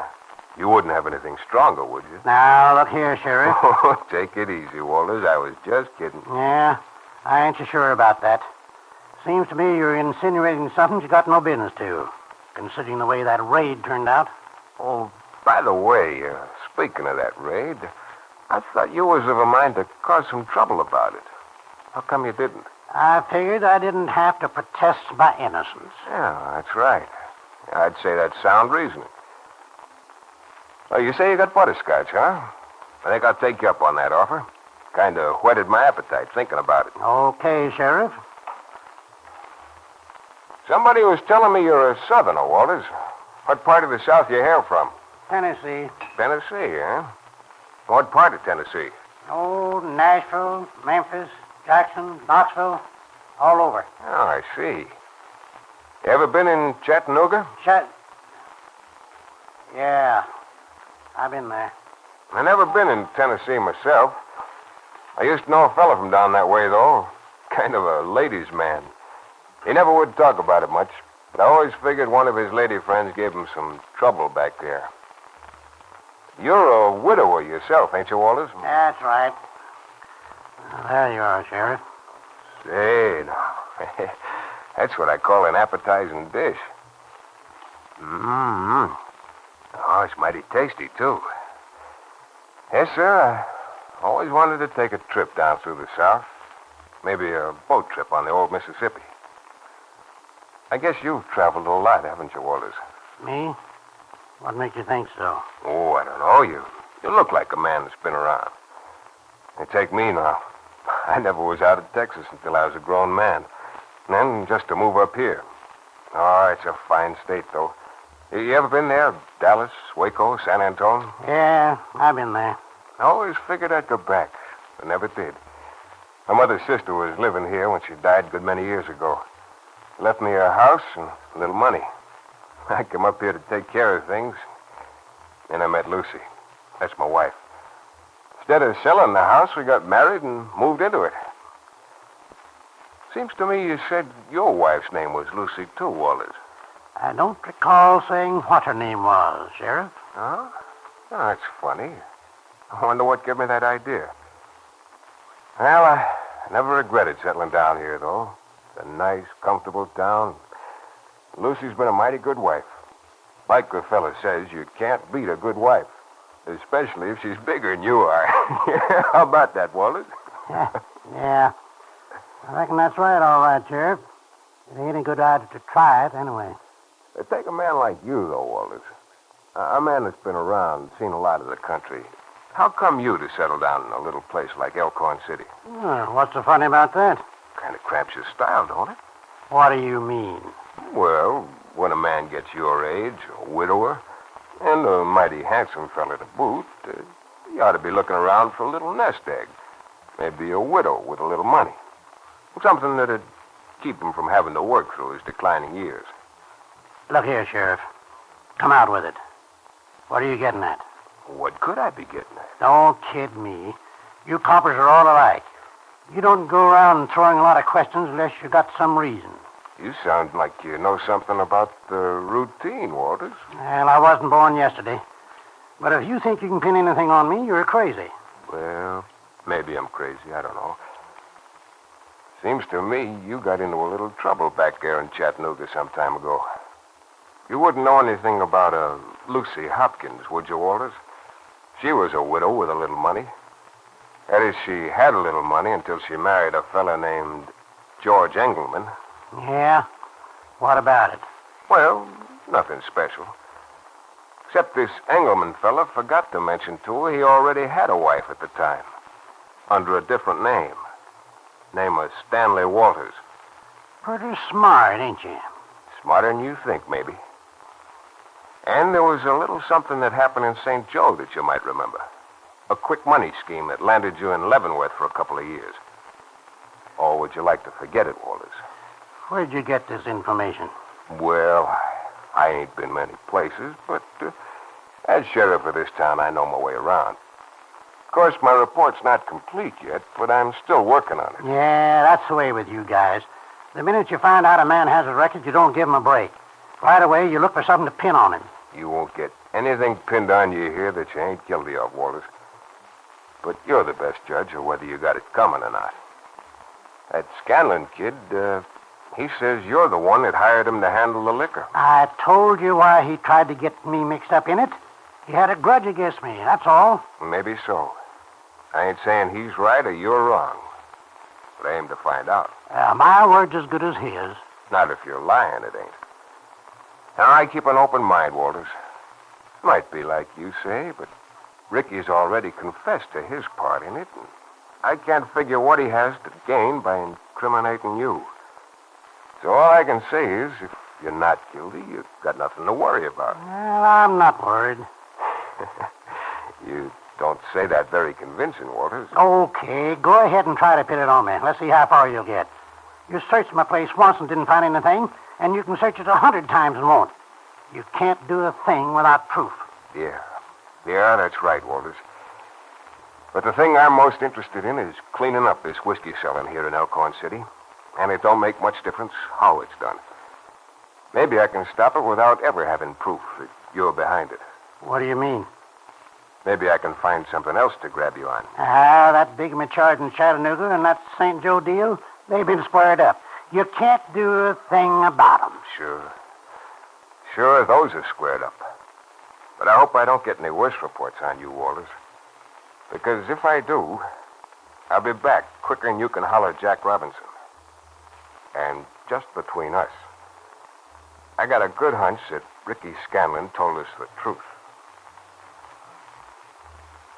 As Pop Walters glared at the affable, mild-appearing sheriff, he felt a growing uneasiness. If Ellis had already started checking into his past, it could mean that Pop was finished in Elkhorn City. How long would it take the persistent sheriff to learn there were still a couple of uncleared charges against him? What solution, if any, would Duval have? Pop knew he would have to talk to his partner at once. But Pop Walters doesn't realize that it is Leroy Duval who, with Jonathan Smith, is responsible for the sheriff's visit. And now, our story continues.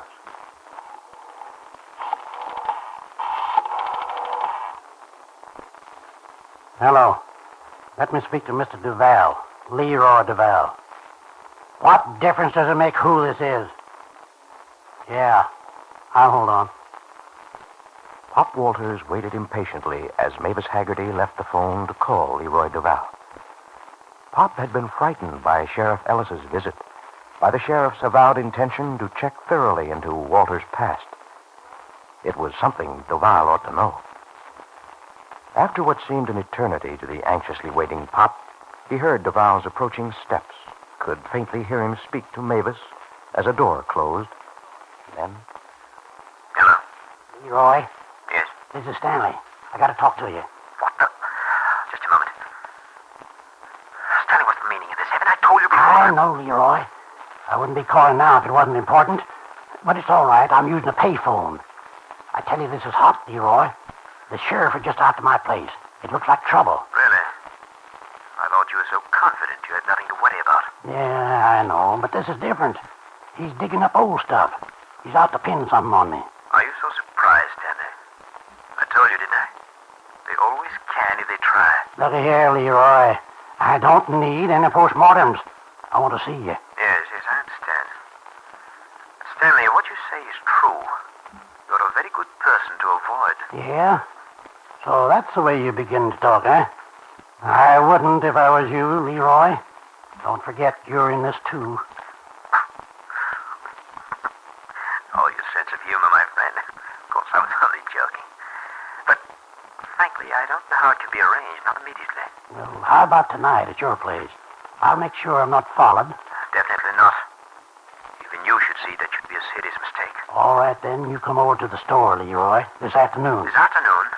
That hardly seems an improvement over the other idea. No, Stanley, as a matter of fact, I don't... Listen, what is this, Leroy? The runaround? If you've got any notion of pulling something like that, start thinking again. It ain't just yours truly that stands to get into trouble. Yes, I realize that, but the risk... There won't be any risk. You know it don't look suspicious for you to come to the store. Just bring that order book for the soda pop like you always do. And don't fool around with me, Leroy. I ain't in a fooling mood. Oh, very well. I'll be over right away. Good afternoon, Stanley. Well, it's about time, Leroy. Come on to the back room. Just as you say. By the way, isn't this rather unusual? I'd expected to find the place swarming with your happy, carefree high school youngsters. The lunch hour, yet it's deserted. Yeah, that's another thing, Leroy. Mr. Hellman, he says he's a member of the school board. Come in here a while ago. He says that since my name is under question, my place has been declared out of bounds for the kids. I tell you, the heat's on. Yeah? Sit down, Leroy. Thank you. So you're being boycotted, eh? That does pose a problem, doesn't it? Now both ends of the business are at a standstill. It don't make sense, that's all. You know how that sheriff was right after the raid? Why, he practically got out and apologized for storming in here. Then all of a sudden, he pops back hotter than ever. What do you suppose caused it? I haven't the slightest idea. Unless his former apologetic manner was only a ruse. Perhaps he wanted to throw you off your guard, Stanley.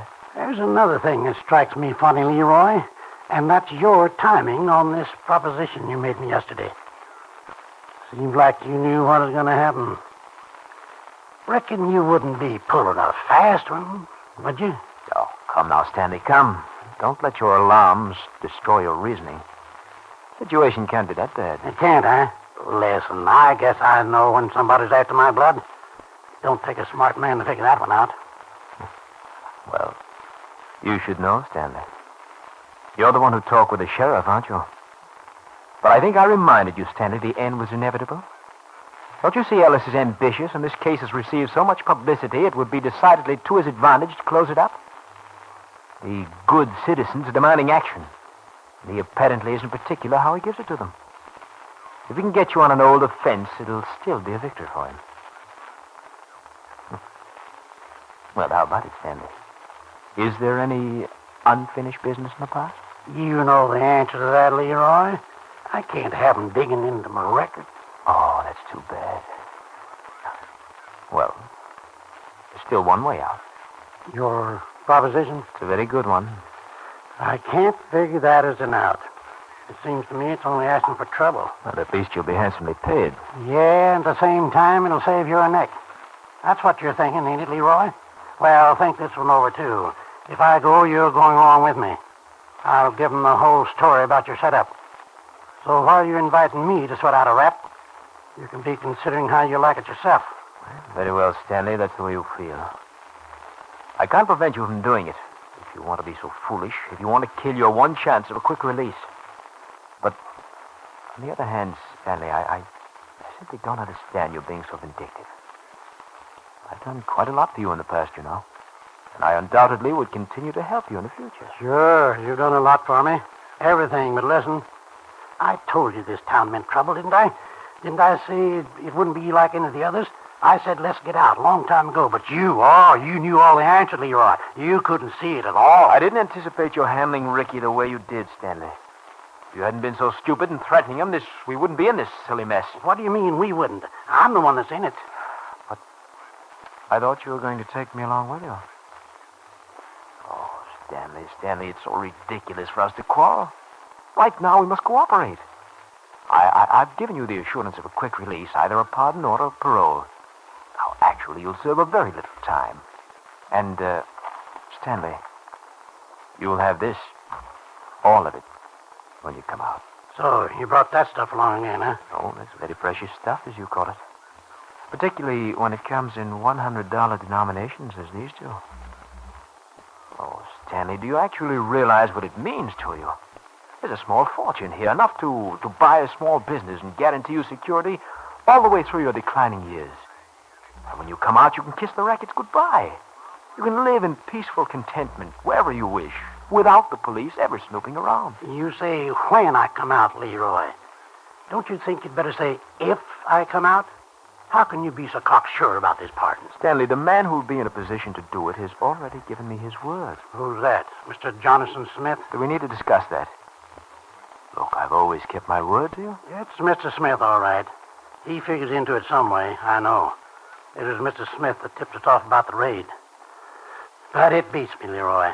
I don't know how you ever got him to play along. It shouldn't be necessary to question your good fortune, Stanley. Yeah, but I don't know that it's exactly the fortune I want. Well, it's your decision. You can continue to let Ellis hammer at you until he has what he's after, or you can reveal the nobility of your soul by making a confession.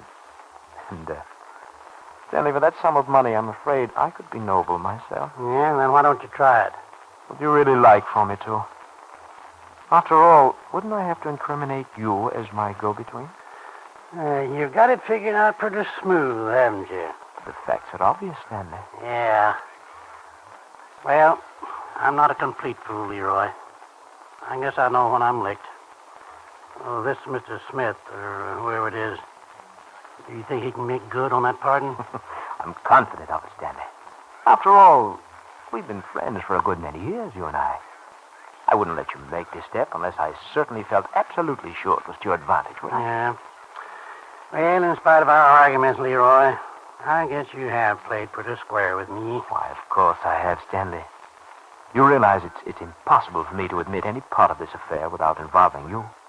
That's why I'm willing to pay such a high price. Let's call it an expression of my gratitude and my personal regard for you. Yeah. Well, it's a lot of money, Leroy, but I don't know. A short time later, Leroy Duval stepped into a phone booth in a downtown drugstore, dialed Jonathan Smith's office in the Smith Construction Company.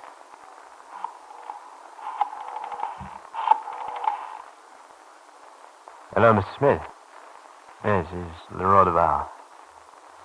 I think you can stop worrying, Mr. Smith. Stanley has just agreed to accept our offer. Yes, he'll take the full responsibility. And that should wind the whole thing up in a hurry. So Jonathan Smith's scheme was successful. Under pressure applied by Sheriff Ellis, acting innocently as an instrument of Mr. Smith's, Pop Walters has agreed to confess to selling liquor to minors.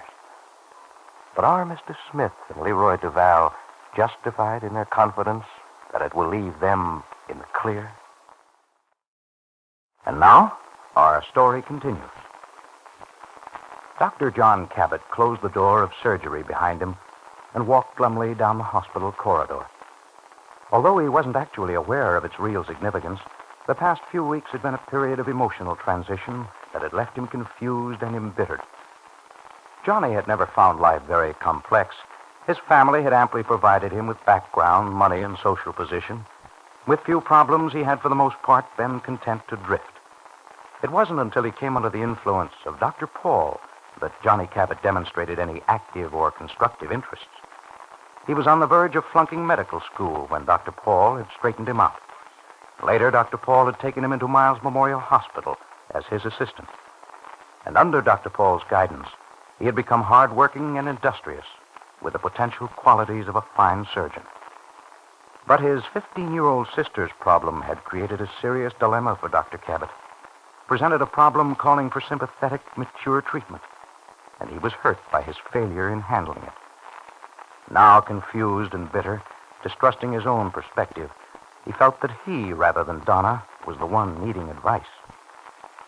Passing Dr. Paul's office, Dr. Cabot noticed the partly open door, glanced in just as Dr. Paul looked up from his desk. Oh, hello, Johnny. Come in. Are you busy? I don't like to bother you. No, not at the moment. Just checking these reports. Push the door to and sit down.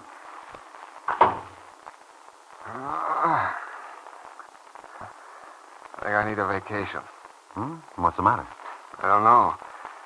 Just feel sort of tired, run down. No pep. Suppose I ought to see a good doctor? Maybe you do need a vacation, Johnny. Would you like to get away for a few days? Oh, no, I was just making talk. One of those bad days, I suppose. What's new, anything? No change in the status quo that I know of. Oh, I saw Donna when she was here. I think she looks better. I'm glad to see it. Did you talk with her?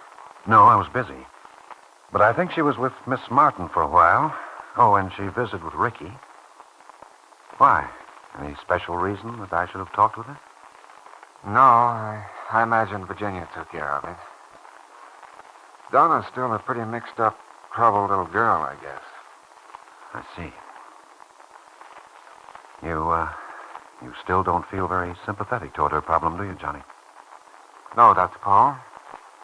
Frankly, I'm pretty fed up with the whole thing. Well, now that the school term is underway, what are your plans for Donna? I haven't made a definite decision. I'm pretty sure I'll go ahead with my intention to send her back east. But in any event, she won't be going back to school for a few days. Not until this bootleg incident quiets down. Well, perhaps it's best. And it shouldn't carry on much longer. Ricky will appear for sentencing sometime next week. I hate to see it. I wish there was something I could do for him. It seems to me you've done a lot for him already, Dr. Paul. Considering everything, it's more than the majority would have done. Well, I'm afraid the majority haven't attempted to weigh Ricky's crime against his character, his potentialities. If they did, they'd discover Ricky's a boy worth doing considerable for. It doesn't seem to be the general consensus, Dr. Paul. Have you talked with many people around town? Their attitude seems to be that the boy ought to receive a pretty stiff punishment. Yes, I know. It's too bad they've been given a distorted picture of Ricky. I had hoped I might be able to take care of him myself, have him paroled into my custody. But I'm afraid that isn't possible now. You're actually serious about that? You'd be willing to take the boy into your home? Why, of course. It would give me a great deal of satisfaction to watch Ricky's growth and development in the proper environment, under real guidance and with proper stimulus. You honestly believe he could justify your faith in him? I'm sure of it. I don't know. This is a little beyond me, I'm afraid. You mean the fact that you can't see any good in Ricky? Oh, there's some good in everyone, I suppose. That's elementary, isn't it? But in Ricky's case, I fail to see the good outweighing the bad. As a matter of fact, I think the reverse is true. It's my opinion that what he's done is proof that he's without the basic ingredients of good character. Everything's against it. His whole background. And at 17, I'm afraid Ricky's remained in the wrong mold too long for him to change. Sure, you can say it isn't Ricky's fault. It's unfortunate that he was raised in that atmosphere, and that's the part I can be sympathetic toward. But you've got to recognize what he is. You can't look at what the boy might have been. And you see him as completely lost at 17 years of age, with no moral fiber? Well, a boy with a twisted outlook, in a way. A distorted sense of values. And with a lot of wrong ideas so strongly fixed that well, it's asking a lot to expect him to change for the better. Johnny, do you feel you're in a position emotionally to judge Ricky fairly? What do you mean? Well, there's several things. You were against Ricky from the beginning, weren't you? Before he became involved in this incident. Yes, I was. Why? Why? Why, for all the obvious reasons. I didn't think he and Donna had anything in common. But you knew nothing about Ricky's character then. He hadn't done anything to indicate something like this might happen. I knew his background. Which was quite the opposite of yours and Donna's. Exactly. Oh, but wait a minute, Dr. Paul. Don't think I'm being snobbish. I think I've tried pretty hard to prove I'm not. Yes, Johnny. Too hard. Why did you feel it necessary to prove it? Wasn't it because your desire not to act superior was not completely in accord with your conviction that you were superior? It was an abstract ideal. And when this association came home to you, Donna and Ricky, the ideal wasn't any longer abstract. Your real feelings were outraged. You didn't like it. Think about it, Johnny. Isn't it true? I have thought about it.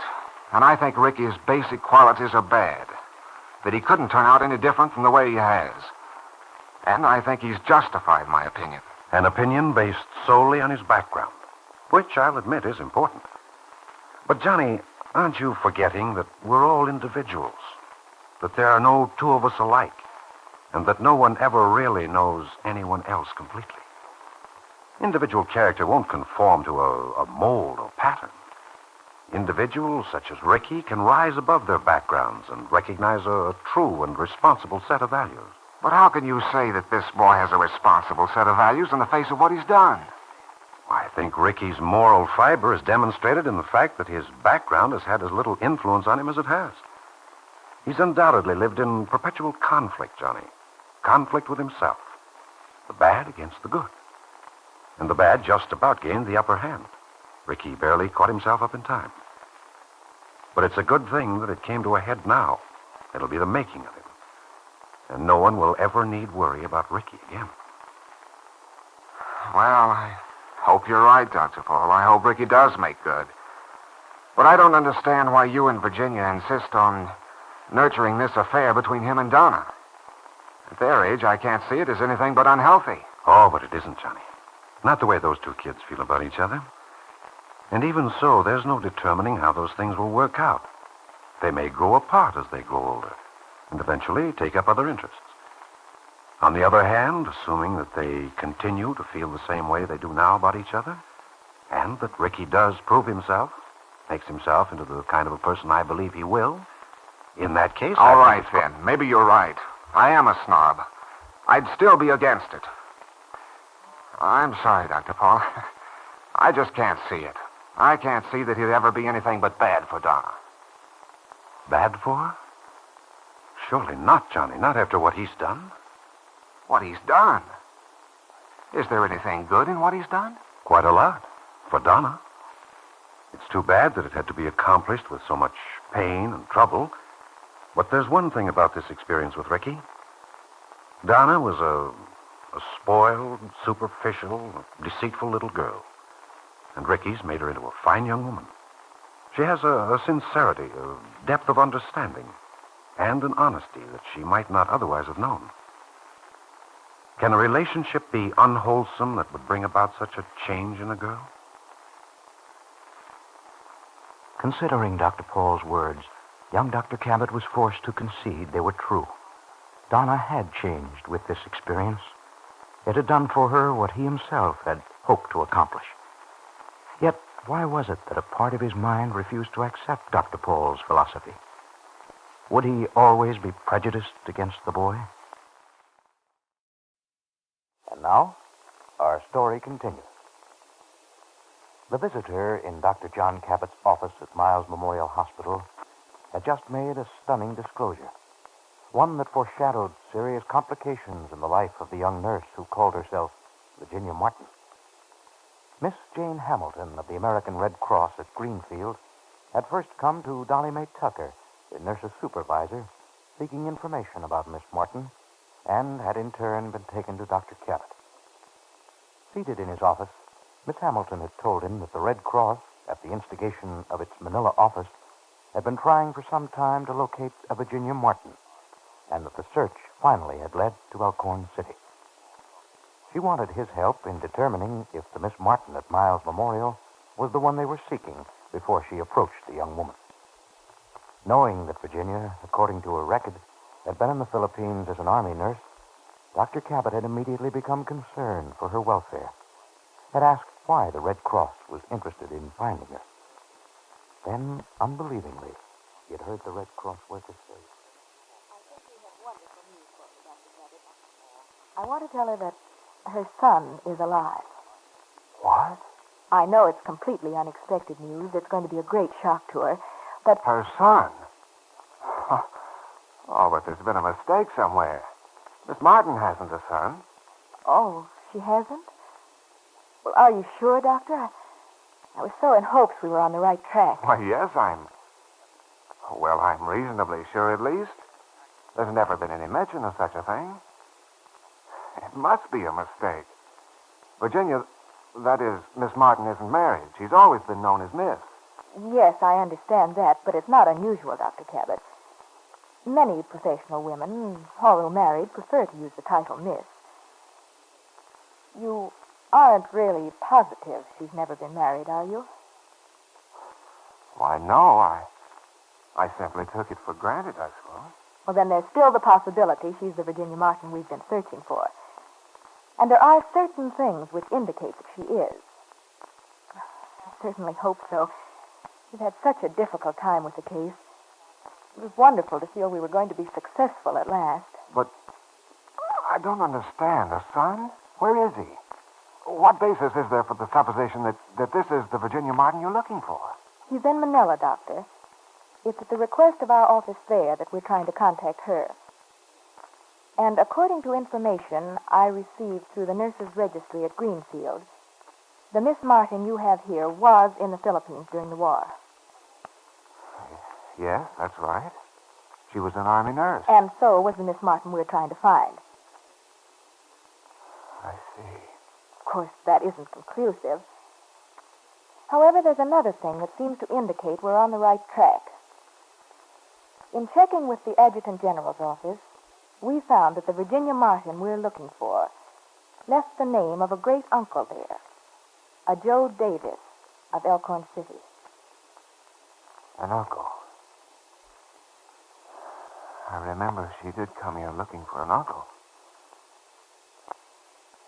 Yes, that is right.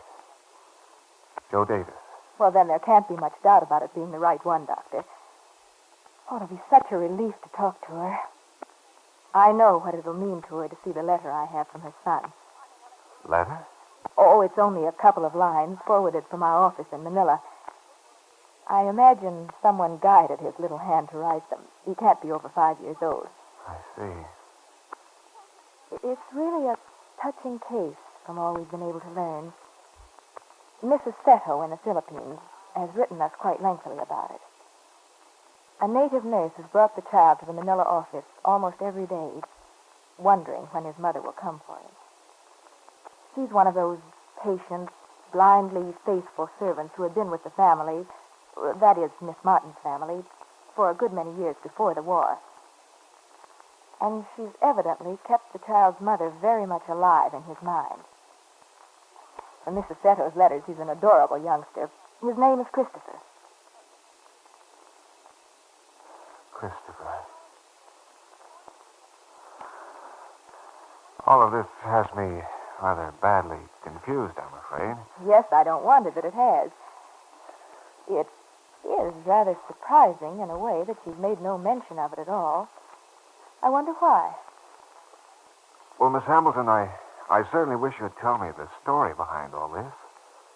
Well, my information, of course, is very meager, Dr. Cabot. So many records in the Philippines were destroyed, and things are still in something of a muddle over there. We weren't even able to learn anything in San Francisco, where Miss Martin received her discharge papers. Luckily, however, she had left the address of her uncle, Joe Davis with the Adjutant General's office. Strange, though, that she didn't keep in touch with that office. Might have made things simpler. Strange? Why? Many women do when their husbands have been reported missing in action. Missing in action? Yes. It was one of those things. Nobody really knows what happened. He was a flyer, a lieutenant in the Air Force. At the end of a year, I believe, they're officially presumed lost by the government.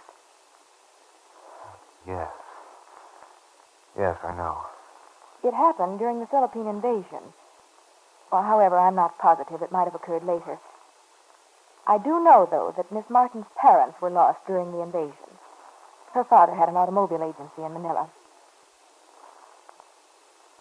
Do you know very much about your Virginia Martin's past life? No. Very little, as a matter of fact. But you did know that she'd been an Army nurse in the Philippines. Yes. Yes, I knew that all right. Do you know if she was a prisoner of war at Santo Tomas? Yes. She was at Santo Tomas. Then that's another point that ties the two together. As best as we've been able to reconstruct it, Miss Martin and the native servants fled from Manila shortly before it fell to the Japanese, escaping into the hills. The nurse went to her native village. Evidently, Miss Martin caught up with a medical unit of our armed forces. Perhaps she was with one of the guerrilla outfits. She'll have to tell us that. And then it seems that Miss Martin and the nurse found each other again, just before Christopher was born. After his birth, she became separated from the boy and the servant. Undoubtedly, that was when she was captured and taken to Santo Tomas. Well, the baby and the nurse somehow managed to live through the occupation. But those native bands were necessarily migratory, and it's hard to tell where they were when Miss Martin was freed. Afterwards, she spent quite some time trying to locate them, but the Red Cross office in Manila said she was given a rather conclusive report that they were dead. Poor girl, it's dreadful to think of all she went through. All the horrors of the concentration camps, plus the loss of her parents, her husband, and presumably the loss of her baby son. I'm not surprised that she's been reluctant to talk about it. I'm convinced now, though, Doctor, that our search has been successful. That your Miss Martin is the one we've been looking for. Yes, it looks like it, and yet somehow I simply can't believe it isn't a mistake. In the first place, Miss Martin was an Army nurse. In the case of, well, being an expectant mother, she would have been granted a discharge from the Army immediately. I'm afraid you're not taking into consideration the confusion that existed there at the time, Dr. Cabot, nor the extreme need of nurses. And it's quite possible that Miss Martin hadn't yet made application for discharge. I don't know the child's exact age, but it was probably several months after the fall of Manila before he was born. Oh, why has it taken so long for the existence of this child to become known? I'm sure I don't know, but I can surmise certain things. It wasn't until the summer of that year that the nurse returned from the hills with the youngster. And there were thousands of cases in Manila crying for attention. The Red Cross had a major job on its hands. I'm quite satisfied Miss Martin is the one we're looking for, Dr. Cabot. I should like very much to talk with her. Very well, Miss Hamilton. I'll see if I can reach Miss Martin for you. Excuse me. Sure. Yes? Yes? Thank you, Bee. That was the switchboard operator, Miss Hamilton. She tells me Dr. Bach has just returned. I'd like very much for you to talk to him before you see Miss Martin. Dr. Bach? Oh, yes, indeed, Dr. Cabot. I'd be delighted to talk to Dr. Bach. Dr. Cabot was plainly staggered by the news that Virginia had a child. But if Dr. Cabot is shocked, what will the news mean to the girl who calls herself Virginia Martin? The girl who lies quietly asleep at Martha Box, unaware of the crisis that has suddenly developed in her life, that threatens her security. Will this mean the disclosure of Alice Logan's true identity?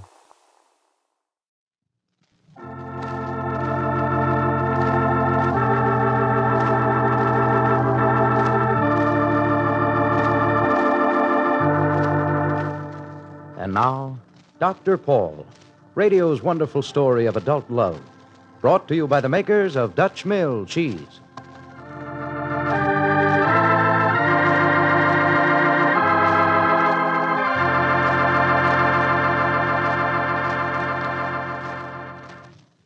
Today, modern homemakers plan for variety in their meals with dishes like an all-in-one casserole made with flavorful Dutch Mill American cheese.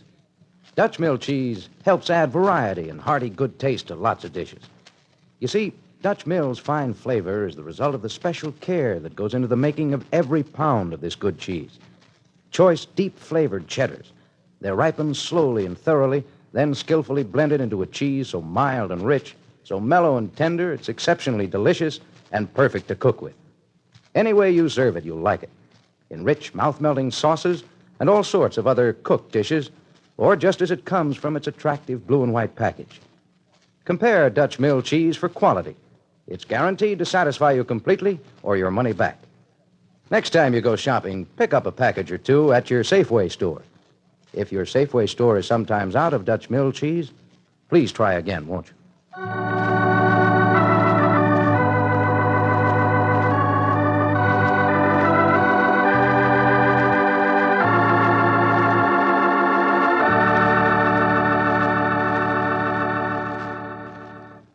Now, our story continues. In the early morning, it had finally stopped raining. Elizabeth Bott, Dr. Paul's wife, was wide awake as she lay in her bed. She was thinking of all that had happened during the night. The explosion at her father's plant a few miles outside of the town. An accident that had resulted in Virginia Martin's return. Both Dr. Bach and his wife now knew that it was Virginia Martin who had given emergency treatment to the seriously injured men. Virginia, who by the report she had written, had betrayed her superior medical knowledge. But Elizabeth possessed one piece of information which her husband didn't. She knew where Miss Martin was. Knew from a conversation with Dr. Gordon Foster that Virginia was registered at the Crescent Hotel. She convinced herself that she hadn't told Paul because there hadn't been an opportunity. He'd been so tired when he finally got home from the hospital, and surely, Elizabeth thought, his sleep was more important to him. Then the woman realized her husband wasn't asleep. Dr. Paul sat up in bed, switched on the bedside lamp. What's the matter? Oh, nothing, Elizabeth. Go on back to sleep. What time is it? It's a little after 5. Oh, Paul, what's the matter, dear? Can't you sleep? I don't seem to be able to. What are you doing with the phone book? Looking up Weinert's number, the bus depot. The bus depot? Paul, are you sure you're awake? I don't understand why I haven't heard from Charlie by now. Well, why should you be hearing from Charlie? Look, Elizabeth, Miss Martin still has her ticket to Chicago. She can't afford to waste it. Heaven knows she hasn't any money to spare, and evidently she's still determined to get out of town. Now, Charlie told me this evening that a bus leaves at 5:30. It's in just a few minutes now. He said he'd phone me if he saw Miss Martin or if he got a call from her about schedules. Well, then, darling, why don't you wait until he called you? Oh, maybe he's forgotten. You know, what with all the excitement tonight. Besides, all the buses are off schedule because of the storm. Paul, really? Why can't you let the matter drop? You simply have to have your sleep. Just a minute, Elizabeth. Hello, Charlie? This is Dr. Bach. Yes, I know. Look, Charlie, about Miss Martin. Oh, you haven't. Well, did Corey get back? Or did he have any idea where she is? Let's see.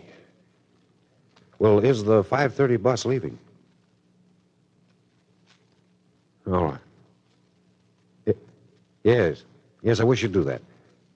Goodbye, Charlie. Well, the bus is there now, but no sign of Virginia. Why don't you just forget the whole thing? Certainly Miss Martin wouldn't appreciate you hounding her like this. Hounding her? Yes. Why not give her a break? Why not let her go, let her disappear the way she's trying to do? No, Elizabeth. Not after what she did tonight. I know I'm meddling in something that's none of my affair, but in this case, I think I should. I feel that I can help her and that it's the thing to do. Well, that's up to you, of course. A lot of good it does me, though, to say these things. It doesn't look as though I'm going to locate her. I was so sure she'd try to take that next bus. Elizabeth, maybe you can help me. Help you? Yes. If you were in Miss Martin's place, what would you do? Well, I really don't know, Paul. I've never had to hide from anyone or anything. Oh, look, darling, why don't you stop playing detective at this hour? I suppose what I should do is check with the Crescent Hotel and the motor court. All right, Paul. All right, have it your way. Well, it's not a question of having it my way, Elizabeth.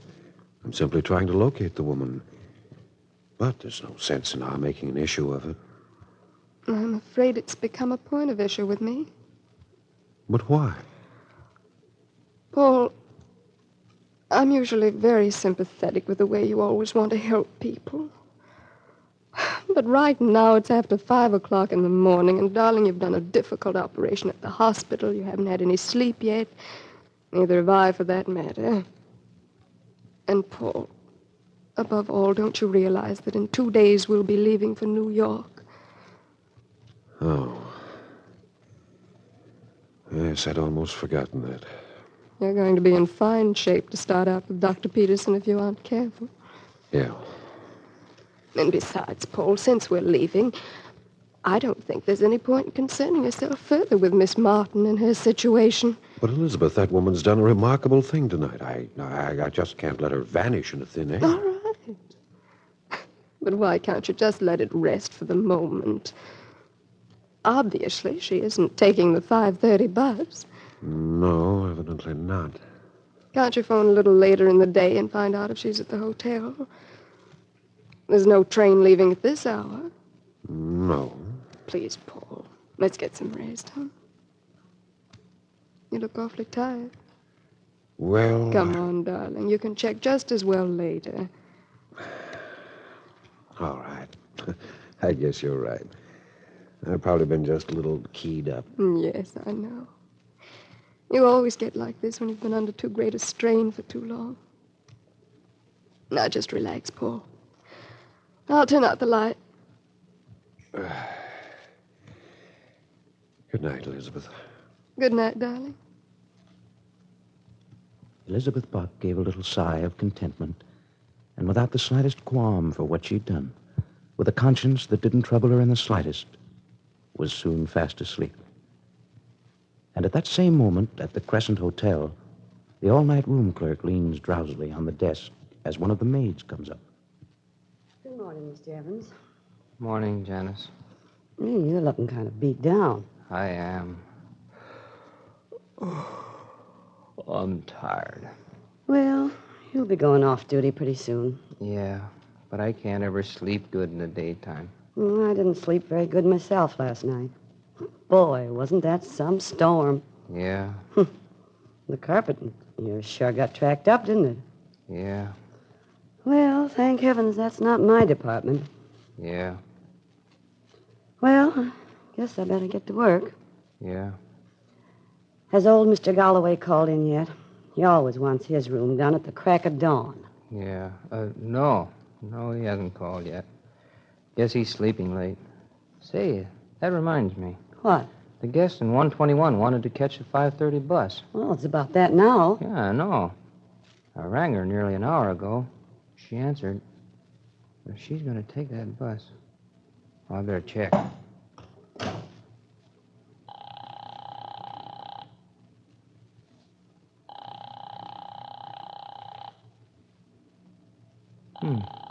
That's funny. Maybe you got a walkout. I don't see how she could have.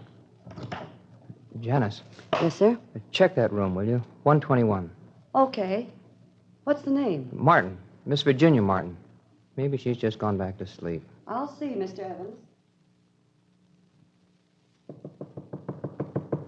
Miss. Miss. Are you in, miss?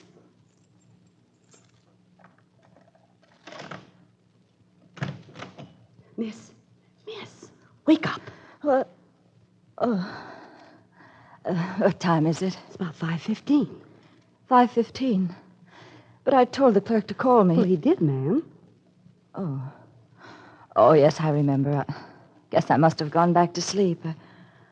I took a sedative last night. Well, they'll sure knock you out sometimes. The clerk tried to call you again just a minute ago. Well, you didn't answer, so he sent me up to get you up. Oh, thank you. I've got to make that 5:30 bus. Well, you might be able to if you hurry. I'll be glad to help you if you want, miss. Well, that's very nice of you. Are these the clothes you're going to wear? Yes. Yes, What's the matter, miss? Don't you feel all right? It's nothing. Just a little dizzy, I guess. Well, here, let me help you. You better sit down. No, I've got to get that bus. I can't afford to miss it. Well, can't you take a later one? No, Well, here.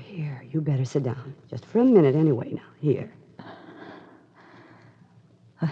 Thank you. Say, you've got a fever.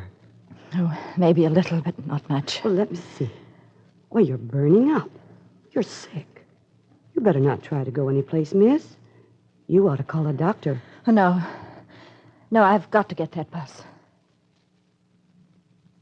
Virginia Martin stood up. The room swayed around her. Everything seemed distorted, like a reflection in a pool. She knew she had fever. She felt numb, absolutely drained of strength. Virginia Martin knew she was ill, but she was determined to get on the bus that would take her away from Elkhorn City. But I wonder if you'll discover, Virginia, that determination and willpower is something the body doesn't always recognize. Your physical resources may be at an end.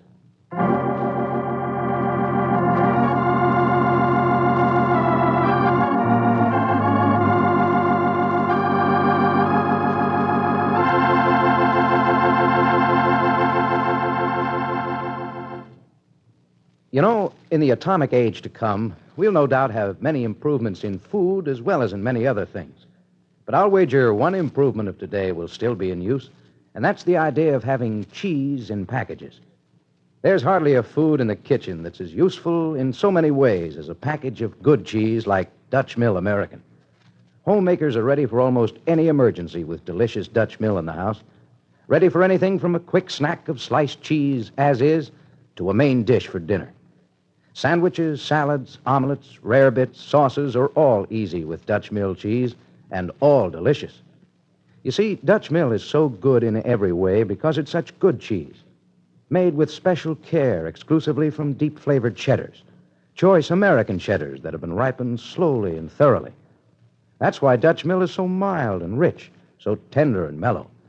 It slices easily, too, and melts quickly. You'll find Dutch Mill cheese in your Safeway store. Just now, it's difficult to keep up with the demand, and your Safeway store may be temporarily out of Dutch Mill cheese. If so, please try again soon. Tomorrow, Elizabeth Bach's father, Jonathan Smith, goes out to his cement plant to the scene of the accident and has a conversation with his foreman, which would be of great interest to the men who are sponsoring him as governor and those who oppose him. Of great interest also to his son-in-law, Dr. Paul Bott. Join us at this same time every Monday through Friday. This is Jack Moyle saying, for a treat in cheese, try Dutch Mill, please. Dr. Paul, written by Virginia Crosby, is directed by George L. Fogel.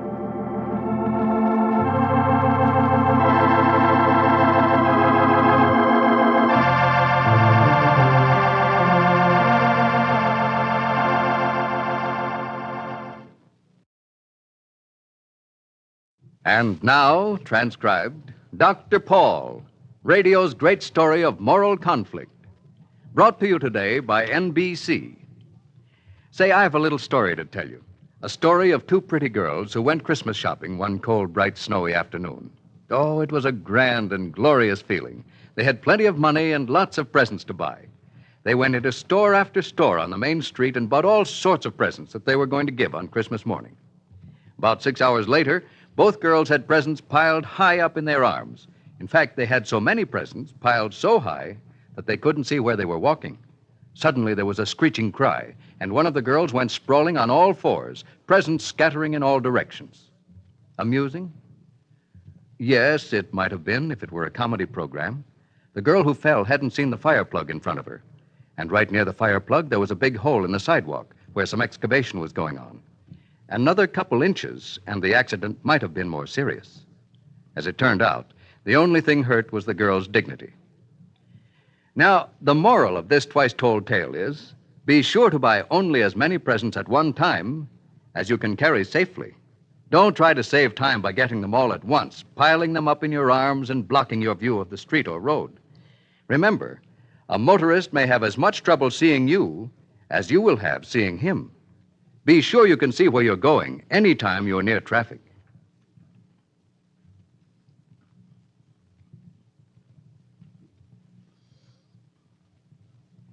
Now, our story continues. Dr. Paul has just arrived at his mother's house, where Virginia Martin and the famous Carlotta Mayfield have been waiting for him. Why has the actress driven down to Greenfield? Why is it necessary for her to see Dr. Paul and Virginia? Why the mystery about Miss Mayfield's actions? These are questions that are as bewildering to Dr. Paul as to Virginia. Carlotta's remark that when she was a young girl in San Francisco, she had met Virginia's foster mother, Ellen Logan, has suggested nothing in the way of a solution so far as Virginia is concerned. The doorbell rings. Dr. Paul goes to answer it. Carlotta knows it will be Raymond Voorhees, who has received specific instructions as to the part he's to play in this afternoon's conversation. Now, as Dr. Paul returns to the living room with Mr. Voorhees, Carlotta feigns surprise. Raymond, what are you doing here? I changed my mind. Don't you think I should be here, Carlotta? After all, I am your manager. Mrs. Martin, you've met Raymond Voorhees. Yes. And Dr. Bott, Mr. Voorhees. We introduced ourselves to each other at the front door. Yes. Won't you sit down, Mr. Voorhees? Thank you. But, Raymond, I wish you wouldn't. Very well. As I started to tell you, Mrs. Martin, I met Ellen Logan when I was just about 15. Your foster father was extremely ill.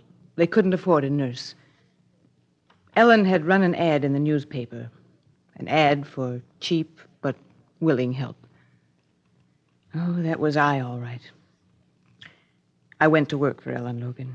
At 15, Miss Mayfield? Oh, yes. Yes, I looked several years older.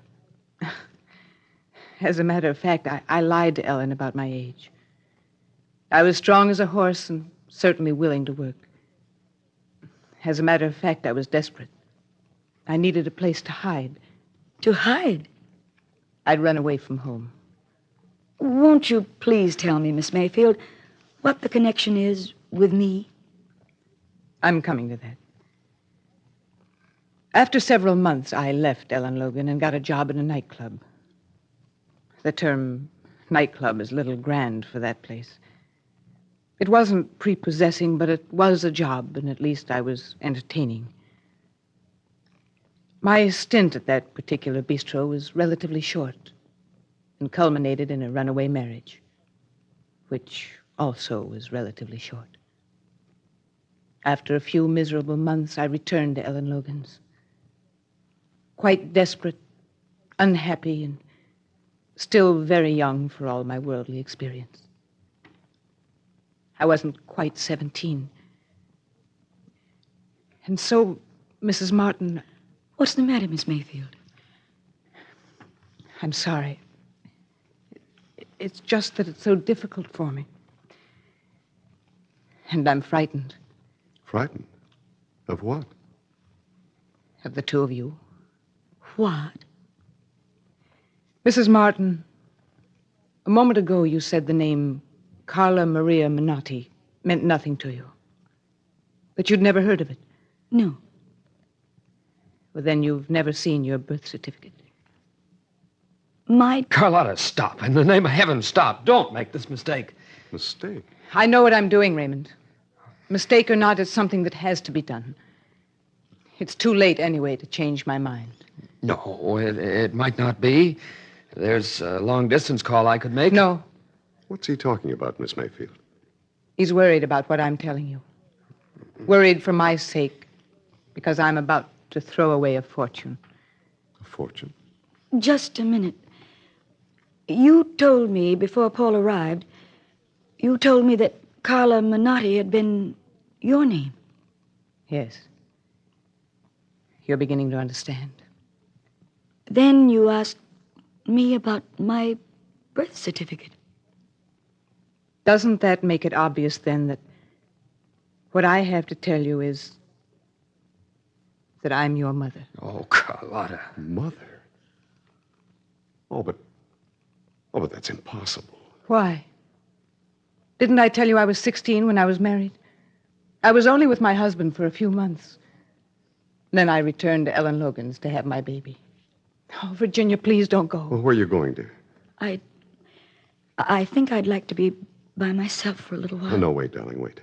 Here, sit down here beside me. I think we'd better hear the rest of this. But Mother always said that my real parents were dead. When I was little, I used to ask her about them. She was always vague. She said the birth certificate had been lost, that they were Italian fisher people. She was always so vague.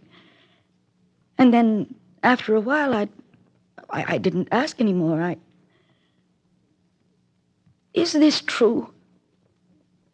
Yes, it is. There's proof. Ellen Logan has the proof. You were 16 years old. You didn't want a child, did you? Not in the sense that a more mature, happily married woman might wish for one. But that isn't why I left you with the Logans. I was in love with your father. But he was only a little older than I. A very young, rich man from an important San Francisco family. At least one day he would be rich. I'll admit I did think it would be glamorous to be his wife. But I loved him. Only I couldn't compete with his mother. He was the focal point of her life. She was a strong, domineering woman. She didn't like me because Sonny Boy had done something without asking her advice. And because I was intelligent. I think she resented that more than that I came from the wrong side of the tracks. In a few weeks, she'd created a rift between us that became a chasm.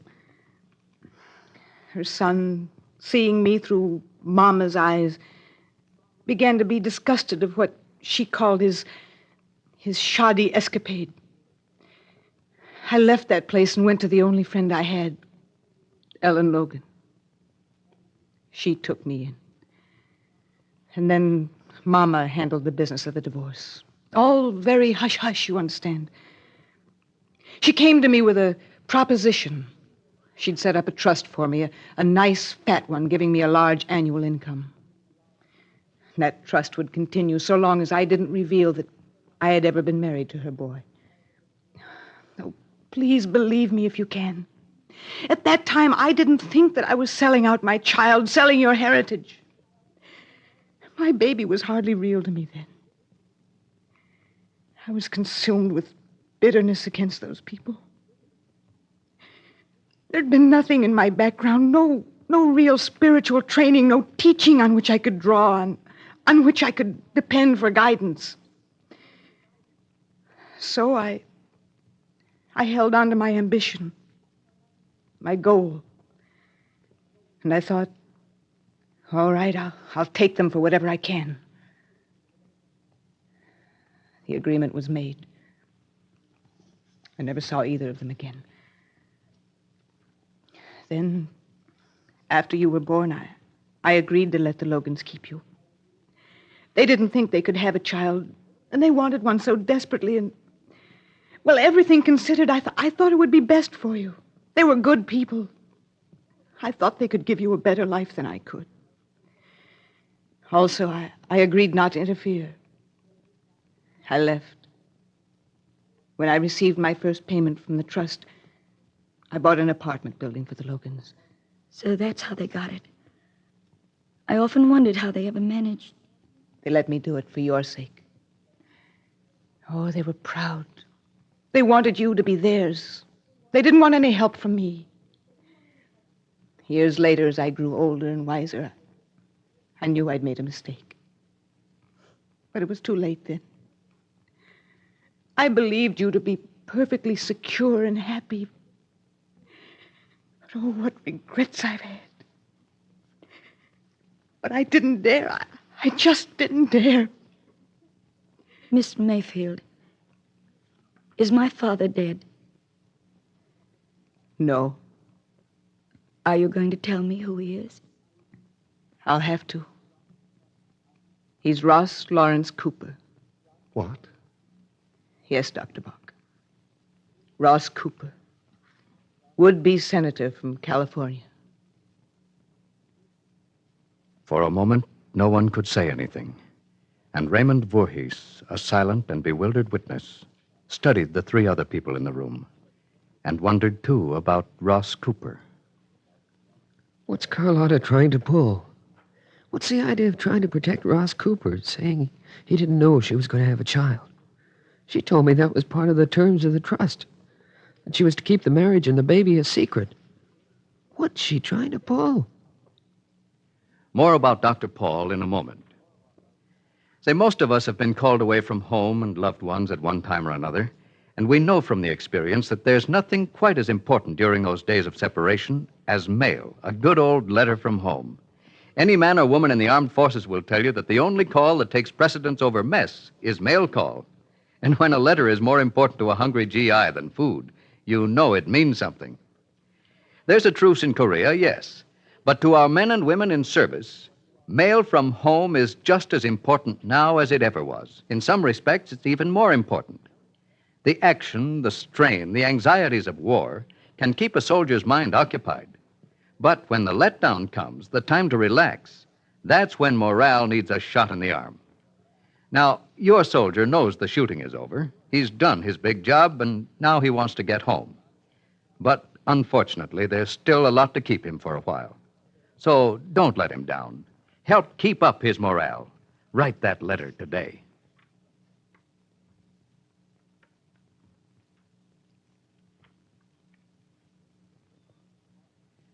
Listen tomorrow when Carlotta has more to say to bewildered Virginia Martin. This is Vincent Pelletier reminding you to be with us tomorrow, same time, same station. The Story of Dr. Paul by Virginia Crosby is an NBC Radio Network production, transcribed under the supervision of George L. Fogel.